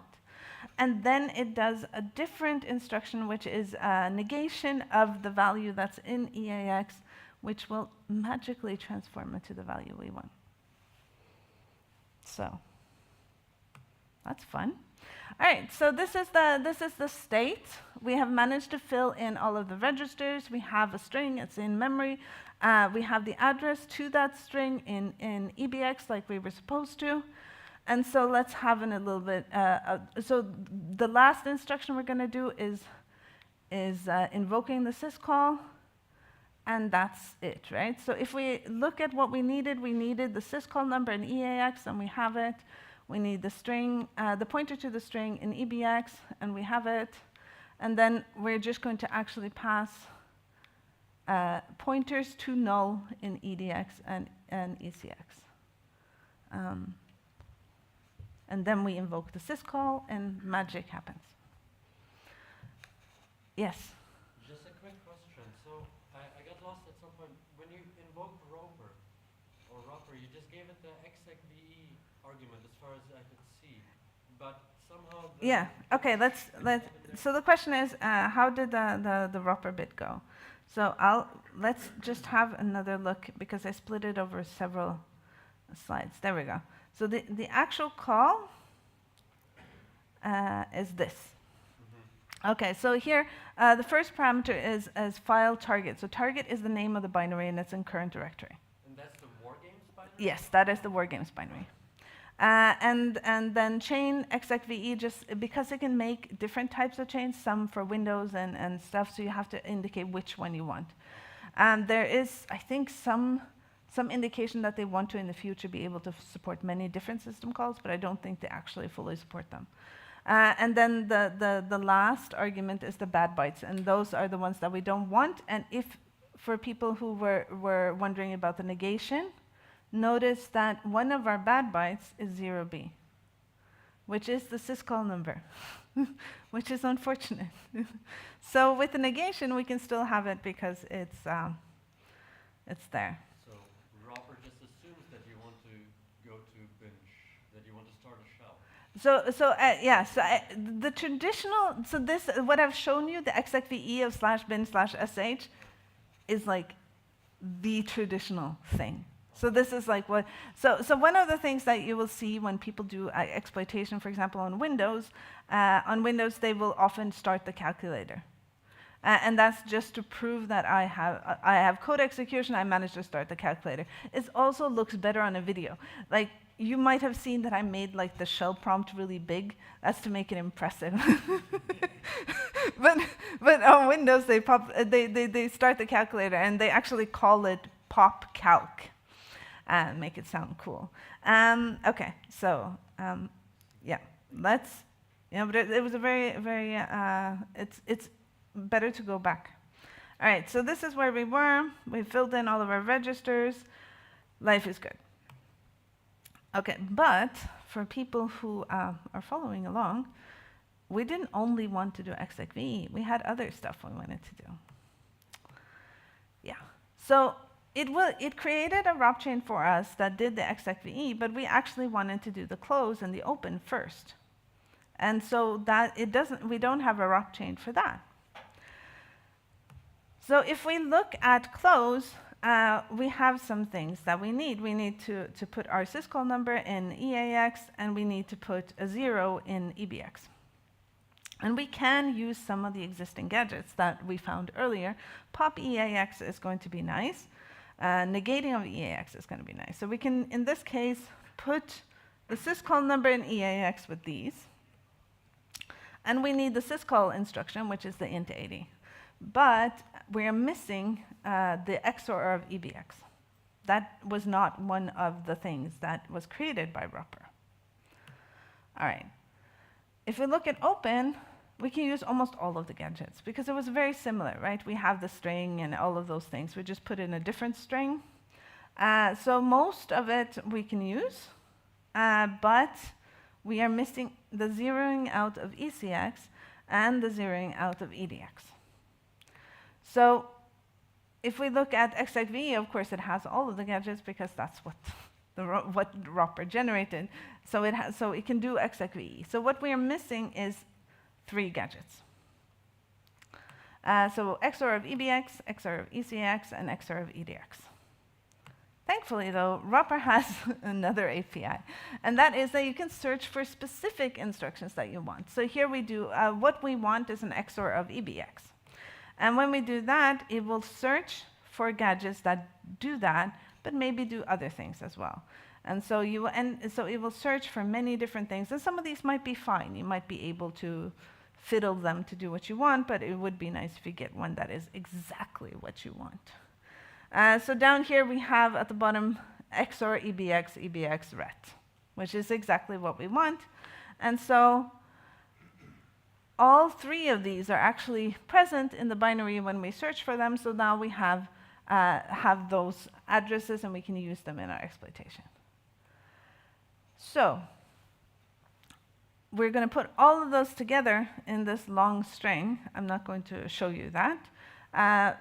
So that when it is executed, it will do the close and it will do the open, and then it will do the execve.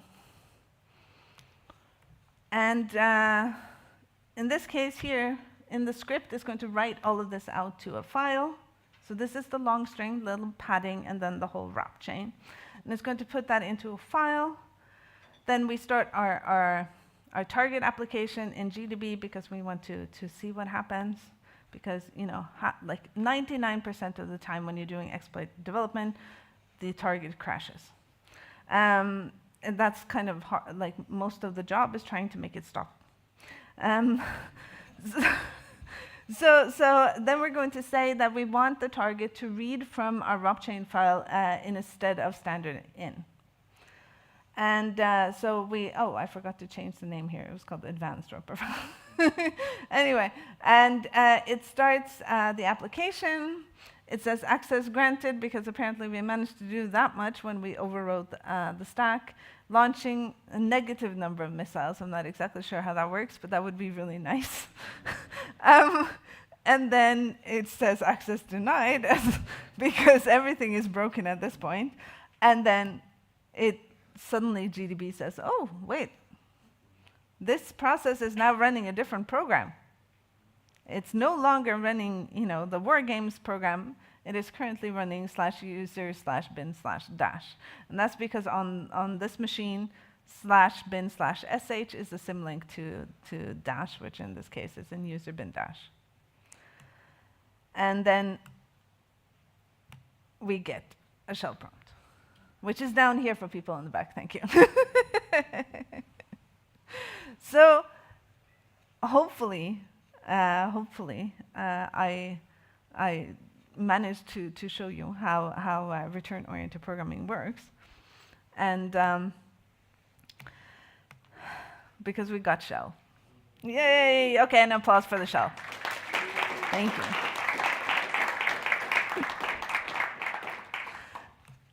And that is the whole talk. So now we have a good 10 minutes for questions, or 9 minutes. Okay, yes? I just want to confirm a piece of my understanding. You talked about gadgets. Yes. And what you meant by gadget was really just a piece of existing code in the executable that you hunted down because it was a piece of code that did something that you want. Yes. Okay, so the question is, what is a gadget? So this is, let's see, this is a gadget. So somewhere in the binary is a sequence of bytes that when interpreted as instructions would be interpreted as XOR of EBX followed by a ret. The interesting thing about x86, the Intel platform, is that it has variable length instructions. So that means that this instruction doesn't necessarily have to be in the binary, but the sequence of bytes we're looking for has to be somewhere on one of these executable pages, which means that this could actually be a substring of a totally different instruction, which is one of the Intel platform. Yes? And the comment is that the bigger the binary, the easier it is to find the gadget. Yes. So you are kind of cheating by doing C++ because the binary is 10 times larger than the C version of the same program.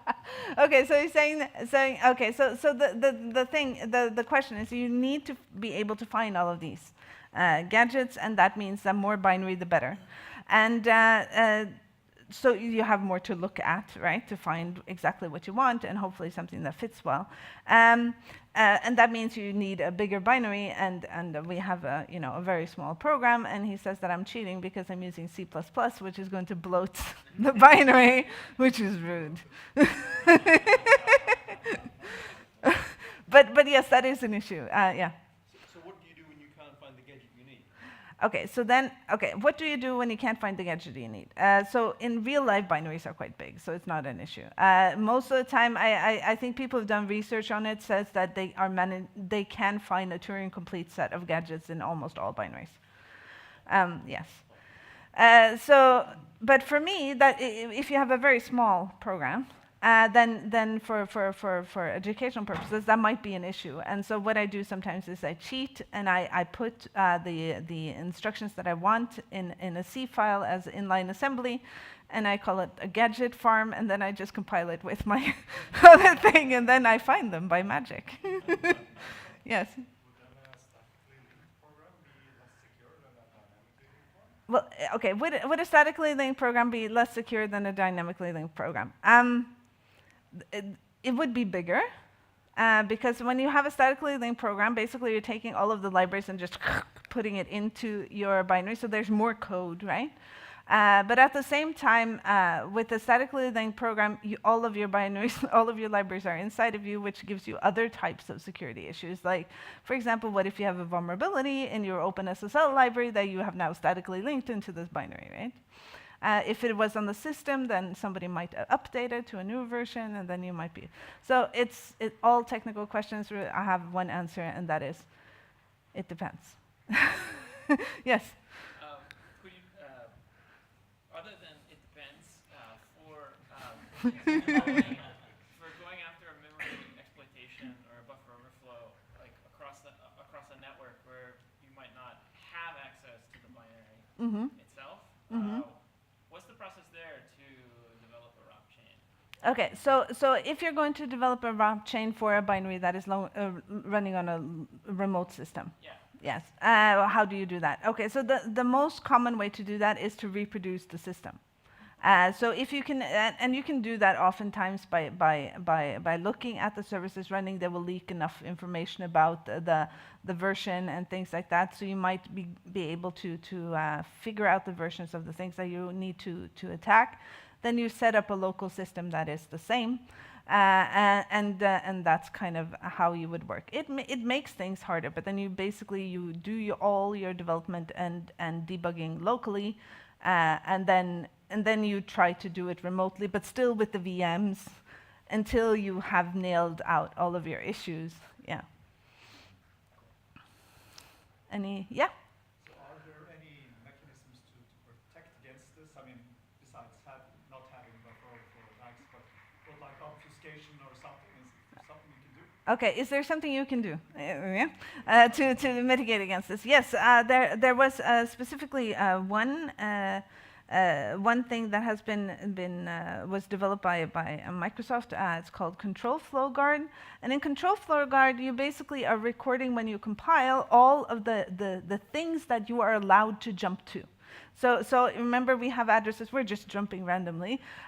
In Control Flow Guard, it just makes a table of all of the things that you're allowed to jump to so that you can't do this random jumping everywhere. Of course, then somebody had to figure out a way to do it anyway, and a new technique was developed, and it's called block-oriented programming, where it takes the table from Control Flow Guard, creates a graph, tries to figure out, again, like I want to do this instruction, and then finds a path through the graph that manages to fill the registers with the things that you want.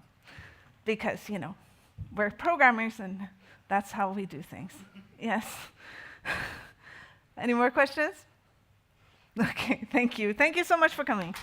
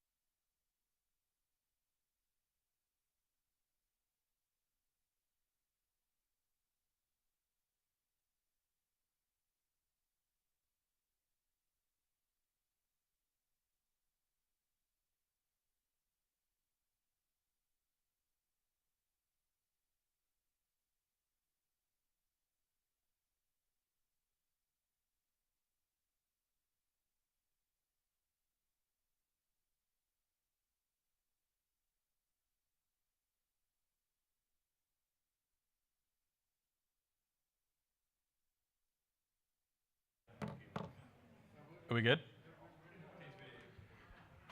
All right, so hopefully you're all here because your Kubernetes clusters are ridiculously insecure. And I'm going to try and help you to fix that, right, in the next hour. So firstly, I want to introduce myself. My name is Steve Wade. I'm Director of Engineering at a company called KSOC Labs. We do Kubernetes security. I've contributed to a number of upstream projects. Maybe some of these you've heard of, maybe some of these you haven't. I was running Kubernetes in production at 1.2. For any of you who are familiar with a release that old, deployments weren't a thing at that point. Jimmy beats me. He actually was running it at 0.8. Jimmy's my boss.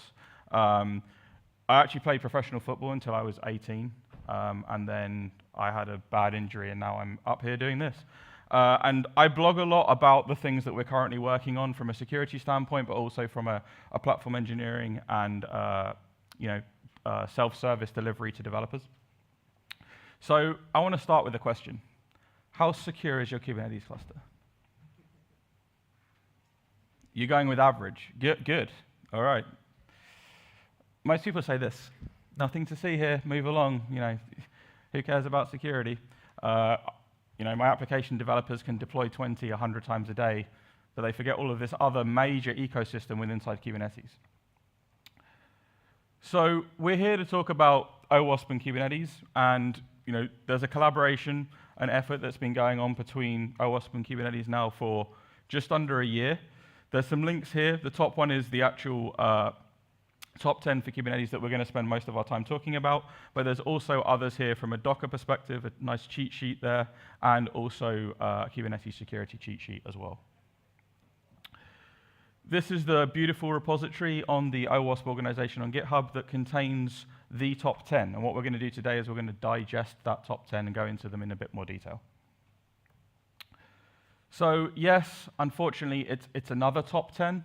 There's many of these top 10s around. However, Kubernetes now is starting to become very mature, right? There's a lot of companies running it. And if you were here earlier to hear Jimmy's talk about untangling RBAC, you'll notice and remember he was saying, they were running Kubernetes in rocks, right, to review and look at weather conditions, but also to hear what other people are saying in the desert. Another interesting example is a company called Chick-fil-A. I don't know, hands up if you're familiar with Chick-fil-A. It's an American chicken shop. I'm probably saying that incorrectly, and Jimmy's going to kill me. But essentially, they run Kubernetes in every single one of their stores, right? So they have a little miniature cluster that they run, and half of their restaurant functions from messages flowing in and out of this Kubernetes, this local Kubernetes cluster. So Kubernetes is everywhere, right? But it's such a complex ecosystem that people focus on the ability and ease to be able to deploy their applications, right? That's why Kubernetes is so successful. It makes it easy for you to be able to deploy applications into your Kubernetes cluster and scale them quickly and easily. But at scale, there are a lot of security concerns and things to consider, and that's what we're going to discuss today. So here is the beautiful top 10 OWASP for Kubernetes. So all the way starting at the top with workload configurations and kind of ending at the bottom at, yes, some of the Kubernetes components may be insecure, and we'll get into that as well. Don't just trust everything that you pull off the internet. So we're going to start with insecure workload configurations, and unfortunately, there is some YAML in this talk. I apologize, but that's just the world we live in with Kubernetes. Everything's YAML, right? Everyone becomes a YAML engineer. So I'm going to start with this quote. Misconfigurations top the chart when it comes to security issues. In 2021, the Kubernetes security survey from Red Hat stated that 60% of residents have experienced a misconfiguration incident in their Kubernetes cluster in the last 12 months. 60% of a lot of people that are running Kubernetes, probably a pretty big problem, right? The reason why it's number one. So if anyone is familiar with the Kubernetes templating language and YAML in general, you end up with manifest files that could be 100, 150, 200. If you're running Istio, that number goes to about 10,000 lines of YAML. And it's extremely easy to miss the key parts of the YAML manifest because you're so focused on the bit that's very specific to your application. So how can we prevent it? Well, there are a number of sections within a Kubernetes manifest where we can start to secure things. So the prime example here is that we have a block called the security context. This is the context that everyone forgets about, and if you're in the training that Jimmy and I did for the last 2 days, we spent quite a lot of time talking about this security context. So the kind of things that we can do is we can make sure that you're not running as root. So, running as root pretty bad, and we'll get into the reasons for that later. We can also make sure that we have a read-only root file system, right? We don't want, if I manage to get inside your pod, if I can start to pull binaries down to the root file system, I can start to run them. I could be doing anything. I could be Bitcoin mining, or I could be making random requests to erroneous websites. And there are a number of other security contexts that are available to you that stop you from having insecure Docker containers or images and running them in an insecure way in your Kubernetes cluster, right? And the way I talk about Kubernetes is it kind of blends and forces developers and operators to have to talk to each other, right? So the developer is responsible for their image, and maybe or maybe not, the developer is not responsible for the configuration of their Kubernetes cluster or their manifest that they're currently deploying to Kubernetes. And this is where we can start to set some standards, right? So in a previous life, I spent a lot of time working as a platform engineer, building self-service tooling for developers. This security context kind of becomes a contract between you and the application team. So we're going to set some standards. We're going to allow you to be able to do certain things, and essentially, if you do not conform to them, we're not going to allow you in, right? Security context is key to be able to do that. So what tools do we have to offer, right? Because that's a load of YAML. There's a load of different key value pairs that I have to try and remember and figure out. So there's a tool called OPA Gatekeeper. Hands up if you're familiar with the term OPA Gatekeeper. Okay, a number of you. So its job is to stop bad things getting into your Kubernetes cluster. And the way you do that is you enforce policy. So we say, if a deployment enters into the Kubernetes cluster, so the request here is coming from somebody on their laptop, the first thing that it touches is the API server, and there is where we start to enforce policy. So we can say things such as, are you running as root? If you are, and you're still running as root in your Kubernetes manifest, reject the deployment. Or specify the user and group that you want to run with inside your pod. If that's not set, or it's set too high, or it's not set to the one that you want it to be set to, then also reject that deployment as well, right? So this kind of becomes the gatekeeper, hence the term, for entry into the Kubernetes cluster, right? And at scale, when you're dealing with potentially hundreds, maybe thousands of different product teams, this is the way that we can start to enforce standards in our Kubernetes cluster, right? If we allow everybody to go rogue and developers to be deploying applications that are having completely different configurations, we start to get inconsistency. When we get inconsistency, we start to get problems. So this is just a tool that is available to you at your disposal for you to start to set some standards. Next one, number 2, is supply chain vulnerabilities. So a single container, as I put here, has hundreds of different third-party components. And we pull images off the internet, right? Everyone's done that before. I've done it hundreds of times. And we just assume they're secure, right? And even ones that I pull from my own registry, or a registry that I think is secure, it may not be. So as an example, the first 5 to 10 most pulled Docker images on Docker Hub, they all have CVEs, right, as an example. So we need a way of being able to make sure that the things that we're running inside our Kubernetes cluster are actually validated somehow, right? We don't want CVEs entering our system. We also want to make sure that where we're pulling those images from are actually the images that we created, right? So just because I uploaded an image to my registry and I tagged it as 1.2.3 doesn't mean a week later that 1.2.3 is the image that I created, right? Because those tags are ephemeral. I can upload a new image with exactly the same tag and overwrite the previous one. So the next person pulls the image down, they're running a Bitcoin miner rather than running my application. So what can we do to prevent this? We can perform a software bill of materials.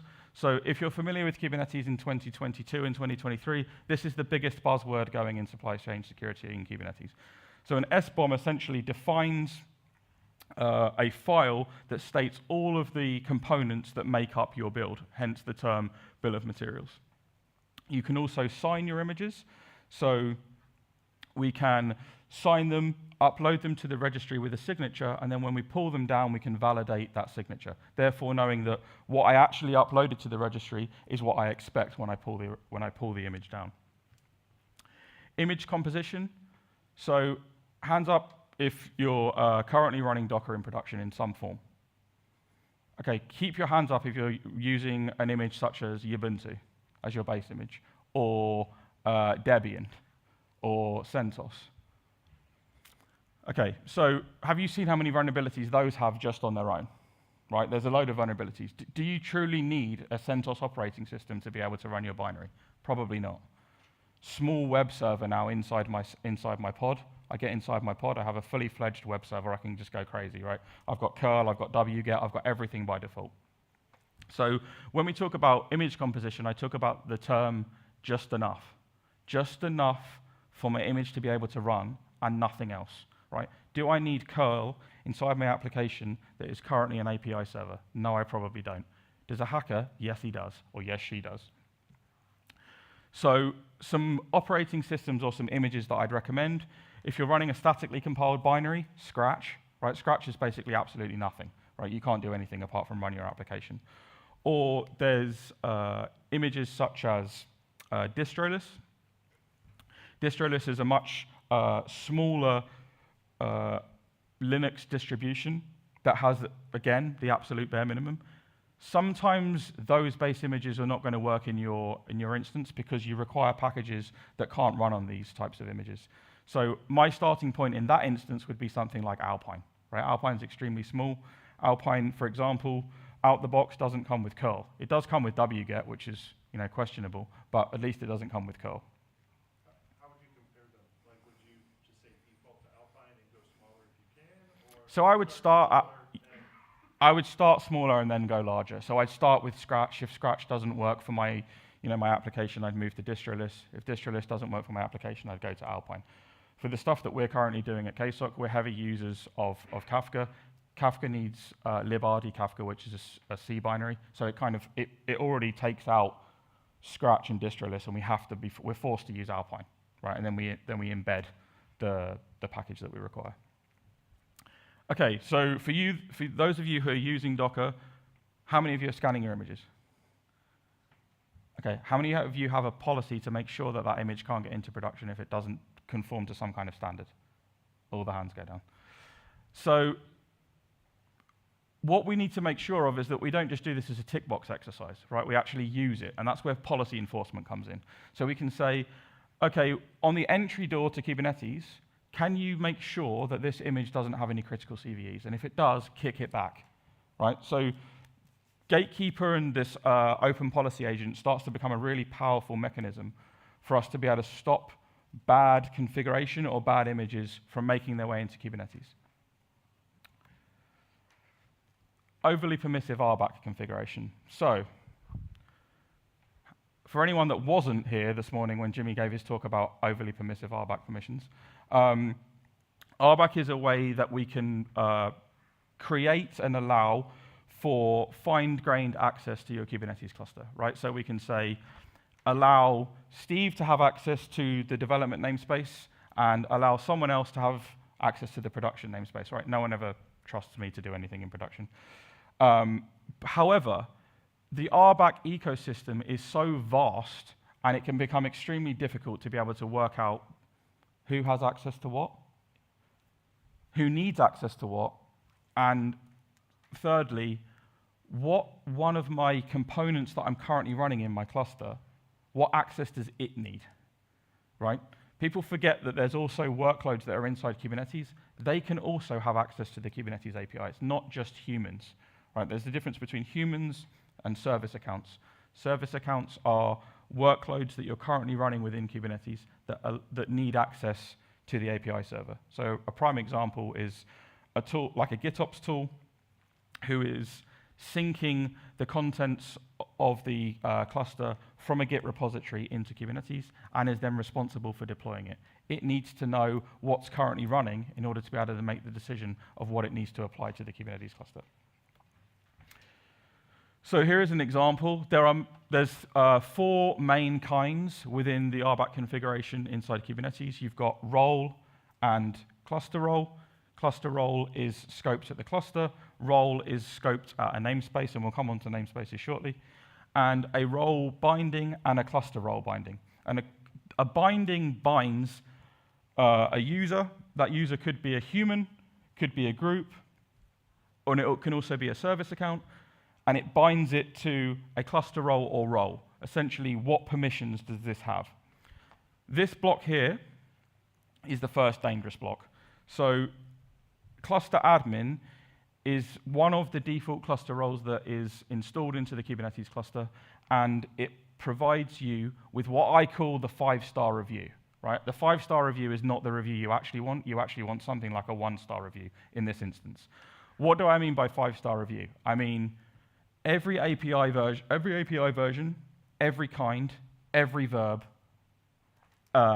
every non-resource, and every URL. So essentially, absolutely everything.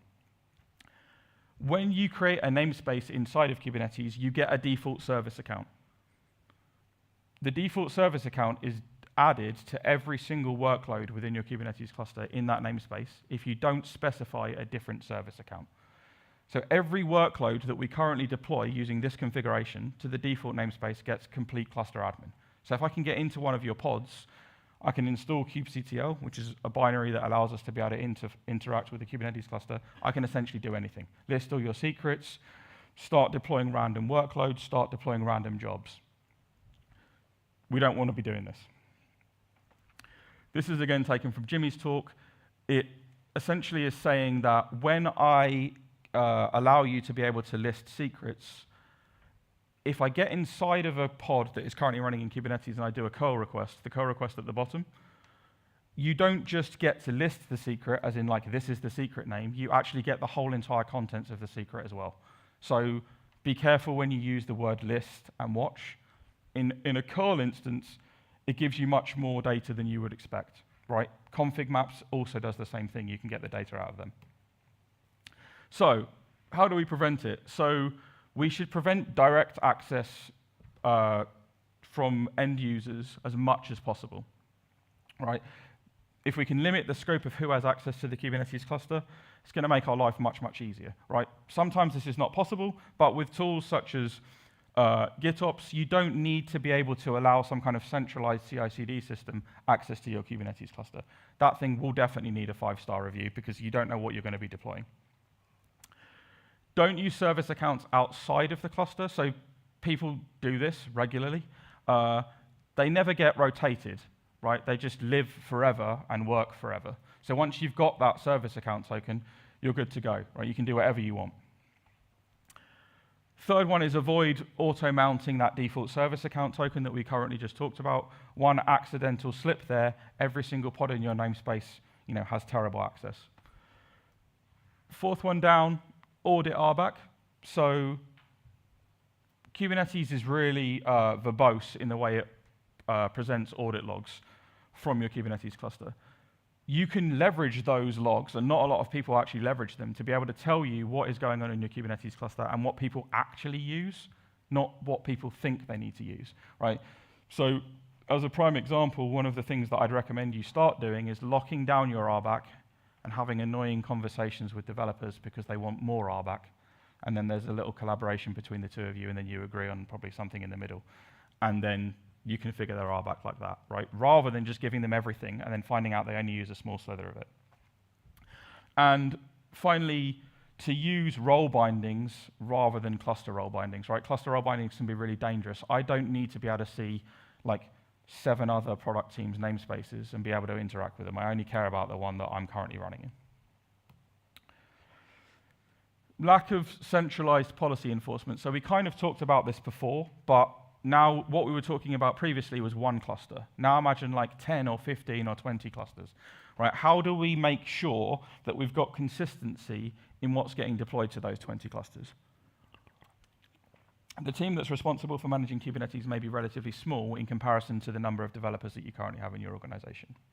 So we need a way of being able to firstly detect there's a problem, and secondly remediate that problem, right, as quickly as we possibly can. Consistency is key when it comes to Kubernetes, and we're going to get onto that at the end. And there are ways to be able to start to drive consistency.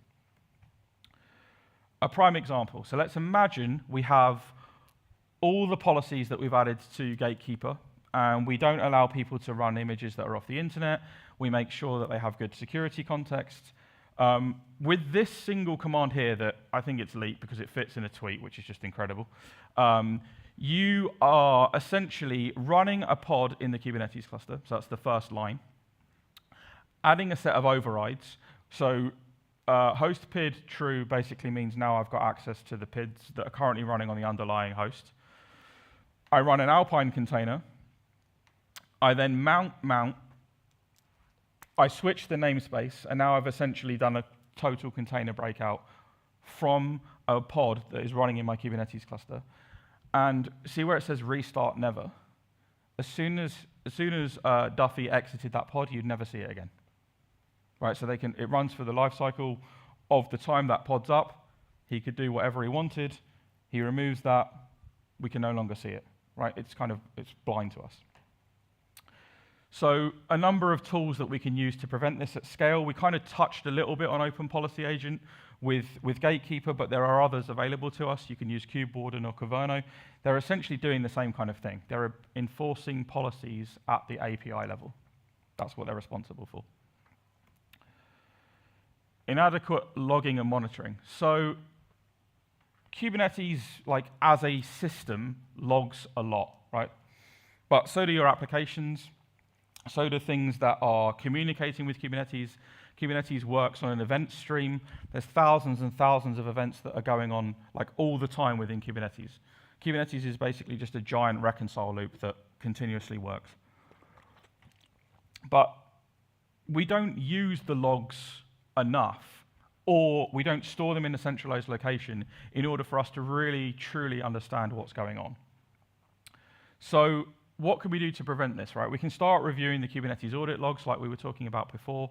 Like, Jane is trying to access a secret and keeps getting denied. Well, if Jane's constantly keeps trying to access a secret from an IP address that you don't recognize, it's probably not a great thing. Or Jenkins is currently trying to list all of the secrets in name any random namespace from the outside world, from a publicly accessible IP address.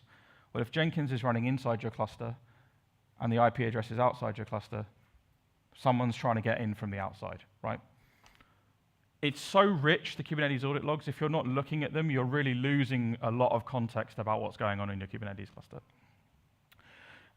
Now we've got those logs, we kind of need to centralize all of the logs together. So we've got kind of event logs, we've got the logs that are coming from your container or application, we've got cloud logs, like who's accessing what with CloudTrail or CloudWatch, who's accessing your load balancer, et cetera, or like traces that are going all the way through your system, right? And once we collate these all together, it allows us to be able to tell a good overall holistic picture of what on earth's going on, right? There's hundreds or thousands of workloads potentially that are running in your Kubernetes cluster, and you need to try and plot the story of what's going on. The other thing that people seem to miss as well is this runtime detection piece. So using tools such as Falco, which essentially is a way of us being able to say, okay, what process is currently running? What is that process trying to do? And if you remember, if I go back a couple of slides when I was talking about setting standardized user IDs and group IDs, I could write a rule in Falco that says, if I have any process in this namespace that's not running as this user and this group, why? Like, what's going on? Like, put my attention there, right? In a Kubernetes cluster that has loads and loads going on, I don't want noise, right? And this is where standardization starts to come in. If we don't standardize at the lowest level, we're going to make our lives much, much easier on a bigger scale. Broken authentication. So there are a number of different ways that you can authenticate with Kubernetes. Kubernetes is essentially bring your own authentication mechanism. You can't kubectl get users, you can't kubectl get pods. How you get users into the system is totally up to you, and once they're there, you can use RBAC to be able to set those permissions. Wow, that's really bright. So here is the flow as if you were a human or a service account that we talked to before, the flow in which your request goes until it gets stored in etcd. So etcd is the kind of database, everything gets stored there, and then the reconcile loop happens from that perspective. So there's a number of gates that we currently have. We've been talking kind of at the third gate there about admission control with Gatekeeper and Caverno and stuff like that. What we're talking about now is authentication and authorization. Those are the first two gates that you're going to go through before you get to the policy or the admission control. So what can we do to make sure that we don't cause ourselves a problem when it comes to authentication? So number one for me personally is to avoid certificates. Certificates are difficult to rotate quickly. If we get hacked or somebody starts to own the Kubernetes cluster, or even worse than that, someone commits their kubeconfig to Git. I have actually seen that before. And you have a publicly accessible Kubernetes cluster. This is like game over, right? I have to rotate the whole entire Kubernetes cluster and all the certificates, or I have to delete the cluster and bring it all the way back up. Both of those are not great in that instance, and the time it takes could potentially be unknown. Force MFA wherever possible. That's just a good practice that we should be doing anyway. Just because we do it when we log into websites doesn't mean we shouldn't be doing it when we're accessing Kubernetes. If I haven't said this enough, don't use service accounts outside of the Kubernetes cluster. Those tokens last forever. Once I have them, I can do whatever I want. The standard should be to use short-lived tokens that allow us to be able to validate whether that person should have access to the Kubernetes cluster. As I said before, the way that you bring users into the system is plug and play. You can choose your OIDC adventure, essentially, plug that into your Kubernetes cluster, choose the part of the JWT that you care about to use as your user or group. Once you've defined that user and group, you can then configure your RBAC setup inside your Kubernetes cluster.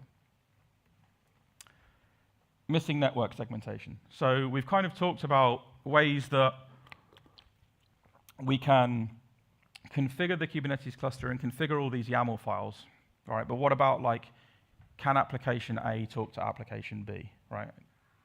Namespaces by themselves are not isolation boundaries, right? They're just not. People think of them as vertical columns that have tiny little holes in them. I call them a sponge, right? Any namespace can talk to any other namespace by default. People end up putting dev, staging, and production in different namespaces. Unfortunately, if you go to the Kubernetes documentation, they actually say that's a good idea, which is unbelievable. Without this network segmentation, any pod has the ability to be able to talk to any other pod. So as a hacker, once I'm inside your pod, all I'm going to do is start scanning all of the Kubernetes cluster for all of your other services. Once I have all of your other services, I might find a Redis service, for example. Probably because it's running in Kubernetes and someone's lazy, that's not going to be authenticated. And now I start to just suck data out of the Kubernetes cluster from the inside. So prime example here is exactly what I just said. So WordPress pod gets compromised. You start to scan for ports on the that are open inside of Kubernetes. You find 6379. You notice it's Redis. You start running curl requests because you're running you're running Ubuntu as an example, and you've got curl installed. Data can start to be stolen, get modified, put on the dark web, et cetera, et cetera. So how do we prevent this? So the first most obvious one is to use multiple different clusters. Have a dev cluster, have a staging cluster, have a production cluster. Yes, it's a little bit of overhead, but it allows us to have cluster boundaries, right? And this is what I was talking about before with making sure that we've got consistency. All those policies that are running in staging and development should also be running in production, right? Standardization is key. We can use resources within inside Kubernetes that allow us to truly make namespaces an isolation boundary. And the way we do that is with network policies. So unfortunately, yes, it's a bit more YAML that you have to configure. But you're all going to become YAML engineers if you start to leverage Kubernetes. And then the final one is a service mesh. Hands up if you're familiar with the term service mesh. Hands up if you're using a service mesh. Hands up if you're using a service mesh in production. Iffy, okay. So there are a number of different ways that we can allow and deny certain workloads from being able to talk to each other. So as an example here on the left-hand side, we have a network policy. These are default resources within inside Kubernetes. You can do kubectl get network policy. In this example here, we're saying take the pod that has a label tier backend and allow it to be able to egress to other pods that also have the tier backend, right? So we're going to allow all the backend services within the default namespace to be able to talk to each other. We could also switch this to ingress and we can have the opposite, right? And this just allows us to start to configure and choose what pods are able to access other pods. Labels are going to become extremely important, right? I'm going to talk about labels at the end, but it underpins almost everything you're going to do with inside Kubernetes. If you don't have a good labeling taxonomy, this whole thing becomes very messy. On the right-hand side, we have an Istio configuration, which essentially says, I want you to find all of our pods that currently have the label app shoes and has the service account inventory SA, right? So if you remember before, we were talking about the default service account and how I got way too much access. Istio allows us to be able to specify the exact service account that it should be using. And I'm going to allow it to do post. By default, all the rest of the HTTP verbs get denied. So these are just two possible options. If you install Istio, you do have like 100,000 lines of YAML that you have to deal with, so just bear that in mind. I would start with the one on the left, and then gradually make your way to the one on the right. Secret management failures is number 8. Oh. So what's the problem? Well, let's take an example of where we have a compromised web application. And we know, and we just talked about how service accounts get mounted inside of your Kubernetes pods to allow the pod to be able to talk to the Kubernetes API. They all get mounted at the same directory. So I get inside of one of your pods, I do an ls here, I now have the service account token. Once I have the service account token, I know that I have some permissions to the Kubernetes API. I don't know what they are, but I know that I have some. Then, because I don't have a very locked down operating system, I decide to install kubectl, because why not? I want to make my life easier. I don't want to be writing curl requests. And I start to, kubectl less secrets, or kubectl describe secret, or even worse than that, kubectl run pod, or kubectl run deployment. If I can get inside of your application that's currently got a service account token mounted, it puts me in a better position to be able to start to run workloads that shouldn't be running inside your Kubernetes cluster. Now, if we go back to me talking about labeling taxonomy and how I said it's really important, if you've got 1,000 workloads currently running in your Kubernetes cluster, how are you going to find mine? If I make it just slightly different from one of your applications that are currently running, you probably never see it, right? But now if I have certain policies that won't allow me to be able to create pods if they don't match some kind of labeling taxonomy, I'm never going to be able to create it. And what will you get? You'll get audit logs that tell you that I'm trying to create a workload that doesn't meet your specification, right? And now you know where it's coming from, what the service account is currently trying to do. So what can we do and how can we make this better? So we can encrypt secrets at rest, both inside of Kubernetes and outside of Kubernetes. So hands up if you're applying your Kubernetes secrets from some kind of centralized build system like Jenkins. Nope. Oh, yeah, okay. I'm glad there's less hands down than up in that instance. But we need to make sure they're encrypted, both wherever they're being stored before they enter Kubernetes, and also when they get to Kubernetes as well. We just talked about it then, the reason why we should ensure logging and auditing is in place, because in the instance where I do get inside, I need to be able to understand what's going on. And then also start to think about leveraging runtime detection, right? If certain services inside of your Kubernetes cluster are performing an LS on that very specific directory, that is extremely suspicious, right? And you have the ability to be able to write rules that can detect that from happening. So everybody makes mistakes, right? You could mount a service account token inside of your pod by complete accident, and then someone comes in there, LS is the token location, and we have a nice rule that posts a message to Slack or PagerDuty or wherever you want it, saying somebody is doing something that they shouldn't be doing. What you can do with inside Kubernetes is when you configure your deployments, you can set the auto mount service account token to off, right? It's like this hidden feature because there's hundreds of possible options and that one's not very well talked about. That by default stops the default service account from getting mounted inside your pod.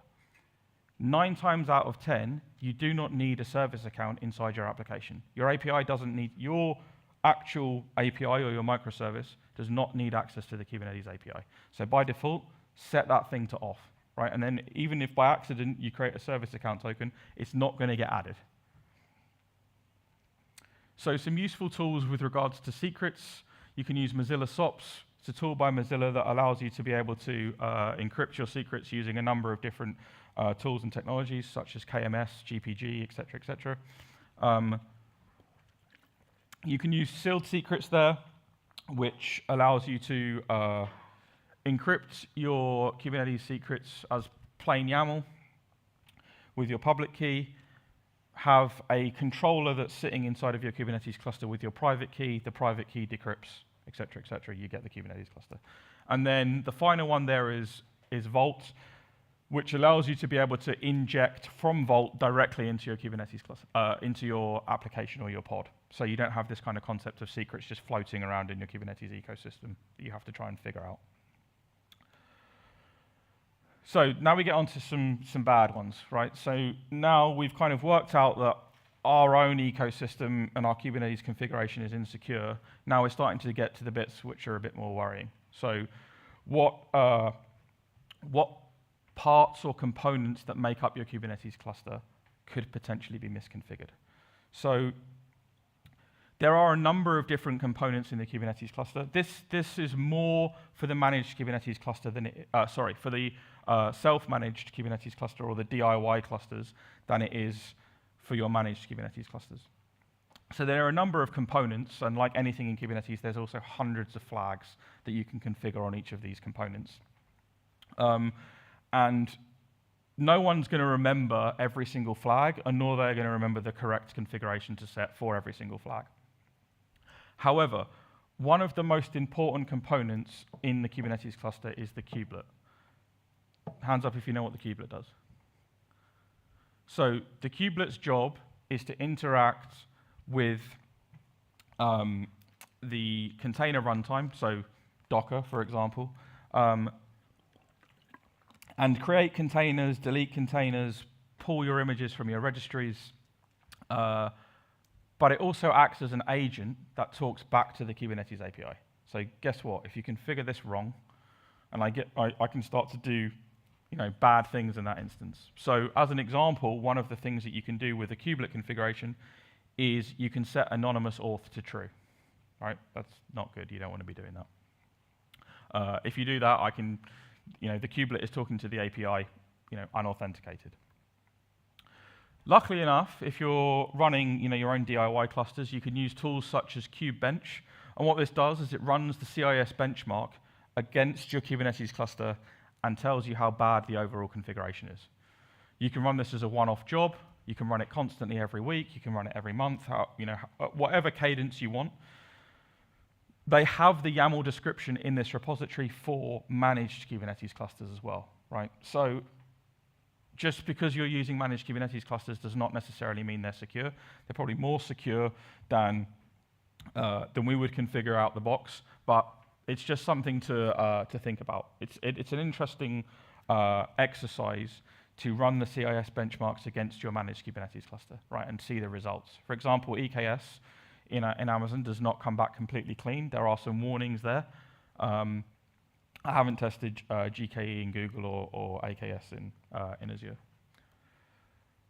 So we have components that make up the Kubernetes cluster that can be insecure, vulnerable, misconfigured, right? But there's also like this outdated element. So hands up, who knows how many times Kubernetes release every year? Okay, what number? 4. Yep, correct. So it's 4 releases, 1 every quarter. Next question. How many versions does Kubernetes tell you that you can be behind? If your API, if your kind of control plane, which is the main interface with the Kubernetes cluster, is at a higher version than the nodes that are currently running at your workloads. So what's the skew? 1, 2, 3, or 4? Any guesses? So the answer is 2. So that means, and they also don't do long-term support, right? So they just, if there's a problem, they just go upgrade your Kubernetes cluster like everyone, you know, it's just a 5-minute job. So one of the things that's really important is to have an upgrade process within your organization, right? Don't sit on 121 when we're currently on 126, right? That's quite a large gap. There's a number of CVEs that have been fixed there. The other thing they do is they deprecate API versions. So you could be, if you remember before I was showing the deployment of apps v1, between like 121 and 122 as an example, they deprecated 6 APIs. So, or they completely removed them. So things that used to work no longer work, right? Including all your RBAC configuration. So you say, you create a nice policy that says, Steve can access this ingress resource that has the API version extensions v1, and then they decide that that's no longer going to be supported, and it's now network v1. Well, guess what? All of your application developers come piling into your room and say, what on earth is going on? I've lost all my access, right?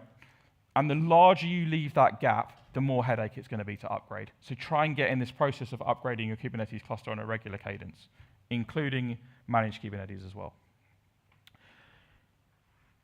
Unfortunately, Kubernetes itself isn't secure. Neither are a bunch of workloads that you probably run on your Kubernetes cluster, right? Prime example, recently, Argo CD with the first 0-day CVE.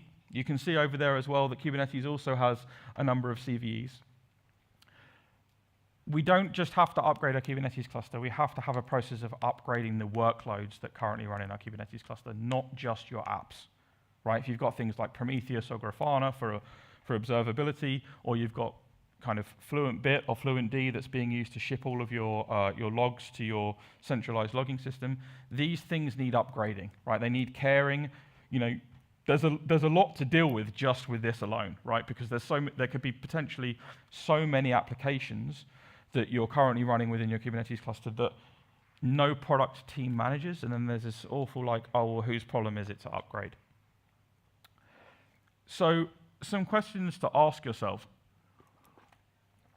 From an image perspective, which is like the lowest level that we can possibly go with problems, are you using hardened base images? Well, people are using Ubuntu and Debian, so maybe that's something that you go back to your organization and think about, how do we get off of those? How do we move to something that's smaller?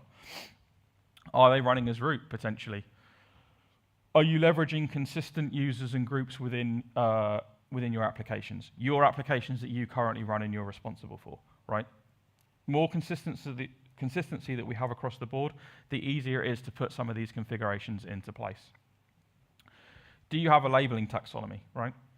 Does the whole organization have a labeling taxonomy that makes like logging, alerting, writing policies, writing rules? Does it make it easy? Like, imagine you've got a number of engineers that work across 4 or 5 product teams and they all use different labels. Well, all of your network policies are going to look completely different, right? There's no consistency there. Makes it very difficult. Then we talked about admission control. Are you leveraging or creating any policies to stop bad workloads from entering your Kubernetes cluster? Yes, you could go back to your organization, you could do a review of the current cluster, but that current cluster that you've just reviewed is going to probably be completely different to when you started reviewing it, right? We need to stop things from entering the Kubernetes cluster and build up some standards. I've said the same thing, Jimmy said the same thing this morning. Are we auditing the RBAC configuration, or are we allowing a bunch of people to have these 5-star reviews that I keep going on about? So go back to your organization, go to your Kubernetes cluster, start looking for things with stars. Stars are not great, right? They're not great everywhere, but especially in your RBAC configuration. And then finally, do you have processes for regularly upgrading Kubernetes and also your third-party tools? That's extremely important. The longer you lag behind there, the more difficult the upgrade path is going to be. And that's all for me. I'll open it up for questions.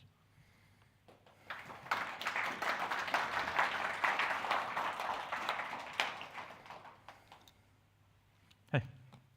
What is your thought on something like gvisor or other limiting Linux kernels?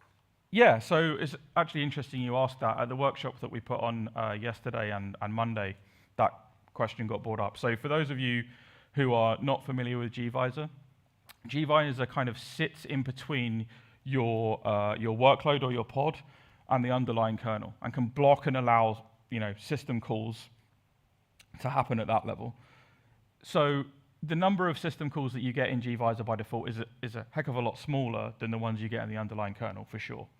And there's this nice isolation boundary that you've got there. However, there's an overhead, because everything is going through gvisor before it really makes its way to the kernel. So at large scale, that could become pretty disruptive. But I think for small scale, it's a great starting place for sure, right? It makes it, even if you do allow privilege escalation, if you have something that's sat between your workload and the kernel that's blocking potentially a large number of syscalls that you can make, I think that's a win. I personally haven't used it, but it looks pretty interesting.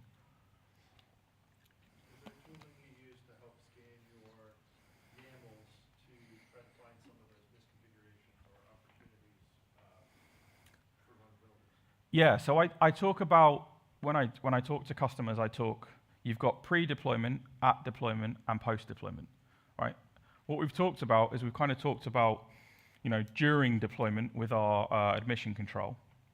But the language that you use to write admission control normally is going to be Rego, right? And there are tools that allow you to be able to run Rego in CI.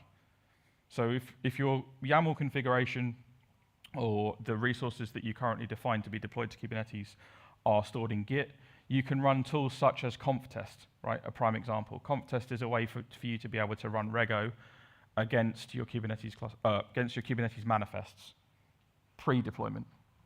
There are also other tools such as kubeval, so Kubeval, which make sure that you match up against the schema, right? So it doesn't necessarily mean that you've configured it successfully, but from a security standpoint, but validates that the YAML that you currently have in your Git repository matches the schema that you're currently going to be deployed to.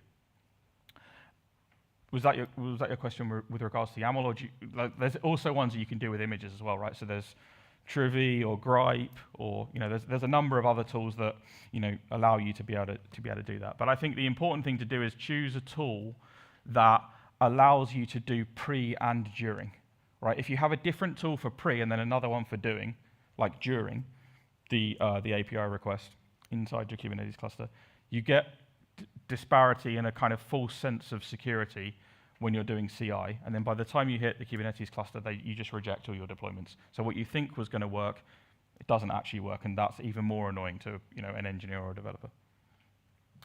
Any other questions? Jimmy?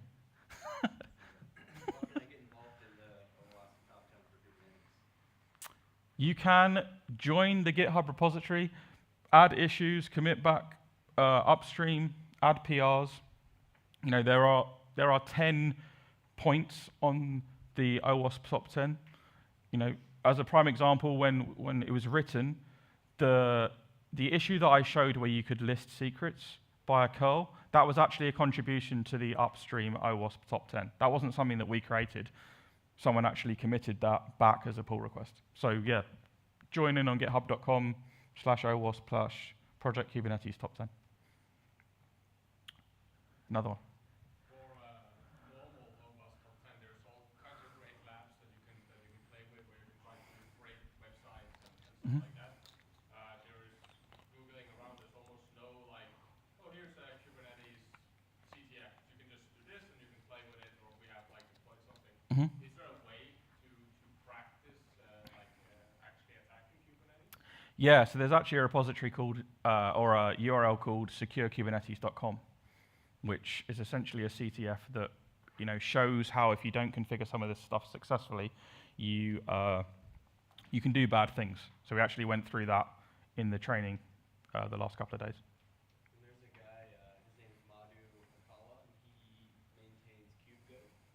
And we have a version of KubeGoat, should use it in our repo.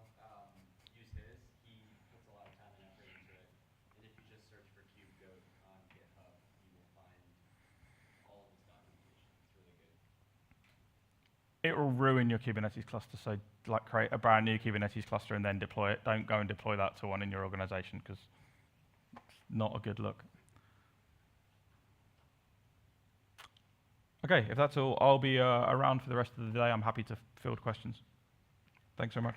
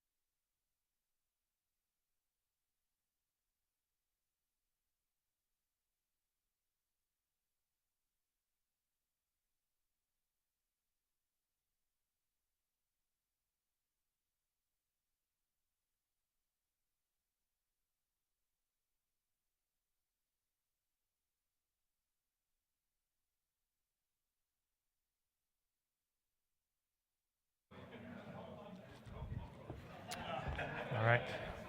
Good evening, everyone. Thank you all for coming to such a late talk. I know you'd much rather be at dinner right now, but there's a party after, so it's worth the wait. My name is Kyle Kotowick, and I'm here to talk to you about passwordless cloud architectures. A bit about me and my background. I did my PhD at the Massachusetts Institute of Technology, where I specialized in aeronautics and astronautics. Nothing to do with security, but I did that while I was also working in the Computer Science and Artificial Intelligence Lab, which is this silly-looking building. But there is some really cool research going on in there that I got to be a part of, some of which is security-related, just general computer science work overall. And when I finished that in 2018, I then went and started my own company, Invicton Labs. We do a lot of AWS cloud design and architecture and implementation, some IoT, some software and hardware design for everything from startups to the federal government. And we're based in the beautiful national capital of Canada, which is Ottawa. My house is right there in the middle. And a lot of the work that I do for my clients is on, like I said, how we develop cloud infrastructures.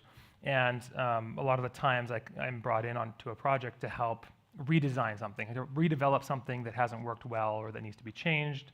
A lot of my clients are startups that have just hit their Series A funding, so they have some sort of prototype, they have something that's ready to go to the market, they just got a bunch of money and they say, okay, darn, now we need to make it actually production worthy. And that's what I help them with. Does this look familiar to anyone in the room? First off, how many people here actually work with AWS in particular, just out of curiosity? Okay, so about a third of you. And cloud architecture in general? Two hands, about half, a little more. Okay, good. So this is something that we see all over the place. And in most of the clients I've worked with, I've seen something like this happen. This is a contrived example, because I'm not going to share this from one of my clients. But this is extremely common, people sharing things like passwords in plain text. And it really kind of highlights why there's an issue in the first place and why we need to talk about this. Now, for the purposes of this talk, let's define what I mean when I say password and passwordless. What is a password? And I'm defining that as any value that is used to authenticate or authorize with a system that is provided to the authentication system as is. So it in itself is the secret. It doesn't need to be decrypted in order to be used, so there isn't a different secret needed to use it. Or it's something that's used to generate or derive a value that's used to authenticate, such as secure remote password protocol or any kind of key derivation function.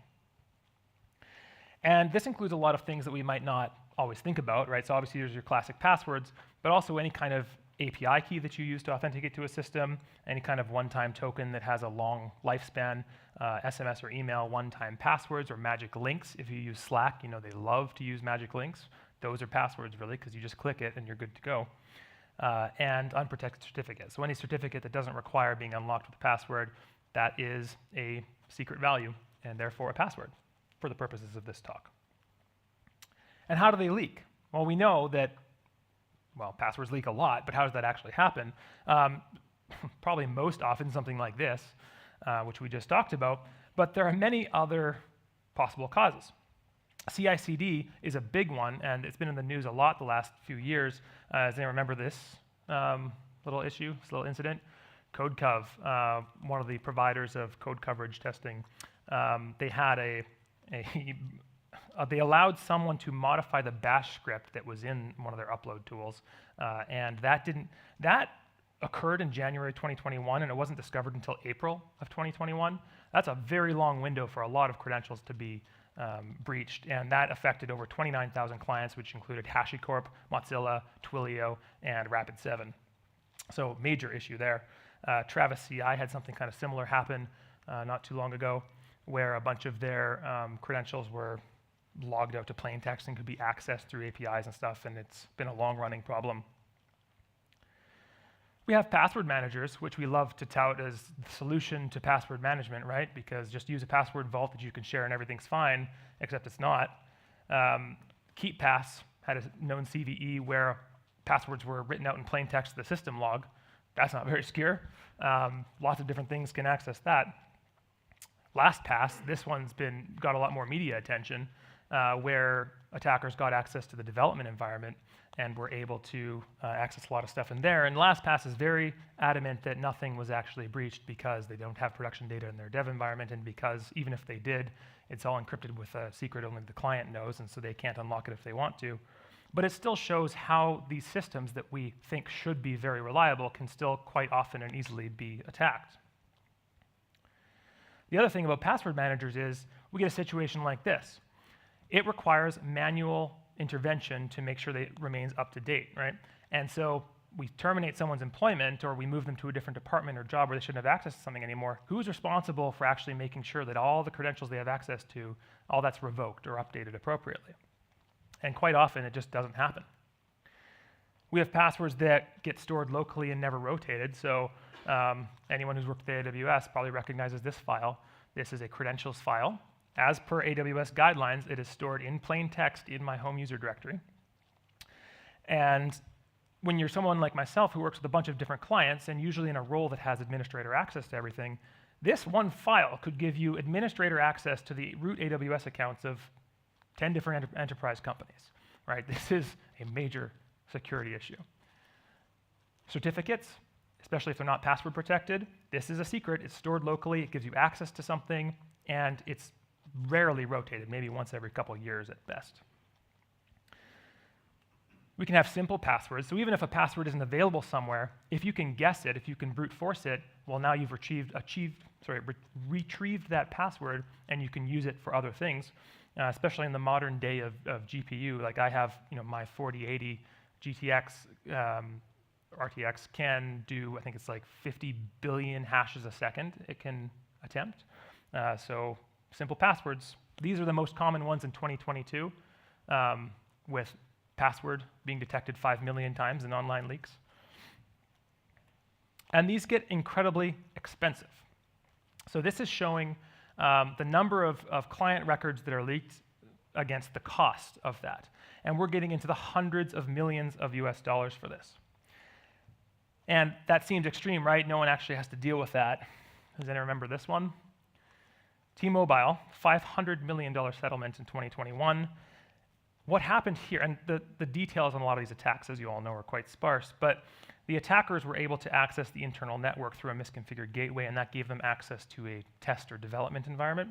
And from there, they were able to brute force their way into production data. So essentially, our theory is, although T-Mobile hasn't said it outright, is that there was a production password that was weak enough that could be admin or password that allowed them to brute force it and then use that for getting a bunch of different data and exfiltrating it out of that server. And I believe it was, I can't remember which one of these it was, but the Equifax one was very similar. 2019, this was one of the largest in history, and I was actually in the US when this was occurring, so I was part of this. But there was a vulnerability in an Apache Struts deployment that was known, but that Equifax hadn't patched. And so the attacker was able to get remote access to one of the servers. And from there, they were able to find, to discover, and take, and then use passwords for database users. Right, so now you have a password that was stored somewhere they had access to, so plain text or through some sort of configuration they could get. And now they have that password and they can use it to get whatever data they want. So when we talk about risk of a breach like this, right, it's the product of probability that something will happen and the impact if it does happen. So if we want to reduce our risk, we really have two different ways of doing it. We can try to reduce the probability, which usually takes the form of using fewer passwords, because if there are fewer passwords, it's less likely that one of them will be compromised. And we can store those passwords in fewer places. So even if we only have a handful of passwords in our architecture, if we give a copy of those credentials to all of our 100 developers, well, that's a lot of different places that can be breached. And so we reduce that to a minimum, and we reduce our probability. And we can use short-lived passwords, because that means that it's less likely that any credential that is breached at any given time is still valid and hasn't yet expired. So that, again, reduces our probability. And our other approach is we can reduce the impact if it does happen. Principle of least privilege, so using your minimum permissions model, only giving permissions to a role or credential that are absolutely necessary. Monitoring and detecting your breaches, so if it occurs, we can respond immediately, shut it down, and that minimizes the impact of that attack. And again, using short-lived passwords, if something does get taken, it minimizes the amount of time they can use it to cause harm. So in summary, passwords are risky. We want to minimize the use of them. And when we do have to use them, we want to minimize their scope. But if the topic is, well, we want to be passwordless, well, what do we use instead? And I'm sure most people in the room here are quite familiar with the 5 different primary authentication factors, so I won't go into a lot of detail there. But essentially, we have something knowledge-based, which is your password, something possession-based, so an MFA device or a certificate that's installed on a device, something that is inherent to the user, so that's usually biometrics, fingerprints, facial recognition, retina scan, speech or like voice detection. You have your location, which is primarily done through IP address, and behavior, which is the patterns of the user. So they usually log in at this certain time of day. So if someone's logging into their account at midnight, that's kind of weird, so we're gonna flag that. Or different types of resources that they access, and you can develop all sorts of machine learning models to try to detect those patterns and detect weird behavior with access. Now, in today's world of remote first development, and my developers are all over the world and they insist on being able to program from a beach in the Bahamas, we can't really use location anymore. It's kind of out of date in terms of an access control mechanism. And so our 2 most common currently are knowledge and possession, right? Password plus MFA. But what we're going to do here in this talk is we're going to get rid of the password and we're going to switch to something inherent, the biometrics. And between the inherent characteristic of our user and them possessing something, we have a multi-factor authentication system that doesn't require a password. And there are lots of different passwordless authentication technologies that have kind of come into development in the last decade or so. We have Windows Hello, which is kind of Windows' biometric FIDO2 capable system, Touch ID and Face ID from Mac, the FIDO Alliance with its U2F and UAF, and then FIDO2 specifications, security keys, all sorts of different toys we get to play with as developers to try to build something that's better. Now, for the basis of the architecture I'm going to propose, or that we'll look at as a case study, we're going to work with FIDO.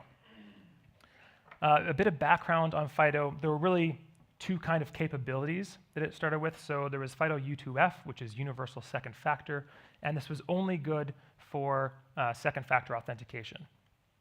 It only supported physical devices like security keys, only for second factor, and its idea or its intention was to replace one-time passwords. So instead of getting a text or an email with a code or using a time-based one-time token, we can instead generate that token from a security key or some device that we have and make it a bit easier.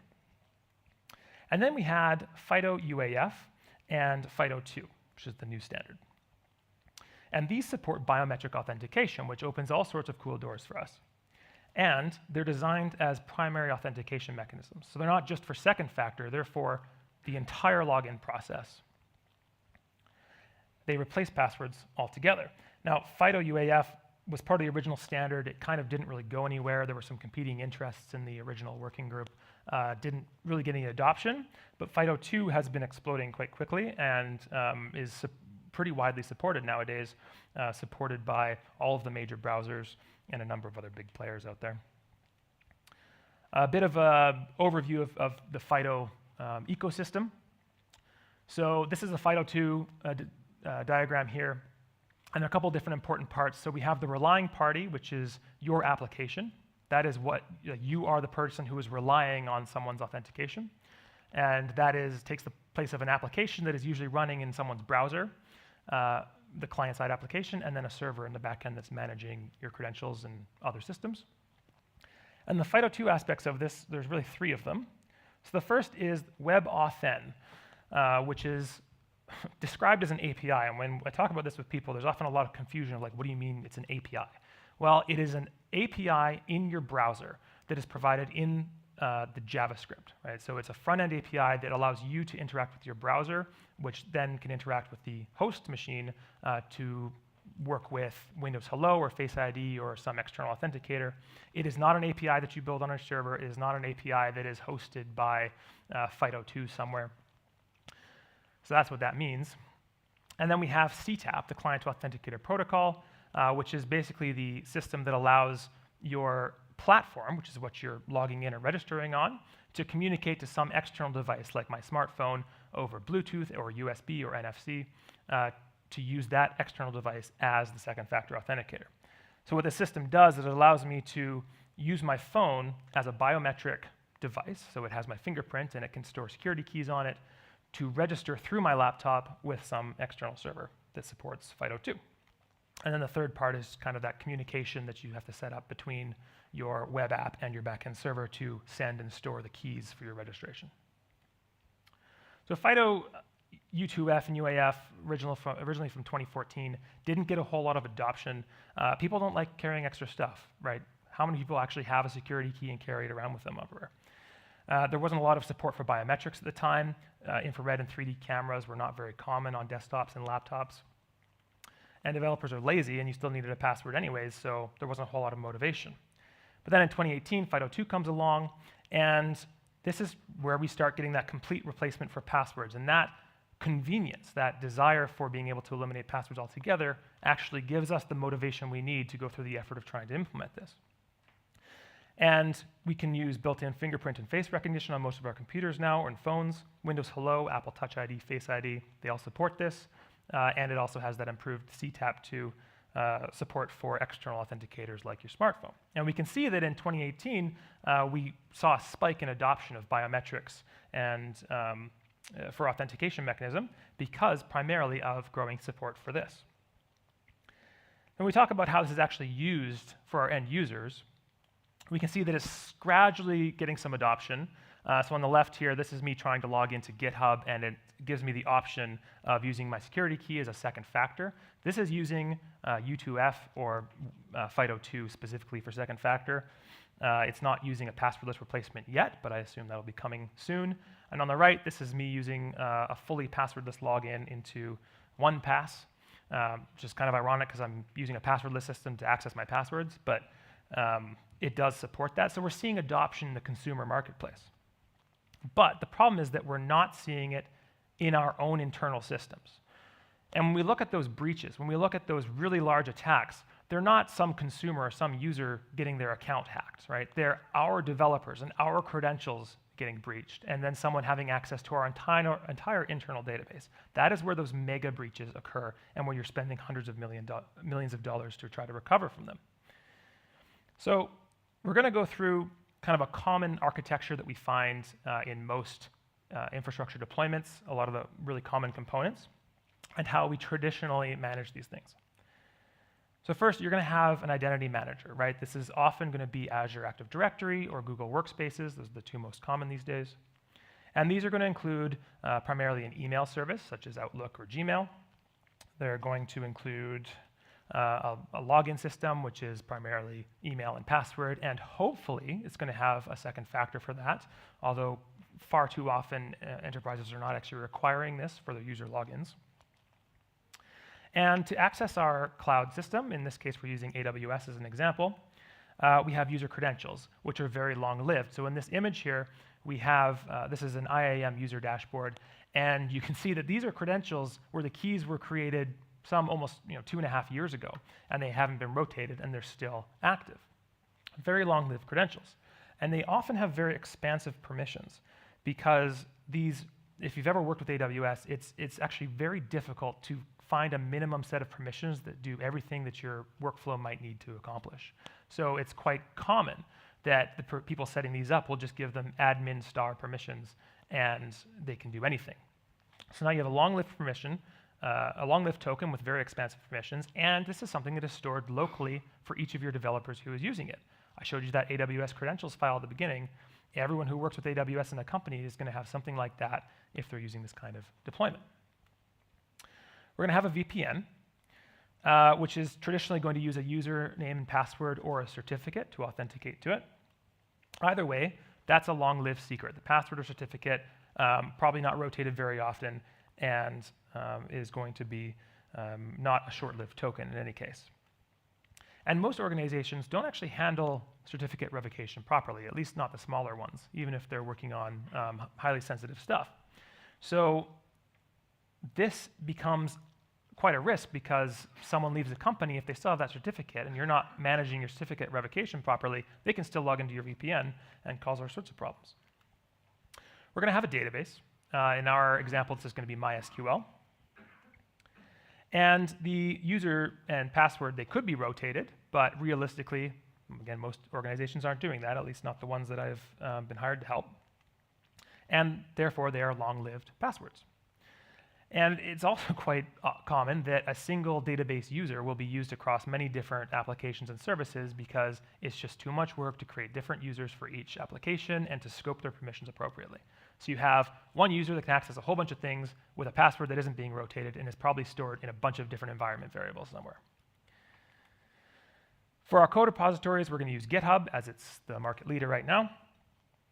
Again, username, password, long-lived. And the other thing is they're often outside of the organization's control. Because of GitHub's specific design, you're often inviting someone's personal account into your organization, and you don't have control over their password policies. You can require 2FA, but you cannot require anything else, really. So even if your organization wants to do better, they don't necessarily have the power to do so. And access to GitHub is to the code repository is much more sensitive than it's often considered to be, because as much as we all love to say we code review everything and every change is going to be verified and checked by several people, more often than not, something can slip through quite easily. So anyone who can even get into a development branch can get something promoted up into production, theoretically, and cause all sorts of problems there. And this is kind of related to what happened with the CodeCov hack.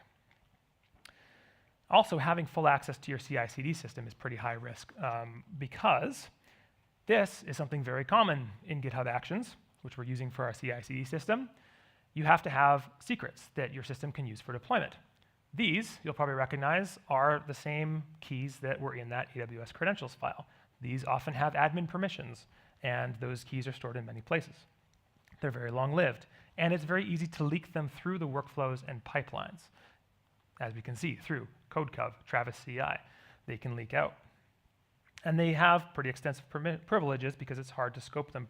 And it's also hard to rotate them because as soon as you're storing something in some other automated system, if you want to rotate it, now you have to rotate it in GitHub, rotate it in AWS, rotate it everywhere else it's stored, and try to sync this up. Like what happens if there's a workflow that's running when you try to rotate it, and now that's going to fail, now you need to rerun it, and it's just a pain. So people just don't do it. And it's hard to trace it if something goes wrong because when something's running in an automated fashion, you can't always track down who is at fault for instigating that. And I often hear, well, that's just how it is, right? Because how do you solve all these problems? And my argument is that's how it used to be, and we don't need to do that anymore.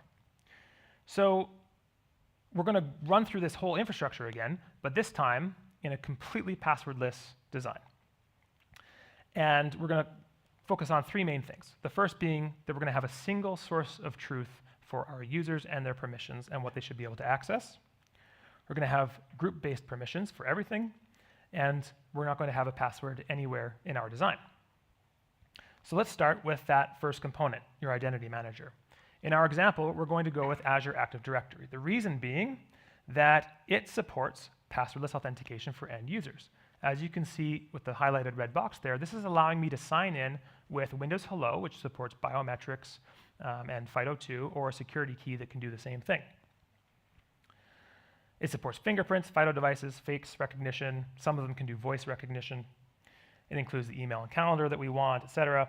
And it's important to note that Google has announced that Google Workspaces will be rolling out the same feature sometime in 2023. So that should be coming out this year if you're a user of Google. For our AWS credentials, we're going to use an IAM federated identity provider. And what this allows us to do is with SAML or OIDC, we can configure this to use Azure AD as our external IDP. So now we don't have users in AWS at all. We only have roles that can be assumed through trust policies by different groups. So we can have a trust policy on a role that says that this role can be assumed by anyone who's in the AWS admins group in Azure, or what other group you want. So you can have front-end developer group, back-end developer group, et cetera, and have different roles attached to each one that they can assume. Generally, this is an IDP-initiated flow, which isn't always great. You have to kind of access it through Azure or Google or whatever you're using. But you do have passwordless users who have passwordless AWS access. And since it's a hot topic that Amazon is pushing really hard right now, Identity Center, just to touch on that, is essentially a wrapper for the identity providers and the IAM roles that kind of manages them all for you. and it's designed to be for a multi-account architecture and to do that nicely. It definitely has a very improved UI. It has SP-initiated login, which can be quite nice. But big downside of thinking of using this is that it requires user and group provisioning and synchronization with your IDP. So whereas the IAM identity provider, it just redirects you to your IDP, you get sent back with your token or your access code, which you get a token from, it doesn't actually provision you as a user. It just gives you a role based on the claims in that token. But if you use this system, it doesn't do that. You actually have to provision all of your users in the database first, and it uses your roles in the Amazon database, not in your IDP database. So if there's any sort of breakdown in the synchronization process, say you remove someone from a role in your IDP, but that doesn't sync to Amazon's database, then when your user tries to log in, they can still access the credentials of that role they used to be in. So just something to keep in mind if you want to use this. For our VPN, we're going to use AWS's VPN client. It's based on OpenVPN with a bunch of customization. And we can link it with an IAM identity provider or through Identity Center, which gives us single sign-on access. So now we have that link to Azure AD as well. And we can configure our client VPN with authorization rules that link to user groups. So we can say that when you're connected to the VPN, if you are in the developer role or junior developer group in Azure, you are allowed to access the development subnets and the test subnets, and that is it. And you can say that if you're in the administrators group, you can access those plus the production subnets, and you can kind of split up your network access based on roles that they have in your identity provider. So now you have VPN access that is passwordless, and it's linked to your Azure AD groups. For our database, we're going to use Amazon RDS, which supports what they call IAM authentication. And so instead of actually creating your users with passwords in your database, you create them and you say that the authentication is going to be handled by Amazon's plugin. And this allows you to create a bunch of different users in your database and then have your IAM policies that allow users to assume those users in the database or to connect as those users in the database based on what group they have in Azure. So now you can say that my junior developers can access my database as like development user, but not the production user, and you can set up all sorts of permissions based on roles again. Or you can connect them to roles that your code is running as, when it's in a server or in Lambda functions or ECS or Kubernetes or wherever it's running. And because it's linked to Identity Center, which is linked to Azure AD, again, you have passwordless all the way through. Now, this does generate a very short-lived token. The way the system works is that you use your role to generate a temporary database password, which only lasts a couple minutes, and you send that to connect and then discard it. And it does require a little extra work because that token rotates quite quickly. Every time your connection pooling software wants to create a new connection, you have to be able to dynamically generate a new connection string. So it's a little bit tricky, but most of the packages support that kind of like a callback or hook in there to be able to dynamically generate the password. For GitHub, we're going to use GitHub Enterprise because it supports SAML. And you can link it with our Active Directory again. And so now our repository and CI/CD access is based, again, on our Azure groups. So you can say that people in this group get to access or read access or write access to this repository, and so on. You can set up all those rules in a way that is tied directly to your user groups and not to specific users. It doesn't require any password to access it.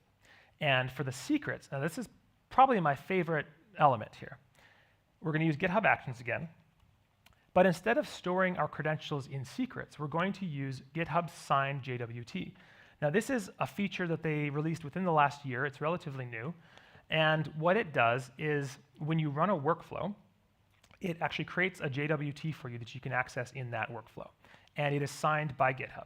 And it includes claims for the repository, the branch, the tag, and a bunch of other information you might find interesting.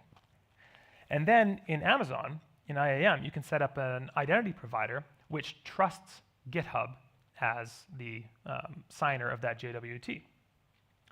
And then you can create IAM roles that have trust policies that tie into these different claims. So you can say that I have this role for my development front-end deployment, which allows the front-end repository on the development branch to assume this role. And you can scope your permissions very small without having to manage any secrets within GitHub Actions. The only thing GitHub Actions needs to know about is the role that you want to assume, and we don't consider that to be a secret. And this was actually interesting enough to me when I was learning about this when it came out about 6 or 7 months ago, I think, that I built an open source Terraform module for it. So if you're interested, you can take a look and see how that works. And it allows you to, from within Terraform and AWS, set up a repository and permissions for it and a role that can be assumed by it. And then you can use Amazon's custom action within your GitHub workflow to get that credential without having to store anything in your GitHub secrets. So in summary of our architecture, we have identity user management, we have a VPN, databases, code repositories, CI/CD, and there isn't a single password to be found anywhere in this entire infrastructure. And I'm going to pause here for a moment because I'm curious to hear questions or challenges, I guess, of where would this not work? Does anyone have any comments or questions about where you'd want to hear how you could do some other Amazon service or some other piece of software in a passwordless fashion? Okay, I guess I'll take that as I've convinced you that you can do it with anything. And the last part I want to talk about is selecting vendors, because this is an important part, especially for those of us who are in tech leadership roles or management roles, and we're tasked with helping to try to choose which pieces of technology we want to use for our product. And there are a couple things I want to point out that we should keep in mind. The first being that we always want to look for SSO support, so OIDC or SAML, in supported for the logging in of whatever third-party service we're trying to use. And similarly, we always want role or group-based permissions, because as I've been harping on this entire talk, we never want to assign something specifically to a user because it becomes a nightmare to try to manage when you have hundreds or thousands of users. And the other big point is that we want to look for providers that offer security features at no extra cost. And things to avoid are essentially just the opposite of all that. Anything that doesn't offer SSO support, user-based permissions, or services that charge a premium for security features.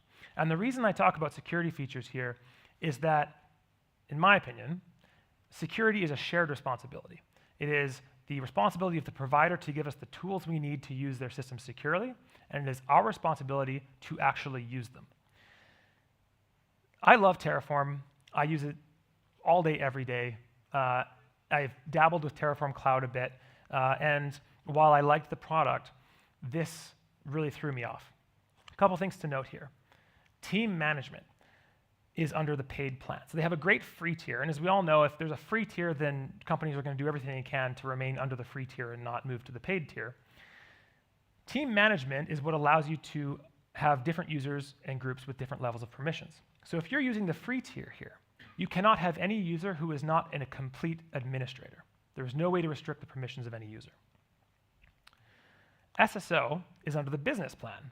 And if anyone's ever clicked this button down here, you know that that is a button you don't want to have to click. And SSO, as we talked about, is a core principle in trying to maintain security of your systems, because everything that you can log into with a federated identity is one less place where you're storing usernames and passwords than that you have to keep up to date. So these are big problems. I hate to give Terraform this kind of flack, but maybe they'll change their pricing one day if they watch my talk. When there's no other option, and there will always be cases, at least for the foreseeable future, where there's no other option, you have to use a password. Always use two-factor authentication. I think it's like 99.9% reduction in the risk of an attack when you use 2FA. Like, it's a small thing that gives a massive impact. Rotating your passwords is not always easy, but a lot of the tools we use to store passwords have this kind of feature built in now. And it does take some coordination to make sure that anything that's using the password when you rotate it doesn't crash and fall apart, but it's doable and it's definitely worth the investment. Randomly generate passwords, of course, and then keeping your tokens for external services in vaults that are only accessible by the applications that actually need them. So if you have a password that your application needs, but your developers don't actually need it, don't let your developers access it, because every fewer point of access, or every less point of access, is somewhere where it can't be attacked. And furthermore, if you can, load these secrets at runtime and don't store them anywhere, because when we're talking about reducing the probability of an attack, in order to reduce your risk. One of those items was minimize the number of places where secrets are stored. And so if we're storing them in environment variables or configuration files or anything that's part of a code base or that is stored somewhere in the cloud, each one of those is surface area. And if we can load them at runtime instead from a central vault, we avoid a lot of that risk. If a password must be shared, yeah, password managers still are the best option. Certainly better than pasting it in Slack and then forgetting to delete it afterwards. So with that, I'm a little early, but thank you. And that covers the passwordless cloud architecture, and I'm happy to take any questions. And this is my email, so feel free to email me with any questions if you have any.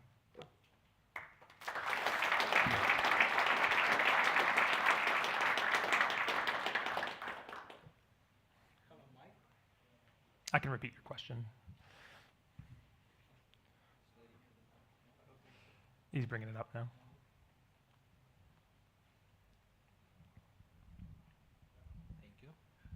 So I wanted to expand on the last section of choosing vendors, and even in your talk you mentioned like, oh, like we need to select GitHub Enterprise, so which is kind of like extended features, and smaller teams and smaller organizations don't have it. And if we put GitHub out of the question, is there any calculations of cost if you start using all these features from AWS? Does it cost more to run your infrastructure? So everything that I mentioned on the AWS side, those features don't add any cost at all, because what you pay for with AWS is compute time and memory time, basically, right? So anything that doesn't take additional compute time doesn't cost anything more. And the one thing that I do really like about AWS is that their security features are generally no extra cost or a minimal extra cost. So no, to implement all that in AWS doesn't cost you a dime. In terms of GitHub, yes, so the reason I was okay with putting the GitHub Enterprise up there is because they actually published the prices, and the prices are not ridiculous. And it comes with a bunch of other features that large companies or tech companies will probably want anyways. There are cases like Terraform Cloud, like there was a conference I was at a couple months ago where we talked about this with one of the vendors, and I made that same argument, and he promised me he would change the pricing, and then he didn't. But like it's a very common thing to put SSO under the enterprise package, which I strongly disagree with, but that's just how it is. So it's always a trade-off, right? Like how much do you value security versus how much money do you have, right? The more places you can get rid of it, the better. I'm not very experienced with AWS, but I heard like even the secrets manager, you have to pay for each secret stored in the secret. Yes, you do. But with a passwordless architecture, there are no secrets to store. So you don't need to store any. I mean that thing which rotates your password. Yes. Okay. That you do have to pay for. Okay. You can build your own thing. Like there are other services like HashiCorp Vault. There's something in Kubernetes that does the same idea. They all have their offering for a given type of infrastructure. That's just Amazon's managed one, which I use as an example. Thank you.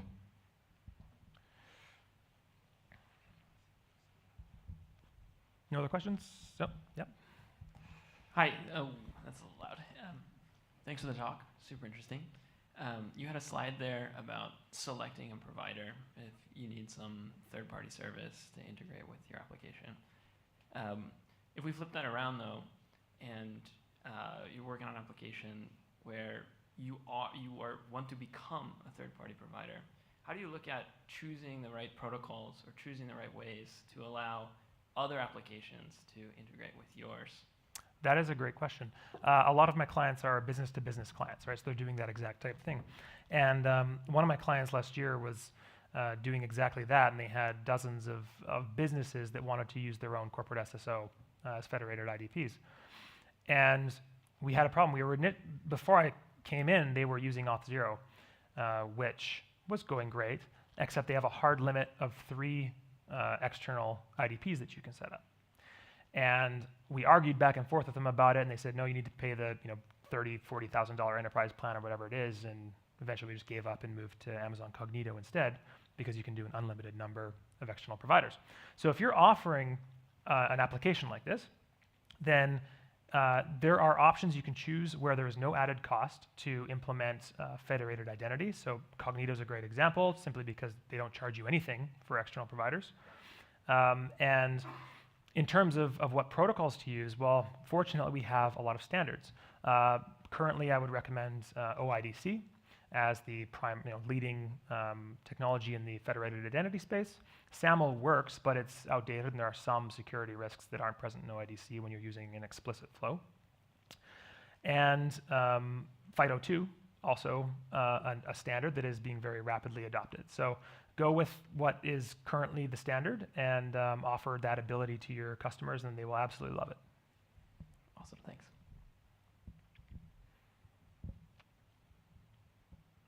Okay, I think that's all. Thank you all for coming.